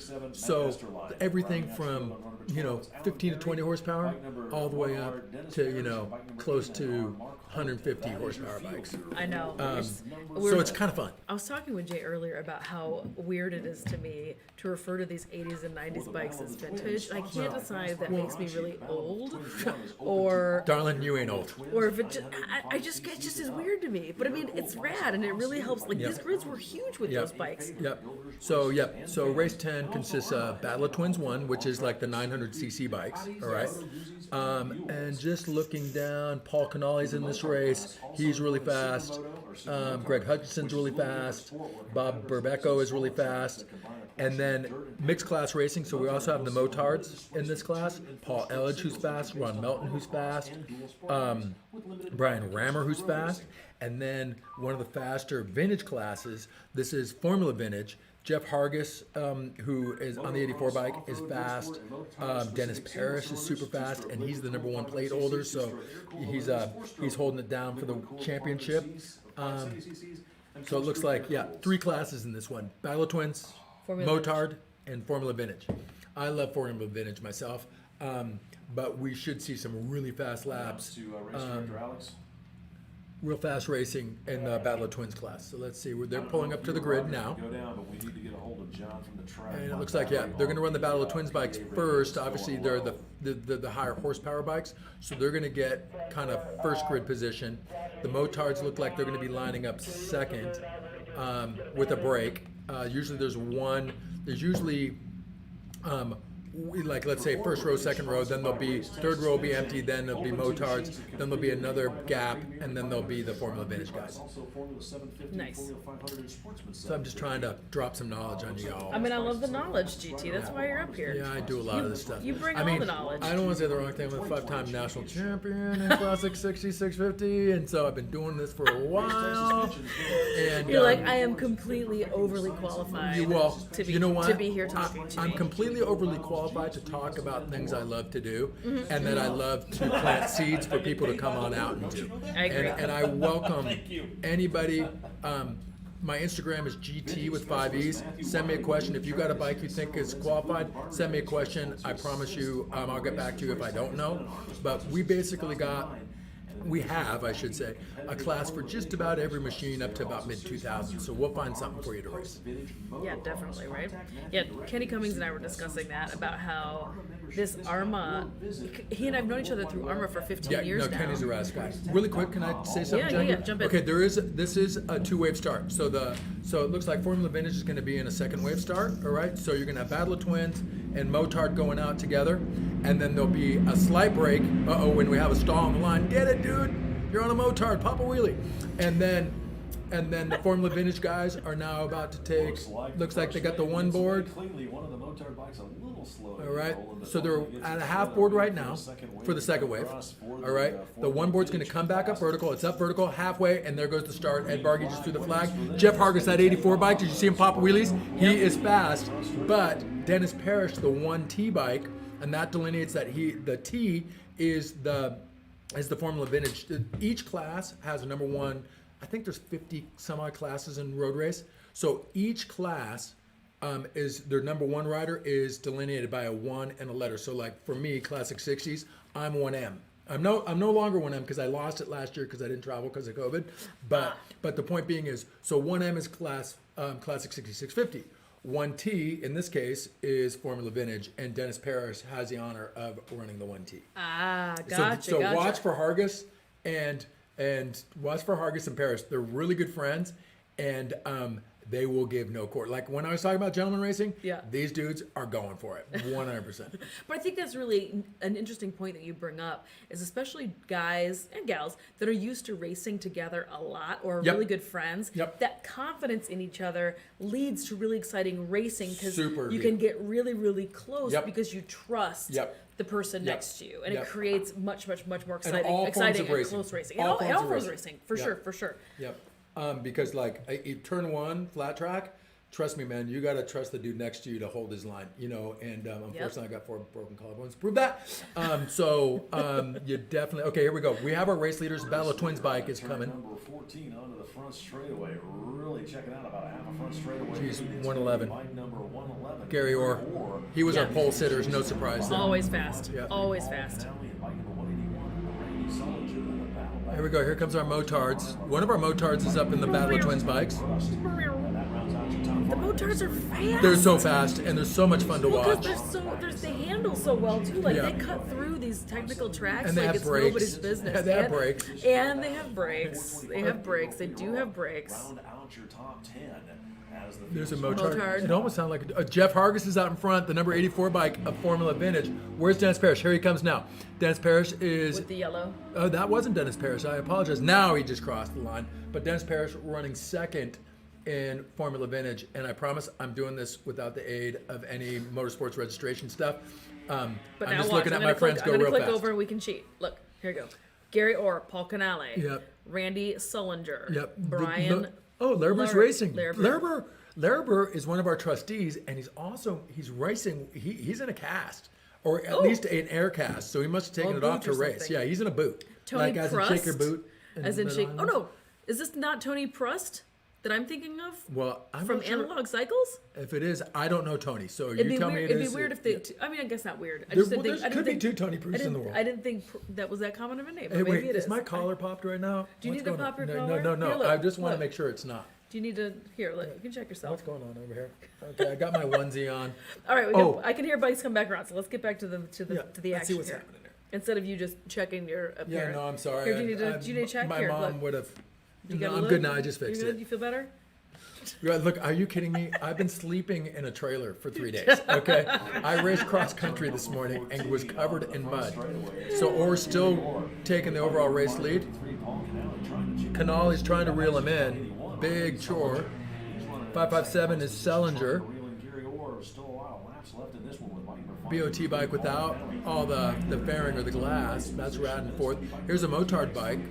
Motards. Yeah, I love Motards. I know, I do too. I secretly want one. Well, I also want a supermoto bike, so figure that out. I have a 2017 Husky FE350 that I absolutely adore. The funnest, well, they're all fun. They're all fun. Anything with the wheels Yeah, is and all a fun. throttle. If it's got wheels and a throttle, you will not hear me complain. No, agreed. Harg is checking out in Formula Vintage. Nice. So Harg is clearly in Formula Vintage. What is is this the Paris? spec- No, that's not Paris. 237. Oh wait, who's 237? Esterline. Oh, and they're good buddies too. Esterline And there we go. There's our Dennis Parrish, who is our plate holder in this class. So Parrish running third right now. Esterlin and Hargis are pit mates, so there'll be some smack talk there for sure tonight. And then Jeff's son, Nick Hargis, also races the series. And I was away cleaning my cross country bike. It took me about, put it this way, I raced an hour. It probably took me 2 hours to clean it today. So I missed Nick's racing, but Nick is super fast. So whatever he's on, get out of the way. It's 'cause guaranteed. It's guaranteed good times. Is that what you're He's saying? either going to win or crash. What is the spec for Formula Vintage? What is this? You know, I know. This seems very okay, vague to me. I know, Versus you know what, heavyweight, lightweight. Okay, I don't have, without the rule book in front of me. I don't want to be misquoted, but I know that Jeff. Jay knows. Yeah. Okay. Oh, Jay doesn't know. Jeff generally runs a Yamaha. I think it's an XS 650, and it is fast. Oh, look, they reeled it in. Canales reeled him in. Oh, yeah, So they're super Orr's out close. front. Canales now in a close second. And we're halfway through, so the green-white is crossed right now. So we're halfway through, and Canales made up that distance. That rounds out your top three for the Battle of the Twins. Then next across the line, it's going to be bike number. Listen to those bikes go by. It is the best. It's like swarms of bees. It is. It's the best. So fun. Unfortunately, I tried to throw a microphone out there, and it's just the So- noise. It just wait, is so. they can't hear it? Well, it sounds like No. this. Yes. Totally appropriate sound. Perfect on-demand sound effects from GT. Yeah, these Battle of Twin bikes, they're fast, but the motards have gotten up in them. Yeah. So this mixed class racing is super fun. And there goes Hargis, and he's well up into the motards in some of the Battle of Twins bikes. Here it looks like Esterlin is, there's Esterlin, so he's running second overall in Formula Vintage. And that's what's kind of fun about AHRMA, is there's always a bunch of mixed class racing. So generally speaking, even if you don't have someone in your class, you're always looking to dice with somebody. So you're always going to sure. find a race. And some of my best races, unfortunately, a good percentage of them, are I'll race for last place. I don't care as long as I'm dicing with somebody. Yeah. That's kind of what we're in it for. Yeah. Agreed. And you know what's kind of neato right now, What? Jackie? Tell me, buddy. The sun's kind of out for the. I know for the first time. Kind of fun. For the first It was like 50 degrees time. this morning when I had to put on my cross country stuff, and it was cold outside. I bet it was, especially for California folks. Yeah, well, I've seen a and- lot of flip flops here. I I've got seen a mine lot- on. I've seen a lot of That's very because my shoes are wet from washing my bike. But anyways, some inappropriate clothing. oh no, there's tons For the of like 60 Tevas degrees with here. socks. There's all kinds of like fashion faux pas going on here. I'm one of them. And you know, for me, you know, coming here to Heartland, which it was 90 degrees on Wednesday, even though it was torrential rain on Thursday, it was still 80 degrees. It was. And then Friday and yesterday, or it's Friday and today, it was like 50 degrees. Like what? Jay and I were discussing earlier that it's better to race in a little bit cooler weather, I don't especially mind road it. racing. Yeah, last time we raced here, it was 90 degrees and 90% humidity, Disgusting. and it was a nightmare. Disgusting. Nothing like putting on leathers when it's 90 degrees and 90% humidity. Have you ever heard of swampy? Okay, Yeah, that's what I'm it's talking about. swampy for real here. All right, Alrighty. this should be a white flag lap if I'm not mistaken. I think we got one more. Oh yeah, sorry. Yeah. Sorry. It takes green a minute. white, This green track white, is green huge. white. It takes them quite a while There to goes get around Hargis it. on the 84. He's moved well up into the faster, more modern bikes. But Formula Vintage is one of those classes. There's Esterlin. Formula Vintage is one of those classes that it's kind of it's a lot of bumps. Like, so for instance, Hargis is the national champion in Sportsman 750 on that Yamaha XS 650 that he rides. Uh-huh. But this is a bump for him. So this is when I say bump, there goes Parrish right there. So when you say bump, you have your natural class. In this case, Hargis's natural class for his bike is Sportsman 750. His bump in this case is Formula Vintage. So a lot of different machines can go into a bump. So for instance, looks like Parrish is on something that looks a little bit more vintage superbike. So a lot of the times a bump can be mixed bag of different disciplines. But the main thing is that we try and kind of line everybody up with the same horsepower. All right, so it is a white flag lap that we're on right now. One of our motards are ripped through right now. There's a Battle of Twins bike, another Battle of Twins bike. Then it's going to be bike number 553, Paul Cadell. I do have my glasses on, but I can't see so good out the window. I know, both of us are just But we're really team, smart looking. Team Four Eyes Yeah, here. we're real smart looking. With the last lap with white There's a flag. Motard. Let's go Smart second at something. call. Second call, race number 11. Well, I already said I'm a philosopher, dentist, and lover, and I'm really smart. Just It's ask true. my mom. It's true. 125. All right, it is white flag laps. That Yep. is obviously last One lap lap for to go. everybody. 350 GP. Now, the worst part about it is when you line up with faster bikes than you, Yes. and then you get gypped a lap because they lap you. And that sucks when that happens. White flags are flying. Okay, we're still on white flag. I don't see Ed Bargy with the checkers in his hand. The No, checkered he's good laundry, about as they getting. call it. He's good about getting it out. Oh, he's the best. Yeah. Nobody's better than Ed Bargy. I've already said it, and I'll probably Okay, say it's in his hand. So here comes Hargis. Yeah, Hargis is well up into the Battle of Twins bikes. So he's on a probably late 70s-ish, Yamaha, and he's in the middle of 2000, mid-2000 superbikes, 900cc superbikes. So he's on a 650, and he's racing with 900s. There's the Motard. Fun, fun, fun. He's in the bubble, so to speak. Hey, Alex Mock, our road race director, just pulled in. Hi, Alex. How are Hey, you? how's everyone doing over here? Hey, Alex. Thank you for letting me sleep in your trailer. It's much better than sleeping in Gary Swan's oily, gassy, terrible thing. And And here's our Checkers race are leader. out. He's right Checkers are here. out. 181. Got to take care of the Solinger comes in 181 or takes second, and I think Canali then would be third in the Battle of Twins. Second out there, looking back towards turn number 14. waiting Give him for this, the and then next let's go third take a place gander rider. at That's race where the, monitor. Motard riders across the Alright. start-finish line to take the unofficial checkers. Checks are Down out lap. for race number Looks like 10. this This was spike, it is 553. Battle of Paul Cadell Twins. taking This unofficial was third. Motard and Formula Vintage. And here are your final results. Wow, Solinger reeled them in because Solinger was running third the better part of the race, or had the whole he had the pole, had the whole shot, and led it for the first half. And it was really between Orr and Canali the better part of the way, and Solinger just stole it from him, sniped it at the end, which is so fun when that He happens. snatched it. Snuck in. Pruitt, Lerber, let's see, Figueroa, Prust. Prust. Okay, I get it right. Come on, guys. Come on, GT. Come on, GT. Get it together. I want to see where Hargis ends up in this in this race. Well, they has Can you to scroll? He's got. I can't scroll. He's What's got. the He's got to problem? cross. He's got to cross the line. There's Dang only it, so. There's Jackie. only so much I could do with the computers and all the cameras and all the screens and all the things. Okay, and but I stuff. can see Hargis coming right now. Yes. So why don't you So- worry about that? I just did. There you Hargis go. throws a shock as he comes across the finish line. But Hargis did Did he good shock a work. bra? Yep. Nice. So Hargis started from the second wave Yes. and did really good work on a late 70s machine to get up in the middle of the first wave bikes. Yes. Yes. All right, I'm going to pass this down to our live announcer to pull that into kind of first calls, if we will. Yes. All right, friends. Let me go ahead and clear the deck and then get set up for our very next race. Our next grids are going to look like. All right, so we have Vintage Superbike Lightweight, 6-lap race.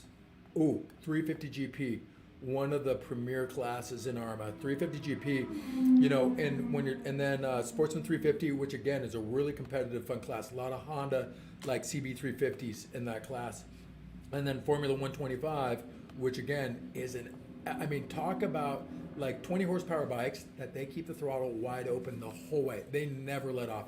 So there's a lot of parity, even though you have some vintage superbikes, some 350s. Those 125s, watch them get in the middle of this race. It's so much fun to watch them, and it's so much fun to race them. I've had I have a 650, and I've had great battles with the 125s where I can out horsepower them, but they can out corner me. It's so much fun. But coming up next, Vintage Superbike Lightweight, 350 GP. So 350 GP is kind of one of the kind of premier classes within AHRMA. When you're talking about the glory days of Isle of Man and Silverstone and just the real, when you're talking about, AJRs and Norton Manxes, those 350s, that's what this class was kind of, or this club That's was the founded roots. on. Yeah, it really That's is. the roots of this. And there's going to be some really fast guys in 350 GP.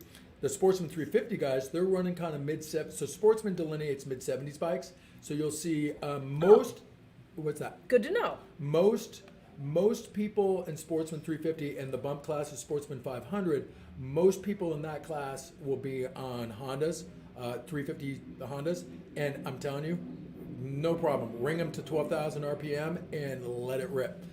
Really fast racing in 350 GP, and like I said, the Formula 125 bikes, it's kind of a mixed bag of bikes there, and those will be fully fared GP kitted bikes.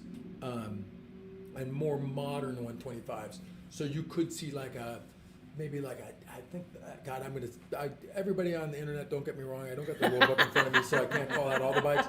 But like you could see like, Eat 'em alive, like internet. a small RD or a small TZ, like these, Oh, these, yeah. these bikes are fully fared and fully kitted. Yeah. Fast 125s. Nice. Very exciting. Some of the highlights: vintage superbike. Oh, Lewis Leonard, our John Ricard, who I beat by like a freaking. Keep it clean. I said freaking. I must have beat him by a valve stem today. So he's running a Yamaha and vintage superbike lightweight. So he's somebody to watch. The 350 GP. Ooh, this is going to be a great one. Alex McLean, who is the current national champ, I think probably Yes. 5-time. On the Pretty Norton. Oh God. Walt Fulton.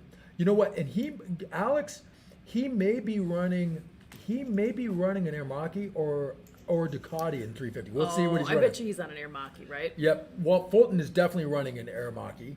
Jerry Duke. Roper's running a Maki. I was gonna say, because Roper and McLean. Walt, no, Fulton, they have matching set of Aermakis, don't they? Yep. 64, John Evers. Row number 2 is M53, Mike Robinson, 51P, John. Louder for the class. Bike number 5B, Bruce Sass, and then bike number 863, Todd Rupert back there on that third row. For the 350. So in this race- Back on row number 5, it's 122, Alex McLean, 177. All right. Fulton, Z7, So Jerry white on Duke, green. number 7, If you see Roper. some white on green Row number plates, 66, that is vintage superbike lightweight. Yes. If you see black on yellow, that's sportsman. Back on row number And then 77, Tim white on Joyce. blacks will be 350 350s and Andy 125s. Rick Armstrong. For this one's 350. And the 125s are the fully fared kitted bikes. 33, Kevin Hibbs, C27, Mark Brown, 76, Ooh, there's a lot of good guys in this race. Probably some good girls too, but a lot of my friends are in this race, so we're gonna have some fun calling this one. Bummer, Walt Fulton, what are you doing? Please don't have your bike break down. You're one of the fastest guys. Right in the front. Oh no, he's either stalled or he's broke. And I would say he's broke if he's. Then back for the Formula 125, back on row number 805, Grayson Rogers, 97L, David Rodes, bike number 17G. There's 97R, which is a Sportsman 350. 7F, Mark Morrison, then rounding out your field on row Ooh, this is number gonna be a 9, good it's, race. Christopher This is gonna be a Sparkle, good one. So, in I had some more friends stop by. Hold on, let's go say hey to the Choppers are here. Come on over. Come so- say hi. So super. Okay, Let so these in folks the. begin real quick. So come say hello on the internet to everybody.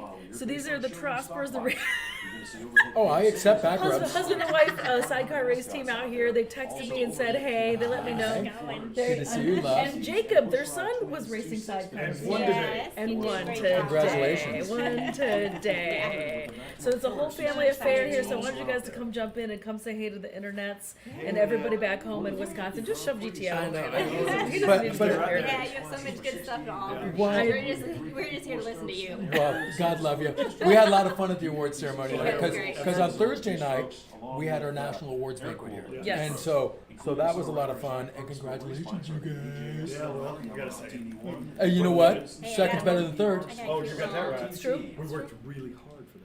You worked hard. right? for this. No, you all that's a look good. $10,000 second. Yeah, Okay, you all look good out there. You did a really good job. You looked great. Out there crushing it. Yeah. I was super pumped to see Jacob's name though. I knew exactly what was happening. I was like, it's the family sidecar Excited for team. him, yeah. That's They did wonderful. great. That's They got through wonderful. practice yesterday. He's got his good racecraft going. Good. Yeah, he's Good. figured things out. How old is he? Just turned 20. Okay, so he's not breaking any rules by being underage. Good job. No, He's been waiting. of course not. Of course not. So really quick, in the poll let's- here let's jump is back into 1Z Matthew But Joy. thank you for coming on by, guys. No, don't leave. Don't leave. No, you can stay. I'm just gonna turn the camera off. But you're more than welcome to come sit in here. So the 1Z bike is our current national champion, Matthew Joy, in vintage superbike lightweight. All right, and so note the white numbers on green plates. All right. Yes. Okay. So he's got the pole position based on the fact that he's our plate holder. What's super interesting, and I'm not going to make light or to short any of the other people in vintage superbike lightweight. However, the 350 grid, okay, the 122 of Alex McLean, he's the current national champion. He's chosen not to run the number 1 plate, but he's the current national. Now he just does it. On the going wide to the right, the number 7 bike there, that really bitchin' Airmaki, that's Dave Roper. Now, Dave Roper is a living legend. He's the only American, well, he's the first American, if not the only American, to win the Isle of Man, all right? So Dave Roper is living legend status, Yes. all right? Now, behind them, if you guys can see on the interweb, maybe you can, maybe you can't. They The will in a black second, on so just the zoom black in. on yellows are the Sportsman 350 bikes, all right? And it looks like somebody's not gridded in the right spot. That 83 bike, I don't think should be there. Maybe I'm wrong. Hold on, I'm looking. Yeah. They're so, moving. Look. Yeah, he They're needs to moving. move up. Yeah, he needs to He move is. up because he's a vintage superbike. Number 11. So the 83 bike should be up front, I think. I'm looking. He is. I'm He's looking. picking his way up there. Yeah. Okay, so this is going to be a 2-wave start. All right. So vintage superbike lightweight and the 350 GP folks are going out first. All right. Yeah, come on, move on up there, 83. There you Don't go. be confused. You're on a Come superbike for buddy. crying out loud. Come on, buddy. Who is this on the 83 or 883? You see vintage superbike lightweight? I don't see it. Oh, Todd Ruprecht. Ruprecht. 863. There he is. Okay. So he's P1, row 3. Okay, and he's chosen to kind of shoot the middle. All right, so the flag drops for our first wave. That's vintage superbike lightweight and 350 GP. The bummer is I did not see Walt Fulton make it to the line, which would have made for an epic 3-way battle between Roper, Fulton, and McLean. But better luck next time, Walt. Okay, now the 350 GP guys and the Formula 125s, they're lined up in the second wave. So now, right now, they're at the one board, half board, and there they go. All right, so let's see. The 27 bike, oh, that's Mark Brown, if I'm not mistaken, on the 27. Yep, Mark Brown got the Holy there in the 350 GP race. So Mark's someone to look out for. The number 33 bike of Kevin Hipp will be somebody to look for. Also, his dad, 31X, Stephen Hipp. Yes. Those, They had a really epic battle dude, earlier they're today. the best. I'm pitted with them. They're the best people ever, and they're fast. And we couldn't figure out if it was father-son or 2 brothers. Nope, so it's a father and son. Okay. Although to know. Stephen, the old man, is 64 just last week, and he old looks man. like he could be his son's brother. Because Oh. Stephen is the youngest Racing 64. keeps you young, GT. Yep. Look, it keeps you young. Race life keeps you young. Well, I'd like to say I'm the world's youngest 55-year-old. Oh my! I'm really buff. Just ask me. But- Ask me, I'll tell you how buff I am. Yeah, but this I am so excited to be up here for this race Yes. because 2 of my favorite classes within AHRMA, 350 GP and Sportsman 350, those are 2 of my favorite classes. Yeah. And they're on track with some of the fastest guys in our club on vintage machines. That's not to say that some of the Battle of Twins 5000 and Superbike 400 or whatever, don't get me wrong, they're 150, 180 horsepower bikes. But these guys are all hovering right around, probably between high 40s to like low 60s horsepower in this gonna- race, yeah, I was gonna with say the exception of the Formula 125s. But the difference is the Formula 125s never let off the throttle, so Yeah. it's kind of fun. It's just this. The Yeah, whole you time. go. And they go. Leaders out Okay, here we go. number 14 on So the it looks front like Matthew straightaway. Joy, Looks like everybody's who is our running pole straight out, sitter, single file. is currently running vintage superbike lightweight. Ooh, Roper's already up into second place. All right. Where's McLean? McLean. Oh, Fulton did make the grid, by the way. I just saw Fulton come by. In 350 GP, it was second overall, but first in 350 GP, Dave Roper. Then it was McLean. Then it was Walt Fulton. Gotcha. So that's the battle. That's the one we're gonna watch. That's the trifecta. Yep. All right. One of our. No, that's not one of our. Is going to be bike number 863, Todd Ruprecht. correct. And rounding out your top 10 is 864, John Rickard. Oh, Spargo's in this race on the 125s. He's really fast. He'll get up in the middle of Nice. it. Spargo's on the number 19 bike. He's super fast. So watch him come into this mix real quick. Look at this pack.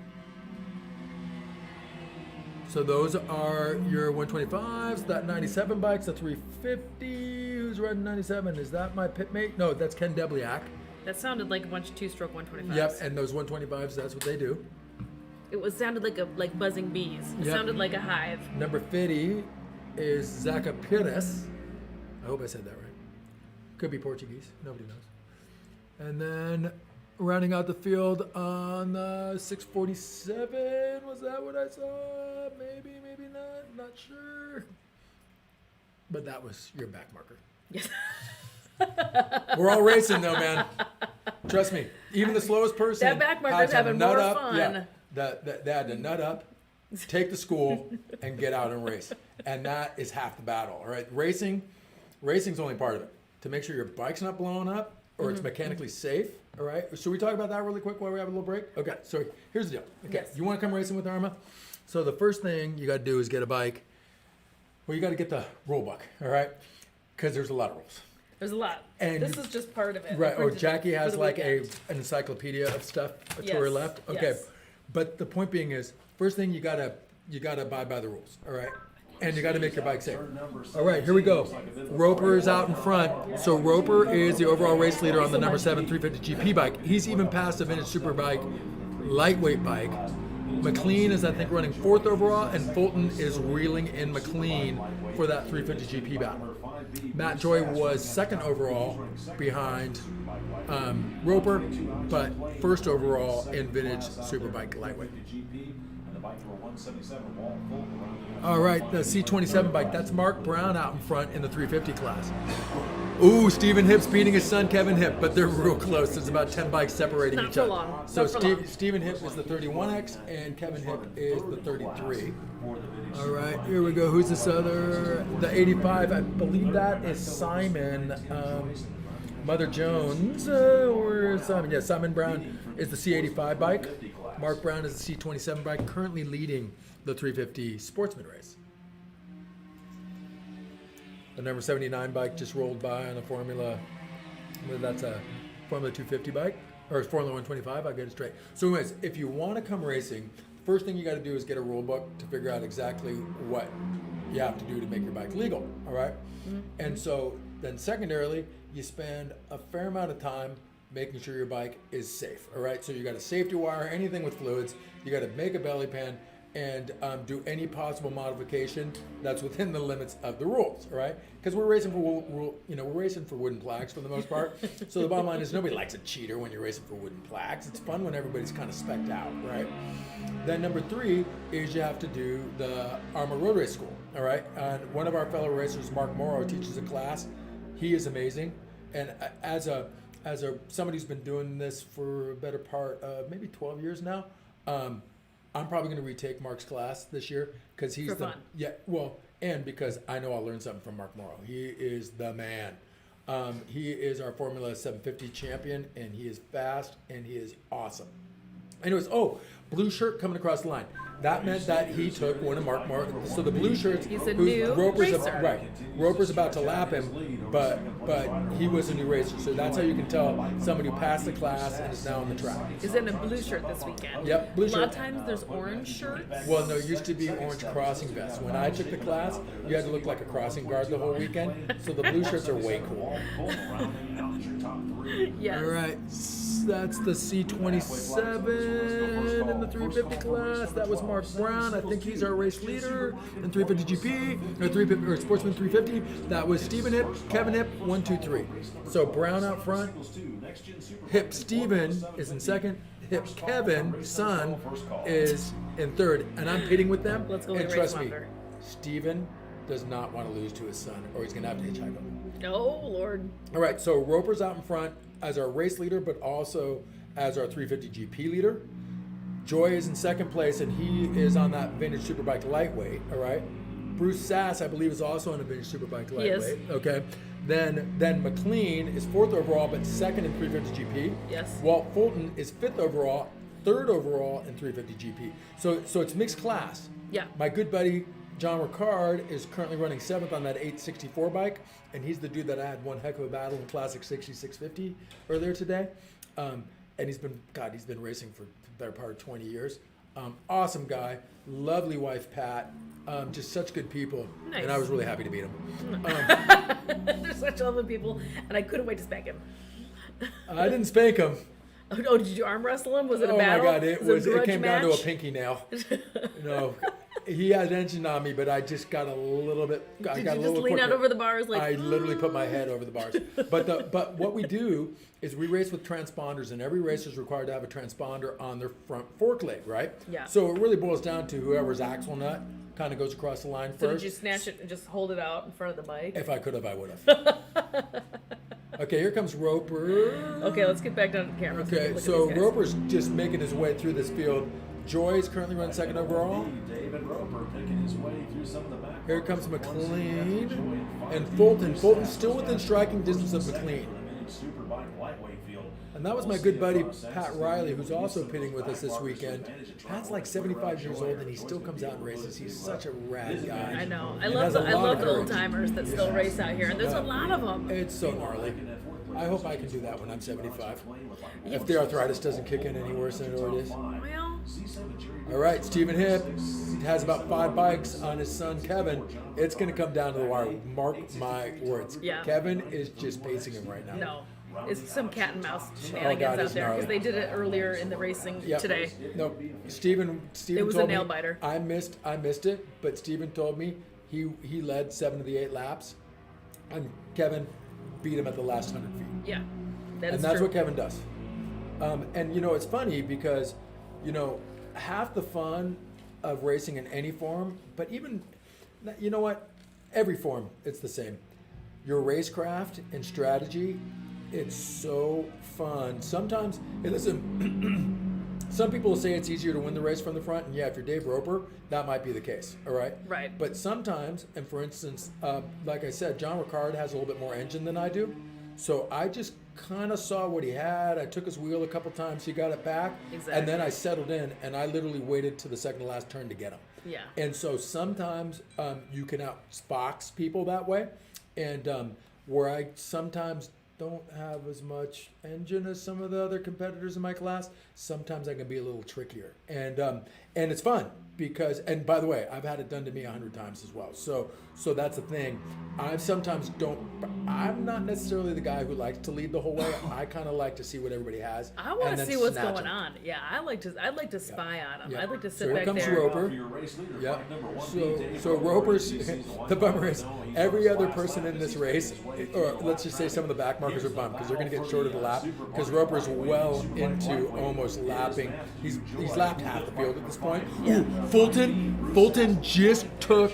Fulton just took McLean at the line, all right? So Fulton reeled in McLean in that 350 GP race on that AHRMA and just took McLean. So that's super interesting. And it's white flag, so that was Yep. the right time to do it because that Yep. means there's one lap Yep. left. That's it. It might be So a little it's too now- early in my. I don't know, man. There's 14 turns to go. I sometimes would wait. Ooh, and look at that. Kevin Hipp just took his old man. So Kevin Hipp moves into second place in 350 Sportsman 350, and so, oh God, if Kevin wins, he might have to hitchhike home on Sunday. There might be problems, family problems. All right, there's my buddy Pat right there on the 974. I'm pretty sure that's Pat Riley, isn't it? Where am I looking at here? Yep, Pat Riley on the 974. He's my pit mate. Good old boy. And then on that 85, ooh, wait, he's either so that 85 bike, that's Simon Brown. He's well into the field and about to lap Pat Riley. And he's in the sportsman. Yep, and he's in Sportsman 350. So, and Simon would probably be 4th overall, I'm guessing, in Sportsman 350. And sportsman, you were saying, correct me if I'm right, Yep. it means middle 70s. Yep. So and that's okay. So Class C. So it kind of breaks down like this. Class C Early. is the earliest stuff. Yeah. Classic is the next generation. So let's call Class C kind of 50s and earlier. All right, or early 50s and earlier. All right. Classic is kind of up into about 69 and earlier. All right. Then Sportsman is kind of mid 70s. Okay. And then, because what you want to do is kind Race leader by of have 51, like David Roper. have One like more bikes. time out of Look at turn Dave Roper. 14, Okay, he's got about the better part of a straightaway on the rest of the field right now. Okay, so Roper takes checkers, first overall, first and 350 GP. Matt Joy, he won the vintage Superbike lightweight. Ooh, McLean got him. McLean comes second in 350 GP and beats Walt Fulton, who came third in 350 GP. And I believe fourth by like a overall. bike. I'd say more than that. I'll give Alex a bit more credit. I'd say there was about 4 bikes there. Okay. Okay, and here's your 350 Sportsman winner, C27. If I'm not mistaken, that would be Mark Brown. Yep, it was. And he's from Portland. Drove all the way from Portland to make this race. Oh my God, here we go. Hip versus hip. Oh, it's giving him the son by about a half a bike on his dad. Oh my God, this is going to be fun in the pits tonight. So Brown wins it, followed by Kevin Hip, followed by Steven Hip in the 350. The Sportsman 350. Yes. All right, let's see who's fourth in Sportsman 350. I think that might be Simon Mother Jones. We're holding on second call. Oh, nope, that's Luke Sayre. He's one of our trustees. You just passed. Do some pickups out there, So he was a lapper. Call for race number 12. 50's a lapper.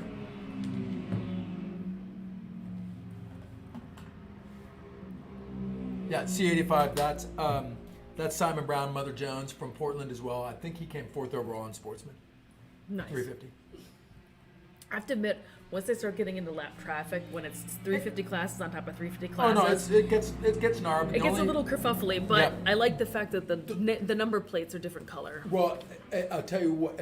In the Sportsman classes, they're black on yellows, and so the interesting thing, the only thing that makes me good, as I know, the majority of the people that are kind of traveling or national travelers, I know most of them because we all kind of hang out and pit and talk smack on each other and exchange parts and other things. And, Right. Good stories, and And beers. well, I only drink clear things, so Well, I mean, mostly water. mostly everybody else out there. Yes. Water, tequila, vodka. I'm kidding. But we only do that, and let's make it abundantly clear, that only happens After. after. Of course. I feel like we, that should we go don't without saying. But well, yes. it does. It really does. But I have to make sure everybody in interweb world, okay? Oh, here's, yeah. here's our blue That's true. shirt. That's true. Congratulations, dude. Congratulations. First time racer right there.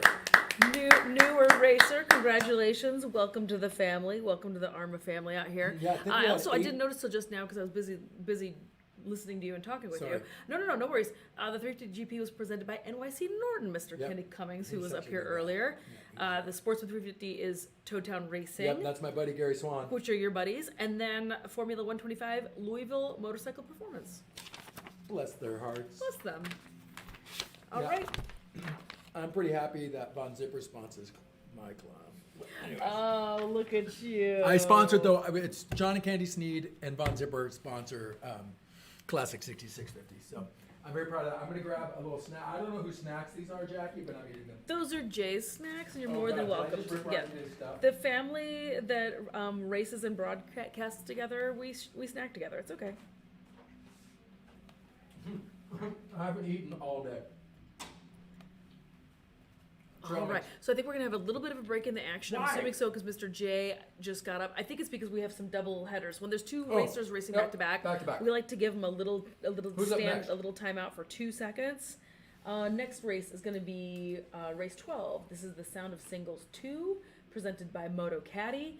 Next Generation Superbike 6-lap race, presented by Mid-State Distribution, and Formula 750, presented by NYC Norton. That's not. I'll be honest with you, Jackie. Yeah. That's not a back-to-back with any of those races. The races that just came off the track, Yeah. none of those are. Usually when he gets, I don't know 100%. It's just usually when he steps out of the booth, that means that he's got 2 occasionally seconds. somebody has to use the restroom. Hello. Maybe just not you. I realize that. I'm just saying. Look, there was. Yeah. there But they're was- holding. Yeah. They're holding for a second. Jay's back now. And Jay, Yep. I gotta tell you, your trail mix, live announcer Jay.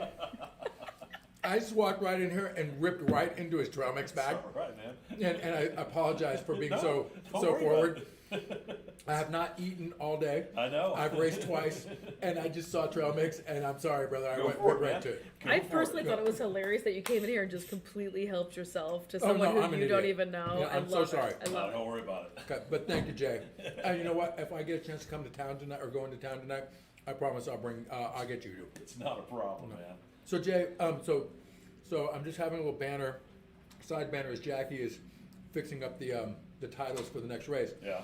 So Jay, so I'm talking to live announcer Jay, who's doing an exceptional job. I've been listening to him all weekend on our transistor radio in the pits, and we can hear him on the live announcer, but he's crystal clear on our radio. So Jay, do you, if you don't mind me asking, and I should know better, because I feel like you've announced quite a few of the AHRMA races. Have Actually, I- this is my third one. Really? Yeah. Because you were butter, dude. Thank you. I worked with the competition for a while. I got my start in Wera. Yeah, but back that's in not 07. competition. That's more Yeah, that's modern. true, yeah. Anyway, I did Wera for a number of years, Yep. and then I've been doing the CMRA for about the last 3 or 4 years. Right on. We moved to Texas. I still do some Wera events. Yep. And I was invited to do the October race. Yep. Last year. Sure. Even though it was COVID, Yep. I still came down. That Yeah, was my for first Barber. AHRMA race. Yep. That's where I heard you. Yeah, and I did that one, and I did Roebling, and now I'm here for this one, and I'll be back to do Little Tally in September, Cool. and then if the If stars they'll align, yeah. I'll be back at Barber in Yep. October. Right on. No, dude, you do a great job, thank you. and he has wonderful snacks. Are those your Pop Tarts too? You know, yourself anything I won't down eat there, Pop man. Tarts. I draw the line. Here's the problem with me and Pop Tarts. That if I eat one, I will eat the whole damn box. Yeah, so they're I just addictive. don't do it. It's kind of like donuts for me. I just can't eat one. I Yeah. got to eat like a dozen. And so I gave up on all the fun things in life, including Pop Tarts and donuts. but I, get it off on another way. Yeah. Understandable. Announce the control. Now Jackie is typing furiously right now. She does such a good job. She's running the switcher. She's putting titles in. She's super cute and effervescent. Thanks, friend. Yeah. she Thanks, just friend. Thanks does for such thanks a for lovely buttering it job. up. Thanks for buttering it up, my buddy. Well, no, we like Jackie a lot. Well, I like you a lot. Well- So I know I've been going on and on about it, but it's the truth. This is such a full circle moment for me because my introduction to motorcycles, period, was vintage bikes going and following AHRMA racing. Really? Yeah, in the Wayback Machine. I went. You're not that I- old. That doesn't count. I went and got went and got AHRMA at Where? Mid Ohio when they used to have it. Yep. Oh, And okay. then- So that but then- was a while back. But yeah. then Ginger Man. Yep. I went Love to, Gingerman. Remember when they used to run Daytona? Okay. Daytona. Did you do Daytona? I went to Lucky. Daytona. I didn't get to do Daytona. And then the beginning of Barber, and then Yep. Barber ever since. Yep, yep, So yep. I have all of these pals that I've known. Yeah, like the traveling circus stuff. Like from the traveling circus stuff Yeah. from AHRMA. And Yep. so when Alex Mock became race director this Yep. season, Best dude ever. Alex Mock, best dude Yeah. ever. He just stuck his head right when I said that. The first thing I Thank did you. was send him a text message. I'm not even joking. It was like, Dude, "Dear it's on." Alex, Yeah, it's on. you need to holler at me. I need to holler at the people. We Yeah, need to yeah, work we have together. things to say. I have things to say here." And so he brought me on for this race, and then I believe also for Laguna Seca, Good. just for Well, the we're big, for hanging the at big Seca. Moto Good. festivals, Yep. in order to do this live Yep. broadcast and Which bring is super bring the neat. Thank racing you to for more bringing people. it out. Of course, I of course. really, really appreciate you, and We're you're super glad such to an be here. enthusiastic participant and announcer, and it's key that Jackie gets the credit where credit's due. Thanks, buddy. She does a really good job of talking about motorsports because she does motorsports. Because I and dig the that's- yeah, motorsports. Because and I that's dig what the it's about. bikes. Yeah, that's Thank you. I appreciate that. Okay, I had to kind of flip up my hair a little Let's bit go third call. because I go, do I still have mud on my face? Because I'm pretty sure I have mud on my face.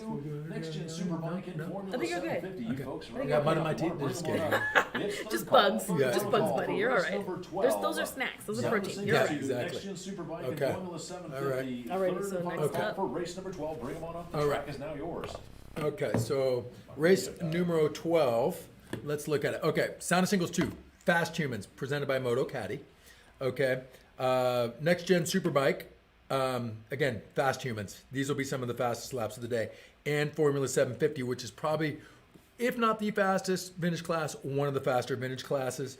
And our road race instructor, Mark Morrow, who I was just talking about, Yes. 1D, he's the current title holder, but number 17, can he come in? Can I So come New in York- the house? Yep, and New York City Norton also sponsors this class. Of course. So Kenny's got some, this is going to be a good Yeah, it one. gets wild. Ryan Ambrose is in this heat. And Ryan Ambrose has come off of mothballs. He works at Big D Cycles in Texas with Keith Martin, who is one of my favorite humans in the world. I didn't know that. Yep, and Keith's here, which is super neat to see. And Keith, in the day, was one of the Very cool fastest shop. guys in the Very club. cool shop. And Big D goes without saying. If you're into vintage stuff, Big D, like In Dallas. yeah, that's why it's called Big D. But they have been into racing since these bikes weren't vintage. Nick Hargis is also in Formula 750, that 42N. Remember a minute ago when I'm like, the only guy who's faster than Jeff Hargis is his son Nick? Well, Nick's in Formula 750. So, Ambrose, Morrow, Cummins, and Hargis in Formula 750, and my good buddy Ricky Pearson's in there too. I mean, it's all crazy. I'm sorry, Ricky, you're on a TZ 400. You might be in trouble. Next Gen Superbike, presented by Midstate Distribution. Jim Barker, Brian Laraber, riding with a broken foot. Christian Jensen and Adam Harrison. And then Sound of Singles 2, fast people. David Frick, who is a title holder, if I'm not mistaken. Ralph Staropoli, who came third in the slow race last night, but is probably one of the fastest guys in our club. Staropoli's in this heat. So and Kasparian super fast too in the Sound of Singles race. So this is a stack of Stuart Carter, who's our current plate holder. He's here too. That's right. I did see Stuart Carter. And you know who's super neato is Leisha Overturf is in the Sound of Singles. I think she might be riding like a KTM 390 or something. Cool. But she's in this heat too, or in this race, I should say. It's not a heat, it's a race. So, and it looks like it's going to be the Sound of Singles are going to run first wave, and then Next Gen Superbike and Formula 750 are going to run second wave.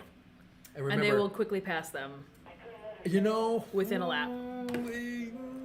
Lap and a half. I said Sound lap of and a half. Singles is pretty quick. It is pretty quick, but they. Well, I'm not going to put money on that one. Okay. But I will Okay. say this, that in the overall, oh God, I can't pick my overall. If I was going to pick an overall, I would put some even money on Morrow in this one Yeah. for the overall. Ambrose, because he's out of mothballs. I'd like to see him win because he was one of the fastest guys in our club and has probably been out of it for the last 8-10 years, working on bikes at Big D. Nicest guy ever. Our bikes are now heading out, as you can see in the kind of lower right. They're heading down Hot Pit Lane to go do their warm-up lap, and then they'll do a warm-up lap, get their tires hot, and then grid up. There goes Kenny Cummins. And the sun is There's out, Ricky, and there's it is Ricky Pearson. beautiful out. Time to change the shields, guys. The Sound of Singles 2 out front. On run number 1, 3Z, David Frick, 80L, Rouse. Look at it out there. 85, Gorgeous. 10, Yep. Kasparian, bike number 049F, Danny Habermel. Row number 2, it's bike number But 55, you are not Lowney, inaccurate, by the 66, way, Chuck because Kenny Rocco, Cummings, who was up bike here number earlier, 456, Yep. also Peterson, mentioned row number 3, Ryan coming out of 602, mothballs. Gnarly, And then gnarly, he's like, gnarly, he is gnarly. without missing a step. Yep, and he's on a 750 Triumph, which is near and dear to my heart. So there went Mark Morrow on the one. 1D. Remember, so each plate holder has a 1 with a letter to help differentiate all the different number 1 plate holders. Gotcha. That makes sense. That's why there's no true number 1. It's 1D, 1A, 1B, 1C, 1Z.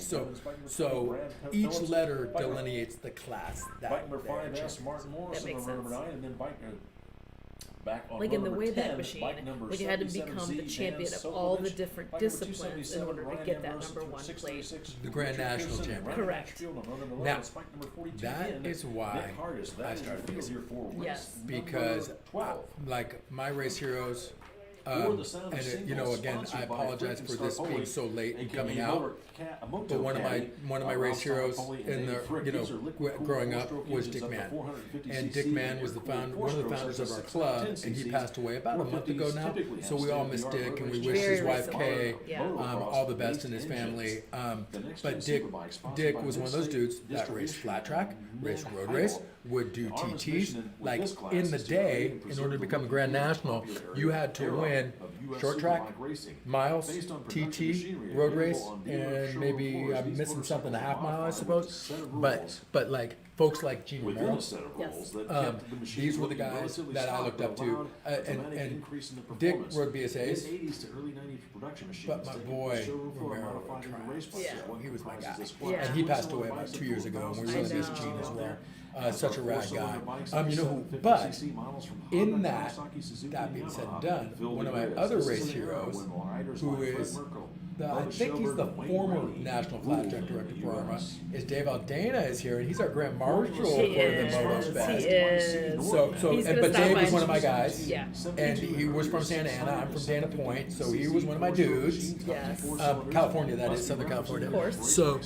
But Dave, again, he's known for his flat track, but a very, very competent road racer as well. Yes. There's a lot of nicknames for Roper for Aldana. One of them was, I believe it was Rubber Ball, because he would either win or kind of bounce off his bike a lot. Yeah. I'm not sure he likes that.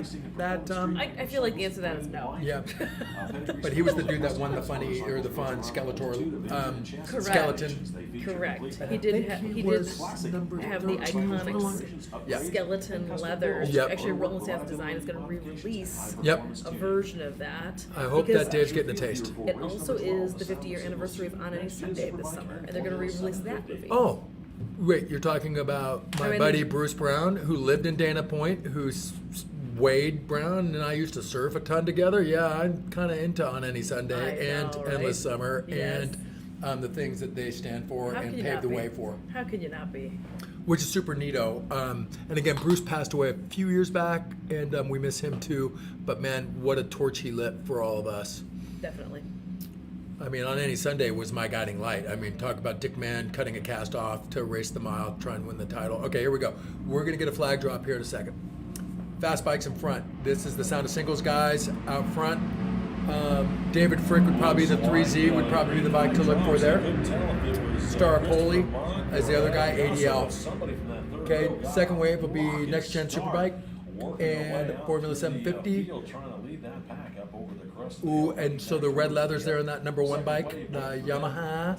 That's Mark Morrow. He's our race instructor at school. Oh, Morrow gets a jump, but he pops two quick wheels and a third. But it's 277. Ryan Ambrose got the holy on that triumph. Ambrose. Well, here's the thing. Ambrose kept his wheel down Yeah. and got the drive. Yeah. Unfortunately, Mark, I think it wasn't that he got it in gear shifts. I think he kind of popped the clutch, got a little wheel off the ground, let it down, popped the clutch again, got another wheel off, and then probably the third wheelie was probably when he went into second. But the point being is, Mark's probably a little disappointed in his launch because you want your wheels on the ground for drive. That's the whole bit, right? Correct. It's super exciting to get a wheelie, and it's probably the only time I can ever do one is when I'm like, oh my god, I gotta start, because I couldn't control a wheelie if I tried to do one. But when the flag drops, yeah, I'm really good at those. You know what? I'm so excited about this Someone's pushing a racing. bike back. Oh man, And two more to go 5, after 7, this one. So 6. That's a I'm trying to find pity. out what's going on. I would say that get 7, yourself 6? up there if you're done Yeah, racing that's today. You wanna bring he's your either bikes up there, missed get his yourself up there at start. 5. 576. But there Next might Gen be a few Superbike, Christian stragglers Jensen. coming in. Looks like he's out. So we'll let you know. Well, I know he's out. It's not. It looks like he's out. No, he's Because out. He's out. You can't push a bike. This is one of And the race. things that he's kind of going against the flow of traffic right now, which we're not a big fan of. Now he's off track and he's off hot pit, but he is in between the wall and hot pit, and we still would rather the bike be pointing the way with traffic. Yeah. So we're gonna hope that Chris can just get through this gate right here safely before people come in. Well, okay, here we I go. think they're gonna- Race leaders are coming through. Okay. Looks like Sound of Singles people. Can we get that number? Is that Star Poli? Yep, Star Poli out front. Yep, he's fast. He's fast. I'll be surprised if he doesn't have the race lead. I'm sorry, because I know I'm changing a little bit. Okay, between Morrow and my good buddy Ryan Ambrose. You But are. but Star Poli being in first wave on a single, Yes. he's the odds-on favorite to be the overall. Gotcha. But here we go. Let's see what's going on here. Oh, 277. There goes Ambrose. He's already up into the field. There's Mark Morrow. Not about maybe 20 bikes off, Ambrose. Casey number 1. Number 17 now. Casey number 17. Yeah, KC 17. I Yep. nicknamed Why couldn't we him. have that at 9 o'clock this morning? Well, I know it's gorgeous. that would have been nice. out Hey, there's now. Ricky Pearson You on the can even see it on the 636. camera. It's brighter and big blue skies. It's absolutely spectacular. Ooh, here we go. We got a blue shirt on a KTM Oh, 390. Welcome, Yeah. new racer. Yeah, we had, so Mark Morrow, who's on the track, who is our road race school instructor, he told me that we had 18 new racers join us this weekend. They all passed, And then there was a 19th guy in the school, which was somebody who retook his class Just for fun. because he's that awesome. For funsies. Yep. Which I'm telling you, I don't care how long you've raced, you will learn something from Mark Morrow. I believe it. Yeah, here we go. Jensen, you can't see him. Yeah, now you can. Just on the right-hand side. He was in our next gen superbike class. He must have had a miscue, and he is now pushing his bike. Oh God, do not go on that track. Okay, he made it. All right. So he turned it. He's going with flow traffic, and he's going to push his way off. Yeah, he's duck walking that bike on out of here, so he is okay. Must have been some sort of little technical snaggle. But he is good to go. He is. Yeah. Ooh, look at this racing. There is bar to bar going on Look at between that. Frick and Staropoli, if I'm not mistaken. Heading into the Alpha. Yep. And that is, well, we haven't really talked much about the track. You guys want to talk about the track for a minute? It's pretty fun. Yeah, lay it on us. All right.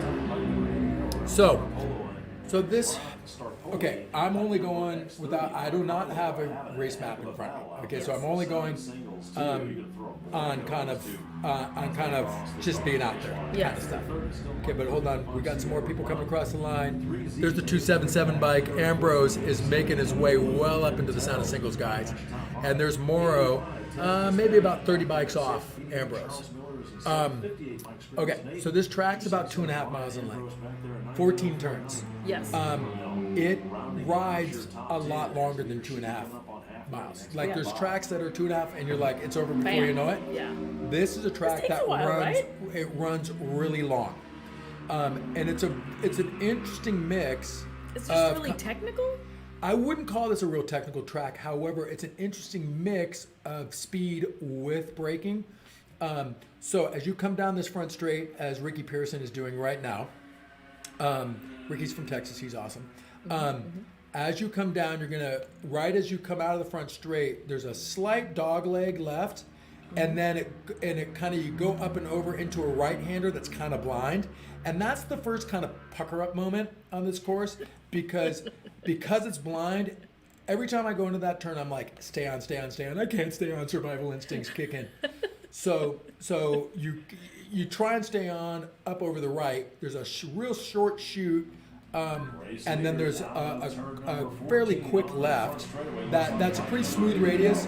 That then there's a short chute off of that I usually can get to fourth gear on a 4-speed. Yes. And then maybe a quick downshift into turn 3, which is a long radius left-hander. Yes. Super fun, super cambery. And are you pointing at the screen and everything? Okay. Oh, I can look. I'm doing this by memory. Okay. After that long radius, kind of 180-degree turn, but it's a wide one, so it's not real tight. There's another short chute, and then you go into 2 right-handers. The first right-hander is pretty fast. The second right-hander is a full-blown, kind of flattened-out camber right-hander that's full decreasing radius. That's kind of a break moment, right? You get to a full-blown short chute, all right, and then there's a left, and that one, again, it's not decreasing as much as it's just you find the outside edge of that turn on the exit real quick. Yeah. At that point, man, it is screwed on to a wide open left-hander that goes down a kind of a medium-sized short straight, but then you hit the bus stop. All right, there is a kind of a left-right, and it's not a full-on bus stop, but it's definitely tighter than a chicane. So it's a left-right, which usually in a panic moment I might even take 2 gears, but usually I'll take that in third. So it's a left-right. Once you come out of that right, you are totally looking to your right and staying on the gas, and then it sweeps left, and that's where you hit fourth in freaking top RPMs, top gear, into a pretty fast, maybe 1 gear down left-hander. It's a fast turn, and it's faster than you think it is. At least for me, because I'm always like, I could have went twice as fast for this turn. Anyway, so good, smooth, flowy left-hander, and then there's a series of left-rights into the last 3-4 turns. So after the kind of fast left, you have a pretty tight right-hander into an even tighter left-hander, and then short chute into the second last turn is a pretty tight right, and then it's pretty much a 90-degree on the front straight. Last turn, turn 14, which we had unfortunately a rider go off a little bit ago. And that takes you through the 2.5 miles of Kansas. All 14 turns. Yeah, have fun. 14 turns of fun. You're right. I mean, in Kansas, the facilities here are epic. Plenty of garages, plenty of showers. You know, this isn't a tumbleweed course, which I No, it's adore really tumbleweed nice. courses. But this is, you can kind of live well. All right, Ambrose, man, he has checked the heck out in that Formula 750 race, man. He is gone, daddy gone on that Triumph T140. And that's a lapper. Where's Mark Morrow, dude? I think Morrow is on the TZ750. The 17, there's Kenny Cummins. Wait, now, as I was doing my course description, I apologize. Maybe I missed Mark Morrow. Maybe Mark Morrow caught up with Ryan Ambrose. Maybe he's in front. We're going to find out the next time they come around. Let's take a look. Starpoli, of course. Harlow. Frick. Okay, so Harlow, I believe, is on the motard. Frick. Okay, hold on. I'm just looking for Morrow as Bryce has come by. Kevin Brown. There's Ambrose. No, Ambrose up front. Huh. Where the heck is my pal Mark Morrow? There's Starpoli right there. That's your race leader that just came across the start finish.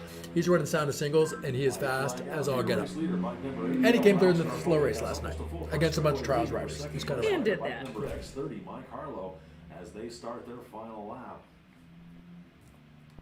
With the white flag on this one, let's go. First call. First call for race all right. number White 13, flag is 7-1. flying. Ricky Pearson comes across, takes the white. Singles one in Formula Lightning. And he, Folks will be up here in just a yeah, moment. he's in Formula It's 750, first call. which First he's call under for gun. race He number kind of brought a 13, knife to a 7-1, gunfight because I open think he's on two-stroke a, sound I think he's on an Formula RD Lightning. 400 First actually. Is call what he's for race racing. number 13, first call. Yeah, I'm bummed. I don't see Morrow out there, so he might have had a mechanical.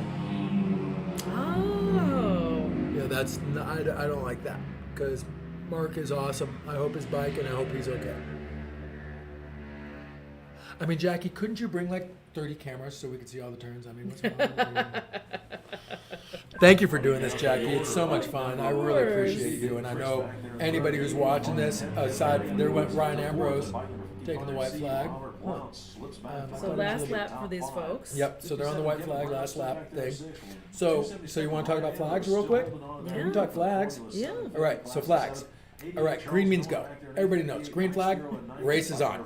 Okay, now wait a minute. I gotta make sure we don't miss the checks. Okay, well, we're not. I'm watching it. Bargier Okay. started. Ralph Starpoli out there in the lead. So we're on the white flag. That means your last lap. And here comes the checkered laundry. Okay. Kenny Cummins, white flag, and Starpoli.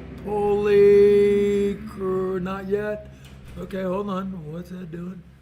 Okay, nope, he's just ready. He's just ready. Okay, so I'll tell you what, we'll cover flags here when we have a little break in the action because Yeah. we're getting a race finish right now. Of course. I think this is Starpoli This because feels like look it. at how Yep, look. fucking fast he's going. I am. Oh my God. Starpoli. Jeez Louise. Almost a full front straightaway lead Very over that fast. second place rider again. Hung up a little bit behind back markers. As it be the X30, Mike Harlow taking the unofficial second. Wow. Look at this gap.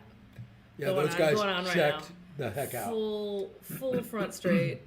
So there was Length. Starpoli and one other dude in the Sound of Singles race.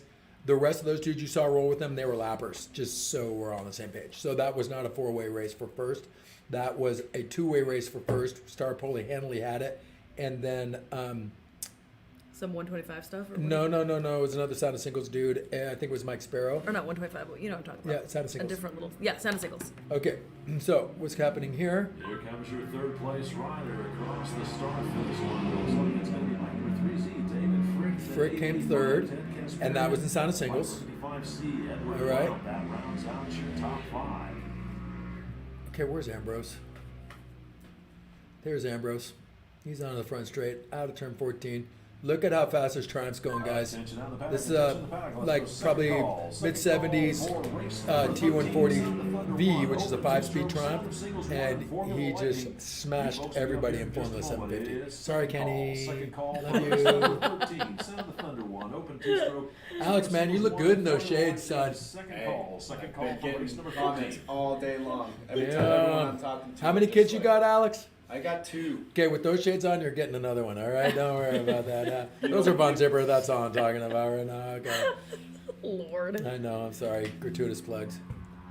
All right. Oh, no. You can plug away, my friend. Okay. Where's Kenny? Here comes Kenny right now. I think Kenny might have came second overall in Formula 750. I could be wrong, but I think. Let's take a gander real quick. Let's go Yeah. look at race monitor. But I don't want to say the wrong thing. Ambrose had him by quarter lap. It was a lot. Yeah. It was a lot. He had a really, really good lead on him. Yep. No, Ambrose out of the mouth balls. Ambrose had a good day. Oh God. And that's that big D built 750, and for good reason because those guys roll. They do. Alrighty. So what's going on next? Let's go Okay, ahead you and wanna start. know what's Let's next? go ahead and start clearing the Okay, decks. all right. and know She's what's snapping next. fingers, guys. Yep. Jackie just snapped her fingers at me, guys, in a nice way. Ooh, fast class is coming up. I run a tight ship here. Yeah, I GC. know. I like her stuff and your moves. Okay, here we go. Race 13, Sound of Thunder 1, sponsored by William P. Dokianos. Yep. Open two-stroke. Ooh, this is fast. Sponsored by Tony Dukas Racing, TDR. Open two-stroke. And then we have Sound of Singles 1. Announce to control. And then we have Formula Lightning, My headset sponsored by crapped out in here. Pete Nicolosi. And Formula Lightning, mind you, is electric bikes. What's up? That's right. Electrics. Electrics. Fast, fast, fast. Torquey, torquey, torquey. Fast, fast, fast. Oh boy. Roger, is that you behind me? Don't do anything mean to me. You almost gave me a head swap, guys. Listen, my headset crapped out, so I had this thing turned down. I couldn't hear if she was calling me, but we lost it. Oh, Mark Morrow, so that's what I'm like, okay. That's what I was asking. Did I miss anything is what I'm asking. Right. What happened tomorrow? You missed Pit out calling Mark Morrow.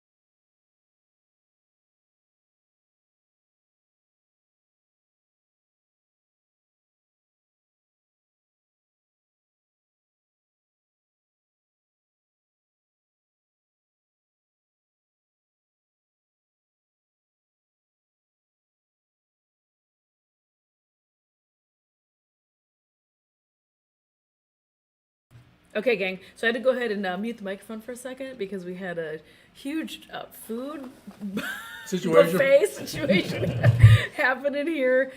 Poor GT has raced today, multiple classes, multiple disciplines. He has not eaten. He's sitting up here. Except for Jay's trail mix that I totally bogarted. Exactly. Except for the my co-announcer up here, Jay. He hammered through his trail mix. Not without even asking. Not I'm even such a asking. wiener Doesn't face. even know who he is. Yep. Just went Just came over. in. Just helped Took over. himself. Thanks, So Jay. now, because we are the family that races together, talks into cameras and microphones together, we eat together. It is broken out into a full buffet situation up here. That's Jay right over my shoulder that way. There's Jay. He's hiding. He didn't Hi, want to be Jay. on Wave camera. the camera. There he we is. go. Oh, God, let me get out of your shot. Yeah. You're fine. He's hiding.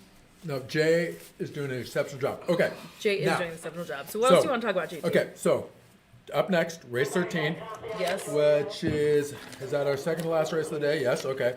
So, race 13, Sound of Thunder 1, fast people. Open two-stroke, fast people. Sound of Singles 1, fast people. Formula Lightning, fast people on electric bikes. So this will be some of the fastest racing we'll see, and some of the more modern racing that we're going to see today. Right. Now, Isn't it, because in theory, isn't it all fast people? yes, I'm just saying. Yes, I'm it just is, saying. and it's all so this relative. is just slightly more modern. it's modern fast. All Okay. right. So we do have a back-to-back. Star Poli, who just won the last race, is also an open two-stroke. So that's why we're having a slight lag.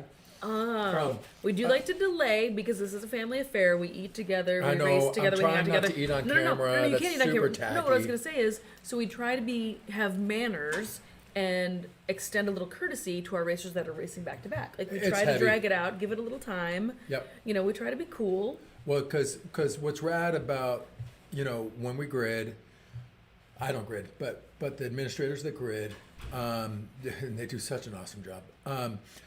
They'll note where a back-to-back lies. So what's rad is everybody knows from pit in to grid marshals, etc.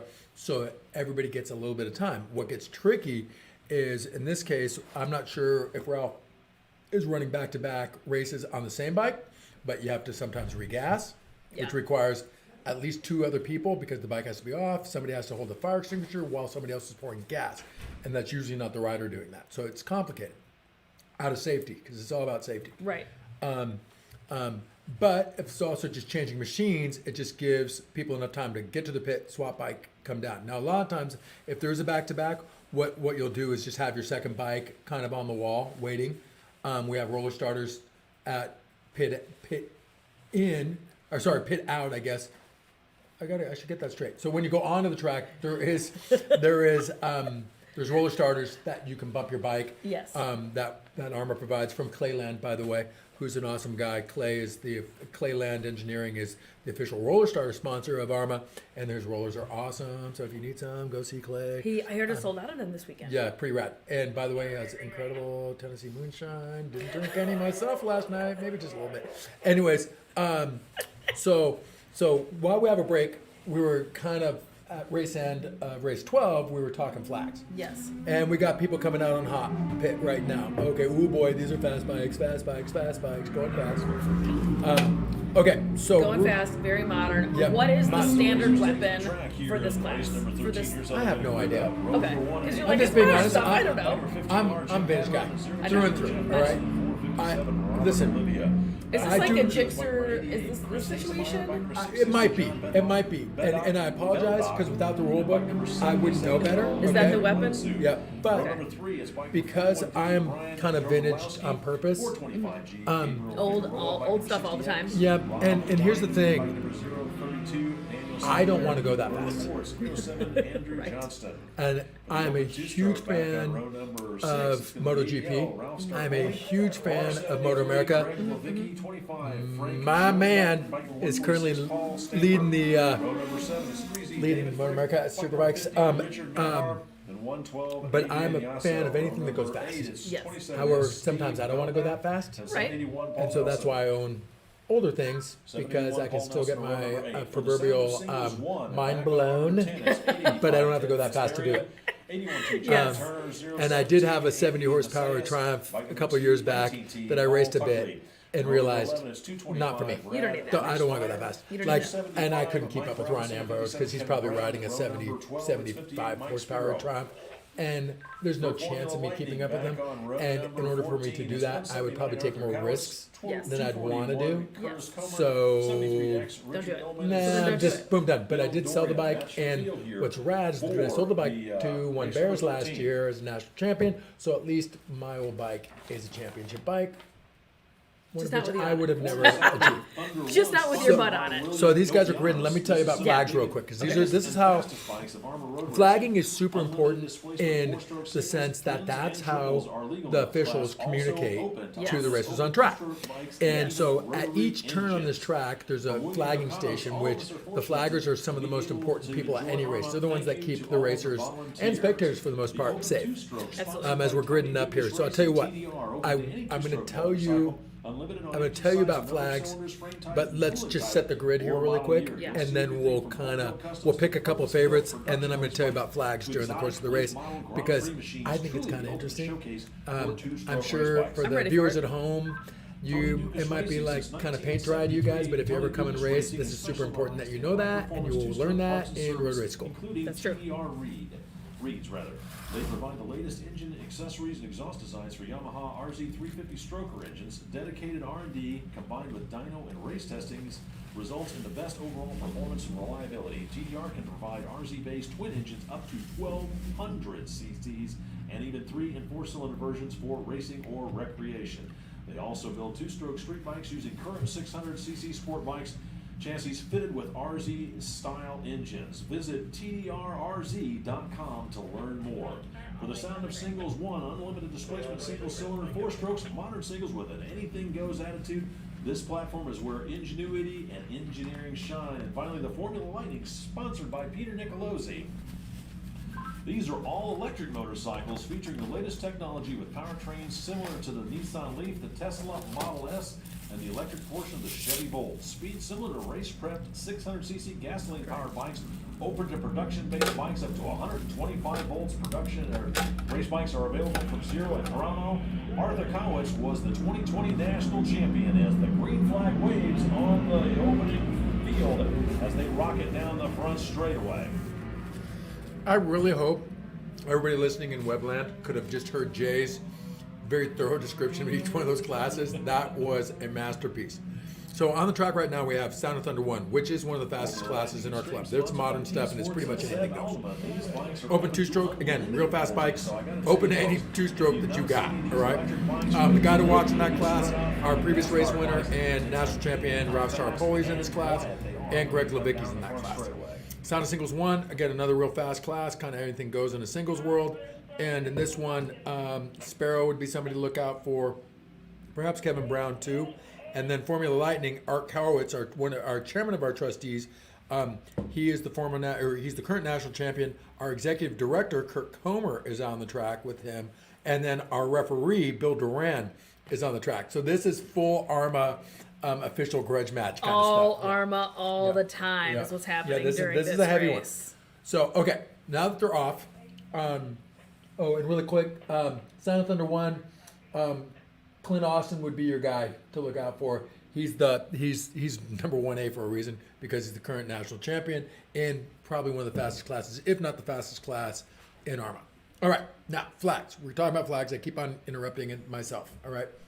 So flags. with all the buffets I and know. the racing. Or just at least starts and trying to set grids. So, okay, so flags, they're super fun because that's the way the corner workers and the officials communicate with racers, right? So green flag, everybody knows that. Green means go, right? You see that green, you punch it, right? Right. Okay. Once you get going, the first flag, these are fun flags. The next flag that you're looking for is the green white cross. Now that is not fast, people. These guys are probably going in the neighborhood of about 150 down this front straight, maybe. Really? Certainly, yeah, I would say in the neighborhood of 130 to 150 for sure. Now this straight is pretty short, so they won't be getting top speed, but we're fast. And by the way, I was having a brain fart when we were talking about modern bikes and how much I love MotoGP and in Moto America. Yes. And my boy Jake Gagne right now is kind of winning it, and he's my favorite. Okay. Yes. Anyway, so up next, we're talking about the next fun flag. Green means go. Then a green-white crossed usually signifies halfway. So let's say in an 8-lap race, you'll see a green-white crossed at lap 4. All right. Now that is a courtesy flag, not necessarily always thrown. All right. Then the next fun flag is the white flag. All right. That means you're on your last lap. Punch it, dude. Gain some ground. Get those people. Again, that's a mandatory flag. So white flag, always super important, and you're like, thank God this thing's over, it's over. Or if you're losing, you're like, oh my God, can I get one more lap? Then, everybody's favorite flag, the checkered laundry or the checkered flag, that signifies race end. And by the way, friends and family out there in interweb land, you always race to the checkered, man. You never roll off, never look back. You race, look forward, and look for that checker flag, and never let off until that thing flies. All right, and that's in any form of racing. All right, now, not fun flags. Okay, the first not fun flag is what we call the meatball flag. All right, the meatball flag is a black flag with an orange dot in the middle of it. Yes. Oh my God, that just scares me to even look at. They're going so damn fast. How do they do that?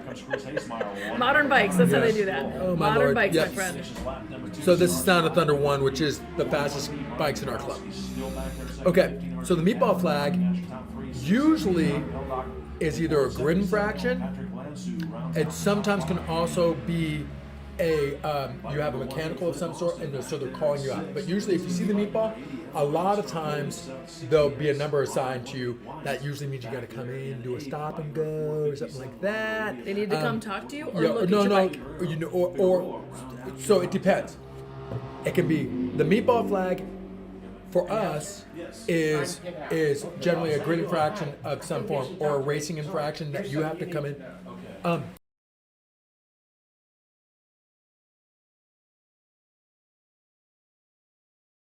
So the meatball flag is usually signifies some sort of grid infraction. All right. So that's usually when you're going to get a stop and go. So if you see the meatball with your number on it, that means you got to pull into hot pit, which usually means you're going to stop, and then you're going to go. And that sucks because at that point, the hot pit here is pretty fast, so you wouldn't lose a lot of time, but pretty much you're like bummed out. You're going to lose about a half a lap. All right. So then the black flag. And it can sometimes be interchanged with the meatball flag, but a black flag usually means you're a mechanical. So if you see a black flag and it's either with you cross start finish with the black flag with your number next to it, you got to come in or get off the track immediately because something's unsafe about your machine. All right. Or if you see a corner worker throwing the black flag, and usually they'll point at you and then wave to you get off the track. Super important. Black flag is kind of like one of the most like, oh my God, black flag, like danger, danger, danger. All right, yellow flags.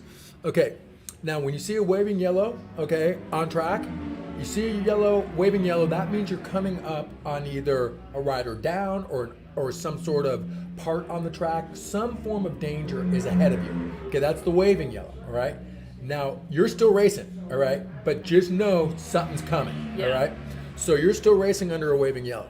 Now, when you get to the standing yellow, that means that the whatever is happening is imminent. It's right. You're coming on it right away. No passing. Still racing, but no passing. Keep your head on the swivel because either somebody's off, a part's in the middle of the track. Something dangerous is happening at a standing yellow. Okay. Okay. Next up is something we don't want to see. Next up is something we don't want to see as much as standing yellow is a red flag. Red flag. Okay, so the red flag, the bum out when the red flag happens is, as a racer, you see a red flag, you immediately put your hand up before you roll off. You put your hand up signaling intention that you're going to slow down. And then everybody's supposed to slow down to a very casual pace, somewhere in the neighborhood of 25, 30 miles per hour, whatever a safe pace would be. And then you have to go into hot pit and wait for direction from the referee or a race official. Now, a lot of times that'll be a crash or something that's just super, not catastrophic, it's too hard of a word, but something that is going to either So create that directly affects the race. Okay, so you're either going to restart, so a lot of times you're hoping that you're going to get a regrid, or if it's at the end of the lap for AHRMA, usually if a red flag happens on the first half of a race, they'll regrid you, okay, and you'll start in original grid order, all right? If it's a red flag and it's in the later stage of a race, a lot of times they'll call the race and score it as it stood on the last completed lap. But we don't like red flags. And you know what? We've been surprisingly. I think it was the practice group 2 is the only red flag I can recall today. Has there been any red flag racing today? I don't recall it. I think there was the one, and Okay. that's it. Okay. So that's good. Except for the last, the end. But that wasn't a red flag. Right. That was just Because that his little, bike was off the line. Correct. Okay, the next flag that we don't want to see is the ambulance flag. Now, the ambulance flag is that white with a red cross on it, right? But interestingly enough, you can still be racing with an ambulance flag thrown, okay, because it depends on where the incident is. And as long as it is not an imminent threat to the racing line, you can continue to race. You just need to be aware. And that sometimes will be combined with a yellow flag, so you'll see waving yellows up to the ambulance just flag. alert. Right, so you know something's coming. All right, anybody online, if I forgot a flag, please let me know, because I was doing that off of memory without any things in front of me, and I am old and have done a lot of terrible things in my life which might have hurt my memory. But anyways, those are the important flags. But it's important because if you come out and race, these are things that you need to know implicitly, and that's part of the road race school. You're going to need to know all the flags and recite them to our instructor, Mark Morrow. You will, but GT, let's go look at Race Monitor and see what's happening out Okay. there. Ooh, Chris Hasmeyer, nice. Dabrowski, Padron. Ooh, Star Poli's dropped down into 5th. Ooh, those fast guys. Wow. There's burly dudes. What are the lap times? Oh, 148? 148. Sizzle, sizzle. I mean, listen, someone like Ryan Ambrose yesterday, who's super fast, and we're taking a white flag right now, but like Ryan Ambrose was hovering right around 2 minutes, maybe 159s, and he was stoked, all right? So someone as fast as Ryan Ambrose being stoked on 2s here, that should tell you a 148 is like hauling the mail, all right? Oh, no, it's definitely hauling the mail. You like how I use that term? I never use that term. Oh, I love that term. I use it all the time. I never have. Again, first call for race number 14. Sound of Thunder 2, first call for race number 14. So we're taking whites right now.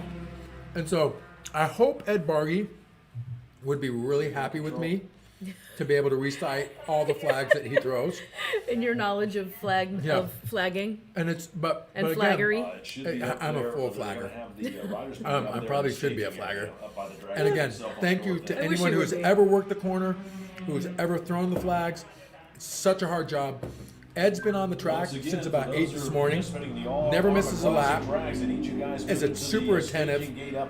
And again, it's a serious job. By the grandstands, and there will be a And it's mandatory riders meeting in the staging area. super mandatory that as a flagger, you have to be engaged all day.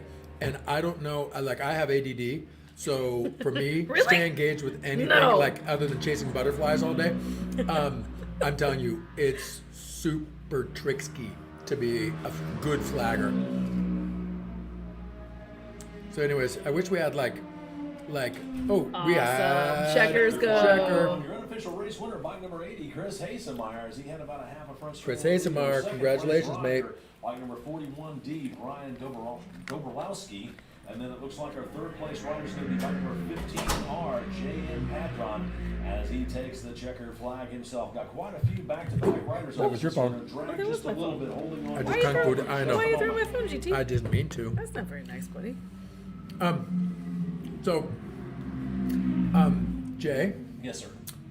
Jackie, Yes. I Yes, apologize because there was some dude kind of saying very loud things to Jay at one point, and I'm sorry. I kind of reprimanded him like, "Oh, dude, we're live on the thinger." So sorry, internet world people.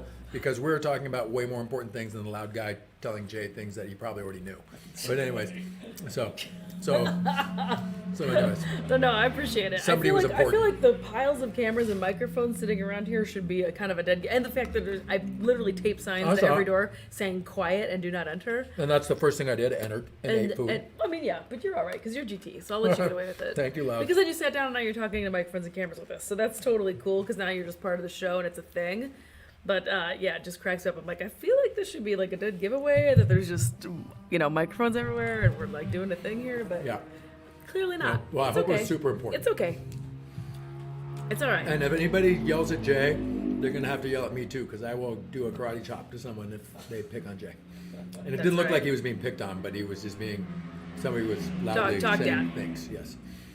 Anyways, so but we're good People now. just like to be part of the program. Let's they like get to come sound in. let's go They like to, second they call. like to be Second part of call it. They for want to race jump in and number say 14. things. I know. Well, Let that's you what I know was gonna about say, little Jackie. tidbits. I really wish we could have like Second call for internet race number 14, two-way Sound of conversation-y, like Thunder 2. people could send us Second messages call, that race we could number talk to. 14, second Maybe not, call. because somebody might say something mean about me, and I wouldn't like that.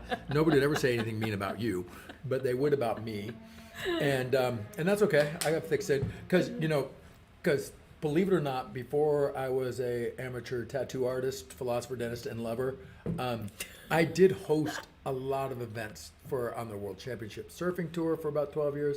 I hosted 10X Games. I had my own snowboard TV show in the 90s. So I've done a little bit of this stuff. So I'm not unaccustomed to being No, you're not to just being some called guy. a goofball. You're not just some Because guy. I am a goofball. I am what I am. I am what I am. Yep, and that's what I like about you. We are who Because we you are, are man. you. We are who we Yeah. are. We are everybody. We're a little weird. We're probably a little loud. Yeah. We're a little extra. Yeah, sorry. It's a little messy. I'm an optimist. And I'm an optimist, Yeah. right? Yep. The sun Everybody is love shining. everybody. My pals are all here. I know. Then we're talking about things we love to do. Talking about And, old and bikes. celebrating people doing awesome things. Yes. That's the pit out. Agreed. Okay, what's next? We gotta Okay, get to work so here, GT. we got race 14, which is the last race of the day. And you know what? Are you doing this tomorrow? Oh, yeah, of course. In this one. It's Okay, well, I Friday. got the 4 o'clock flight, so we gotta get out. We gotta get the show on the road, right? Okay, so I'm gonna. Hopefully, you won't kick me off, and maybe I can help you tomorrow too. Okay, now You can if you wish. bikes are coming in to hot pit, so they're entering back into the paddock after doing their cool down there.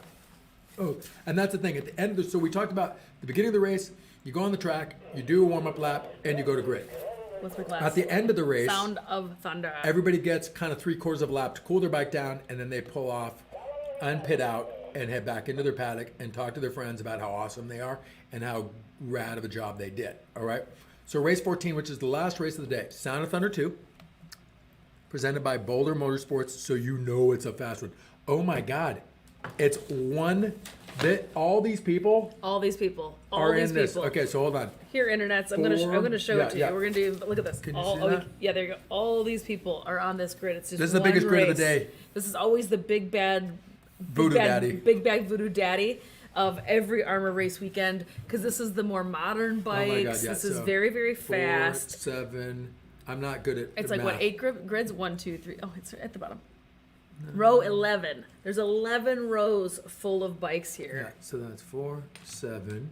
7 plus 4 is 11. 11 plus 3 is 14. Oh, GT's gonna try to do 17, math. 20, 24, 27.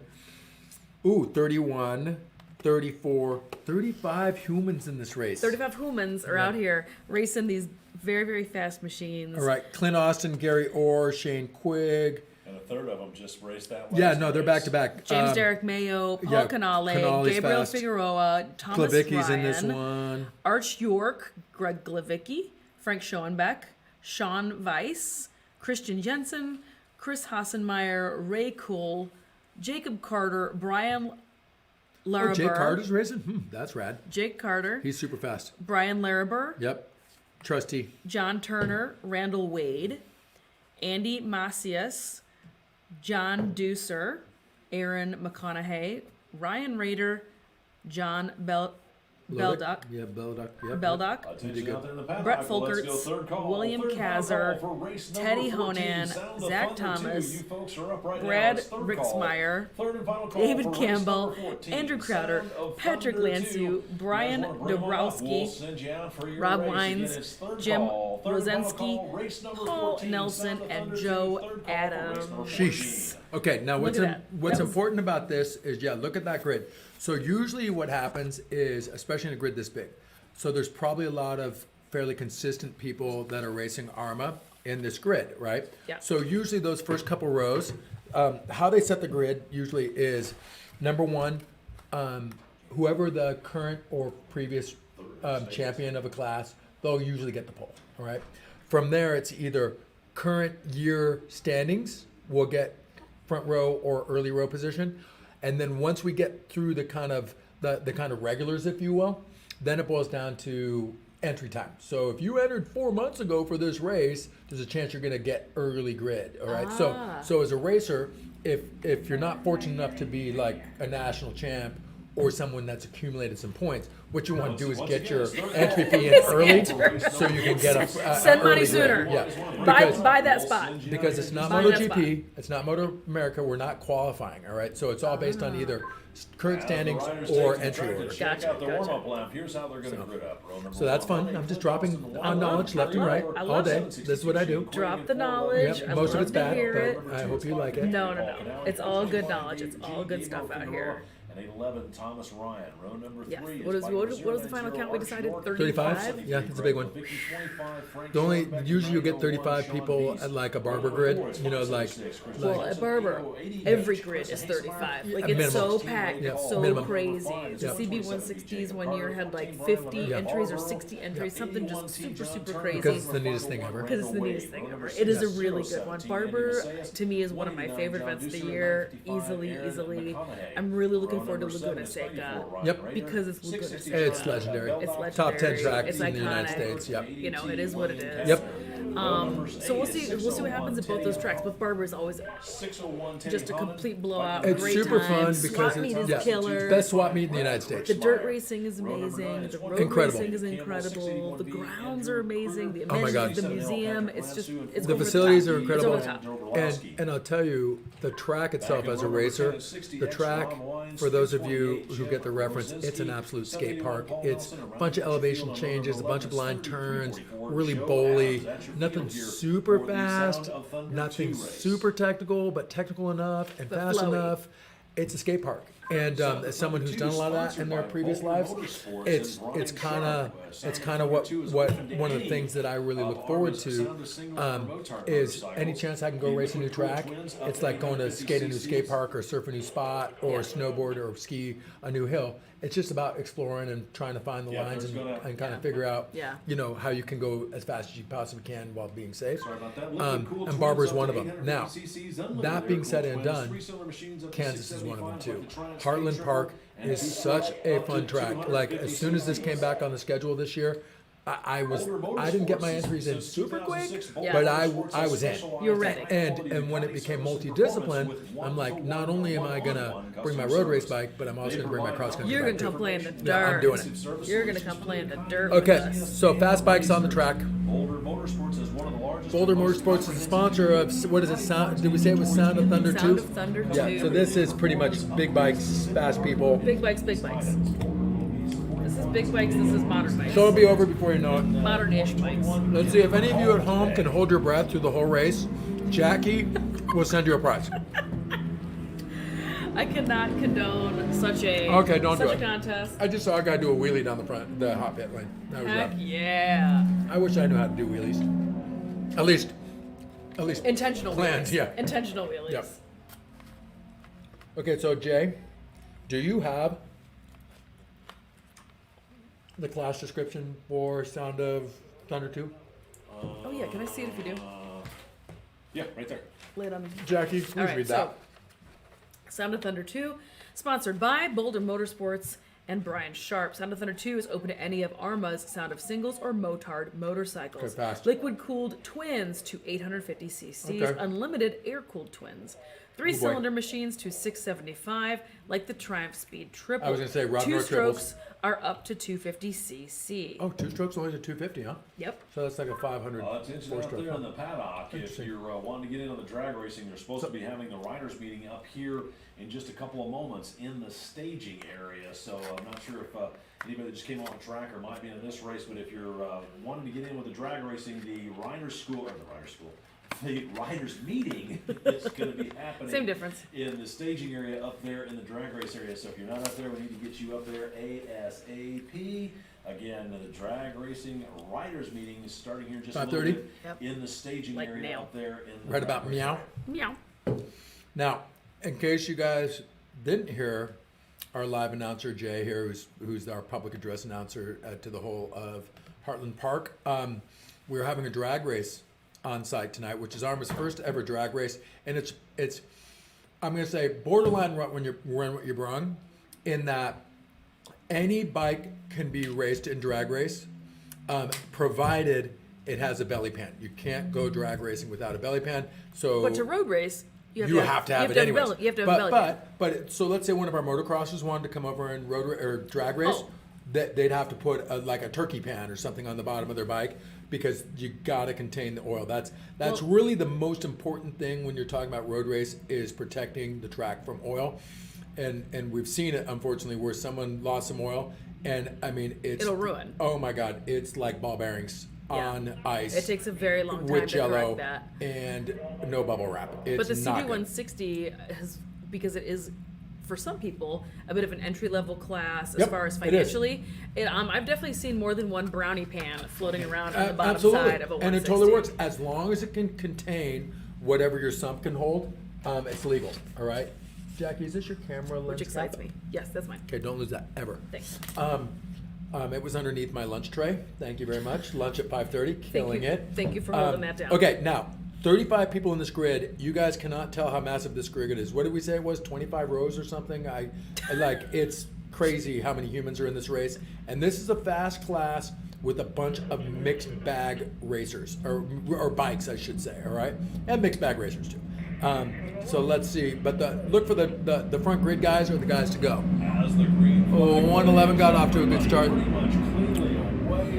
11 rows. Thunder There we down go. in front straightaway. 111 Gary Orr, yep, and Clint Austin, Turn 1A. Alpha, Those were the two and guys that turn got the jump. number one. Of course. And Clint Austin's a national champion in this class because he's riding 1A. And Gary Orr- And then Gary Orr was a race leader about 3 or 4 races ago. Again, big, fast, modern things on track right now. Yeah. We don't see them, but I promise you, they're probably somewhere in turn 3 by now, and they're going left real fast. They're probably dragging their knees. They're probably counter steering, and they're probably upshifting as they exit to go real fast into turn 4, steep right-hander, even short shoot into a real decreasing radius right-hander, real fast short shoot into, again, a fairly steady left-hander, but it closes up pretty quick on the exit. And then it's on the gas massively, long sweepy left-hander onto a bit of a short straight into kind of a bus stoppy left-right combo, which I don't like very much. And people sometimes tend to go straight through it, into the grass, that is, and that's not a fun thing to do. Not So, recommended. yep, left-right, and then again, massive on the gas into a long sweepy. It starts right and then hooks left into kind of a moderate straight for this track. Hard on the brakes into a left-hander, bit of gas into a sweepy right, hard brakes into a real decreasing radius left, short shoot where you would either go pit out or track out, or but seeing how these guys are about to come on the front straight, you're going to hook a hard right into a very hard left onto the front straight and right on cue. I just did it at their pace. Here they come. Look at that. I wish that was my pace. Who needs? I'm pretty sure it is. In your mind. In your mind. Yeah, exactly. Well, okay. So, what's fun, what you're supposed to do when you visualize a track, what you're supposed to do is visualize it at the pace you go. Okay. So unfortunately, I visualize the pace at Sound of Thunder 2 pace when I'm about Sound of Thunder 200 pace. All right. So, because these guys are going to be doing sub 2 minute laps, and I'll be happy if I'm doing 2:15s here. Figueroa. So, and I haven't looked at my times. Usually I don't because I get my heart broken because I think I'm faster than I am. Aw. I know, but it's kind of funny. Back to the field. And Our position is but as long, forward. you know what? I don't care if I'm doing 2:15s as long as the guy behind me was doing it, or the guy I'm racing is doing a 2:15.1 or something, right? So anyways, so this is the last. This is the last race of the day. And I guess for me, and I think I jumped in at race 9 with you, Miss Jackie. And I just want to thank you for doing this. Thank you. Webcasting AHRMA Live things is super fun. I wish I would have known about it earlier so I could have told my family and my friends, but I'll do it for tomorrow. It's just And- on the AHRMA Facebook page. It's not a Well, secret. I know, but This ain't that hard. wait, hold on. You have your device right here. You just go to it and share it. Listen, I'm too busy racing to look at my phone. You're too busy sitting up here eating. Well, that's true. So, anyways, but all of our friends and family that are watching right now, all 5 million Go of check you, it out. Click it, like it, and share we it. We want you to tell all your friends and family to watch racing tomorrow. Is that Haysmeyer? Yes. Yep. Okay, so Haysmeyer Look won at the last this. race. Big gaps between Gary 1, Orr's 2, in and second. 3. Previous race not wearing Haysmeyer one bit, but it's 762. Shane Quick. back Shane there, Quick, second, third. Bike number 1A, Clint Austin. Austin 1A is fourth. 189, John Newsom rounding out your top 5 with bike number 553, Paul Canale dropping And down then a couple positions. Canale 553. Round out your top And I wouldn't have not known any of that if it wasn't for Jay saying. Yes. Place position. So, what I guess what I was saying is, anybody who's watching, can you please share the link, pass it to all of our web friends, so we can get a bunch of people watching us race tomorrow. It'd be super fun. I promise I'll be on my best behavior if I help Jackie out tomorrow, but she doesn't need my help because she does an awesome job. Thanks, buddy. 370 Brett Folkerts in 9th, and 73 Greg Jackie? Levicki back Yes, dear. there Because in you've been good all 10th. day, can I offer you a cookie? I'm good, but thank you, dear. Okay. Because I just wanted to make sure, because, Jay, do you want a cookie seeing I ate all your trail mix? Thank you, Del. Appreciate Well, it. do you want to put this in your secret, well, when we get done? Because we have chips. Okay, we have any of these things? Jackie, do you want any of these things? There's chips, there's cookies. I'll take What, this too. these? I'll take one. Okay, oh, all of a sudden, Yeah. she didn't want them, but now she does. That's a woman's Give it to prerogative. Jody. Oh, yep, okay. Well, Jody needs to eat too. He's a very nice boy. Everybody needs snacks. Yep, snacks on snacks on snacks. Everybody needs snacks, GT. Okay, well, here's our. Ooh, is that oatmeal? No, that's chocolate chip. You don't need those. No, Let me take those I from want you. them. I Let me just don't take those keep from them. you. Let me help you out with that. God, he's got 3/4. Most of the entire length of the front straight. Haysmeyer has pretty much checked out. Has about 3/4 of the front straight. Oh no, he's dropped his key off back at the desk and he is checked out of the hotel. He is out of here. He is gone, gone, gone. I wish I could do that. 1A Clint Austin in 4th, 189 John Newser rounding out your top 5. 41 This is fun. Brian Dorbolowski continues to march forward as he's Let's take a gander at the race monitor, friends, while GT eats. Oh look, and look, sunshine. Look, it's sunlight. Look, the sun came out. It's nice and sunny. So these are your current standings right now. Don't point out that I'm eating, Jackie. That's so unprofessional. I can't Of help me that. to eat it. I can't Do help it. that you are. It's okay. You can have snacks. The rest of the field streaming by. All right, let's go check out the camera. Here we go. Wow, that was fast. You swiped it and it was so fast. Oh, it does serve to mention, thanks to Bridgestone Tires, our national road race sponsor. Stick Boy Bennett is up in the paddock, making sure everybody has real fast, sticky tires. So thank you, Bridgestone, for sponsoring our national road race series. I believe it is the National Historic Road Race Cup, to be exact. That's right. I did that without script, guys, just so you know. Also, I think you saw on screen Haggerty. Haggerty's the official official insurance sponsor of AHRMA, and both Kyles raced cross country today, which I saw them on the track, which was super rad, and they raced the slow race last night. So super neat that the Haggerty guys are involved. I saw Race Tech. Race Tech is suspension stuff. and they're based in Corona. They've done some suspension work for me and also turned a brake drum or two for me in the past. So racetrack. Oh, Redwood Engineering. They're super awesome. They're one of our, I believe they're one of our off-road sponsors. I think they're Vintage Motocross. Correct. Visit Topeka, duh. Evil Knievel Museum. Need we say more? All right. I mean, aside from Heartland Park, why wouldn't you? Who's this that we're saying thanks to?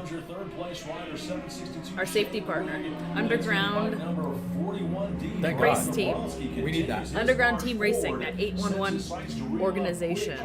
Call before you dig. Good. And then there's AHRMA. Look at that logo. American Historic Racing Motorcycles Association of America. Your mouth will be quiet over there. Was that bad? It didn't even sound like I was eating. Uh-huh. Am I eating? I like roast beef. I know. I'm glad you got a sandwich, buddy. I'm You so deserved hungry. it. You earned it.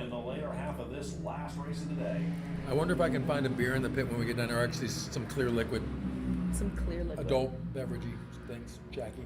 After I jump I on need your some Super water. 73 and do a hot lap. You are not allowed to jump on my Super 73. Wait, my kid works there. We could get it fixed. Oh, okay. I mean, that's cool then.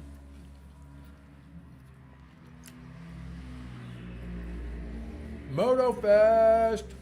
I do have to admit that even as a fan years ago, when I'd come to these races and they would run this Thunder race, Yep. this was always really exciting. Like, I love the vintage bikes, don't get me wrong, but just the sounds of these bikes, everybody comes and rushes the fence to come look at it because it's just so loud and there's so many bikes in this class. And they're so fast. And they're so fast, yeah. It's- And, it's and one if you, tick short if once you- you watch like 30 horsepower bikes race all day, it's a completely different game to come watch these. To come watch this class. Checked out. Chris Checked out. Hazemeyer. I told you he dropped his key off already. He's out of here. White flag on the race leader, bike number 80, Chris Hazemeyer, as he starts his final lap, and he is checked out and running away from the field. Then it's going to be 111, Gary Orr back Yep, there. Gary Orr in solid second. The 762, Shane Quigg. Looks like Shane Quigg doing good. Over by, actually, no, But it's 41D. Brian 41D got it. Dorolowski. He worked his way Oh. up, caught Quigg, and passed him on that last lap. So put Dorolowski up on the third step of the podium. 762, Shane Quigg back I'm in letting the him fourth, announce and things. 1A Clint Austin rounding out the top five as we give an exciting last lap, starting the last lap. As Dobrolowski works his way up onto the podium. Then it's going to be bike number 370, Brett Folkers back there in sixth, 181, John Deucer in seventh, 93T, Zach Thomas in eighth, 553, Paul Canali in ninth, and 77L, Patrick Lansu, rounding out your top 10. Well done, Jay. Want to remind everybody here that if you're still here at the end of this race, we'll be starting the AHRMA Classic Drags immediately following this one. So it seems like it's going to be some interesting grudge racing going on later on this evening. It's like I said, as soon as we get finished with this one, we get everybody organized up. They'll be over there starting the AHRMA Classic Drags here fairly shortly. Are we webcasting the drags? I'm gonna go over there, yeah, with just an iPhone. So you're going to do like a live Insta or something? Yeah, I'll throw something up. All right. It'll happen. Don't you worry, my friend. I'm not worrying. I know what you're capable I'm not gonna of. allow the Awesomeness. first inaugural, Yeah, AHRMA drag. first annual inaugural AHRMA drag to go unrecorded. Of course. Totally would have said something just like that. Of course. Yeah, I can see because looking across, the drag is right on the opposite side. Oh man, Yeah. there's the checkered laundry. Congratulations to Chris Hazemeyer. Man, Yeah, for the unofficial race winner, bike number 80, Chris Hazemeyer, making it look easy as he led from start to finish. Then it's going to be 111, Gary Orr comes out second. there in second, and 41D, Yeah, smooth Brian sailing for all three of those Dobrowski, racers. rounding out your top three. Here's the battle. Ooh, there's a draft. Not At enough. The line, 762 just nipped. 762 Shane Quigg just nipped 1A Clint Austin. Those guys round that out was your going top for it. five. 370 Brett Volker comes in back there in sixth with 189 John Deucer in seventh. 93T Zach Thomas back there in eighth. 553 Paul Canali back there in ninth. oh man, they are going for it right now. Yeah, Rounding out they your mean top business 10 out is there. 77 You, like you said earlier, you race all the way to the flag. You got to race to the checkers. All Okay, the can way you to throw flag. out the let's throw out the results, please, pretty please, please, please, please. Lord. 344. Okay, so Hazemeyer, congratulations, or Dabrowski. Dabrowski and Quigg were literally, it's probably a half a bar, or sorry, half a wheel difference between those two. Clint Austin, top 5 in this class, that is no laughing matter. Folkerts, Deucer, Thomas, and then Master P, Paul Canale. Congratulations to our top 9 right there. Fast stuff. Fast stuff. For One sure. tick off of, this is like wear level. I'm not saying it's Moto America level, but it's a lot right of these there. folks race other clubs as Oh, well with these more 100%. modern machines, Yeah, right? Like, this isn't the only thing that they do. Not that fast. Not people that race that fast. Exactly. 017, Andy Maceas So this in isn't their first hayride out here. No, with yeah, us. right. So they're clearly running AHRMA and probably other Yeah. race organizations. No as two well, ways about it. which is awesome. We're all about supporting all of that awesome racing going Yep. on out here. Congrats. But we're super pumped that all those kick-ass racers decided to come and spend the weekend with us, and all of our excellent racing, all of our vintage racing, all of our more modern racing, lots of great stuff going on. That was jazz hands for Jackie. A super fun day out here. A super fun day out here. Thank you so much for tuning in, everybody, and spending the whole afternoon with us. Invisible J, Yay, Jay. GT, Well done. Thanks for the trail and mix, mate. Jackie Van Ham, your girl in the know for all things motorcycle. Thank you for spending the day with us, everybody. We will be opening up the camera, just a quick little zap over at the drag races that are happening shortly. So make sure you hit that notifications on button over at the AHRMA page. Go give them a like while you're at it and follow on along. We're gonna have more racing action coming your way tomorrow morning. We're gonna be filming and broadcasting some of the dirt racing that's going on, and in the afternoon, we're gonna good, thanks, like bro. mid morning, Appreciate that. afternoonish. No, I'm We're good, I gonna know. be kicking off our road racing program again. So we'll see you later on down the road. Get it? Road, like road racing. That's what we're doing out here. But stay Oh, tuned. you're Because in a little while, I'm gonna funny. open up the camera live from the very first annual. Inaugural AHRMA Drag. AHRMA Drag Racing! Huge thanks to GT and all of our special guests for stopping by today. Click, like, share this video, and we'll see you later on down the road. See you later, guys.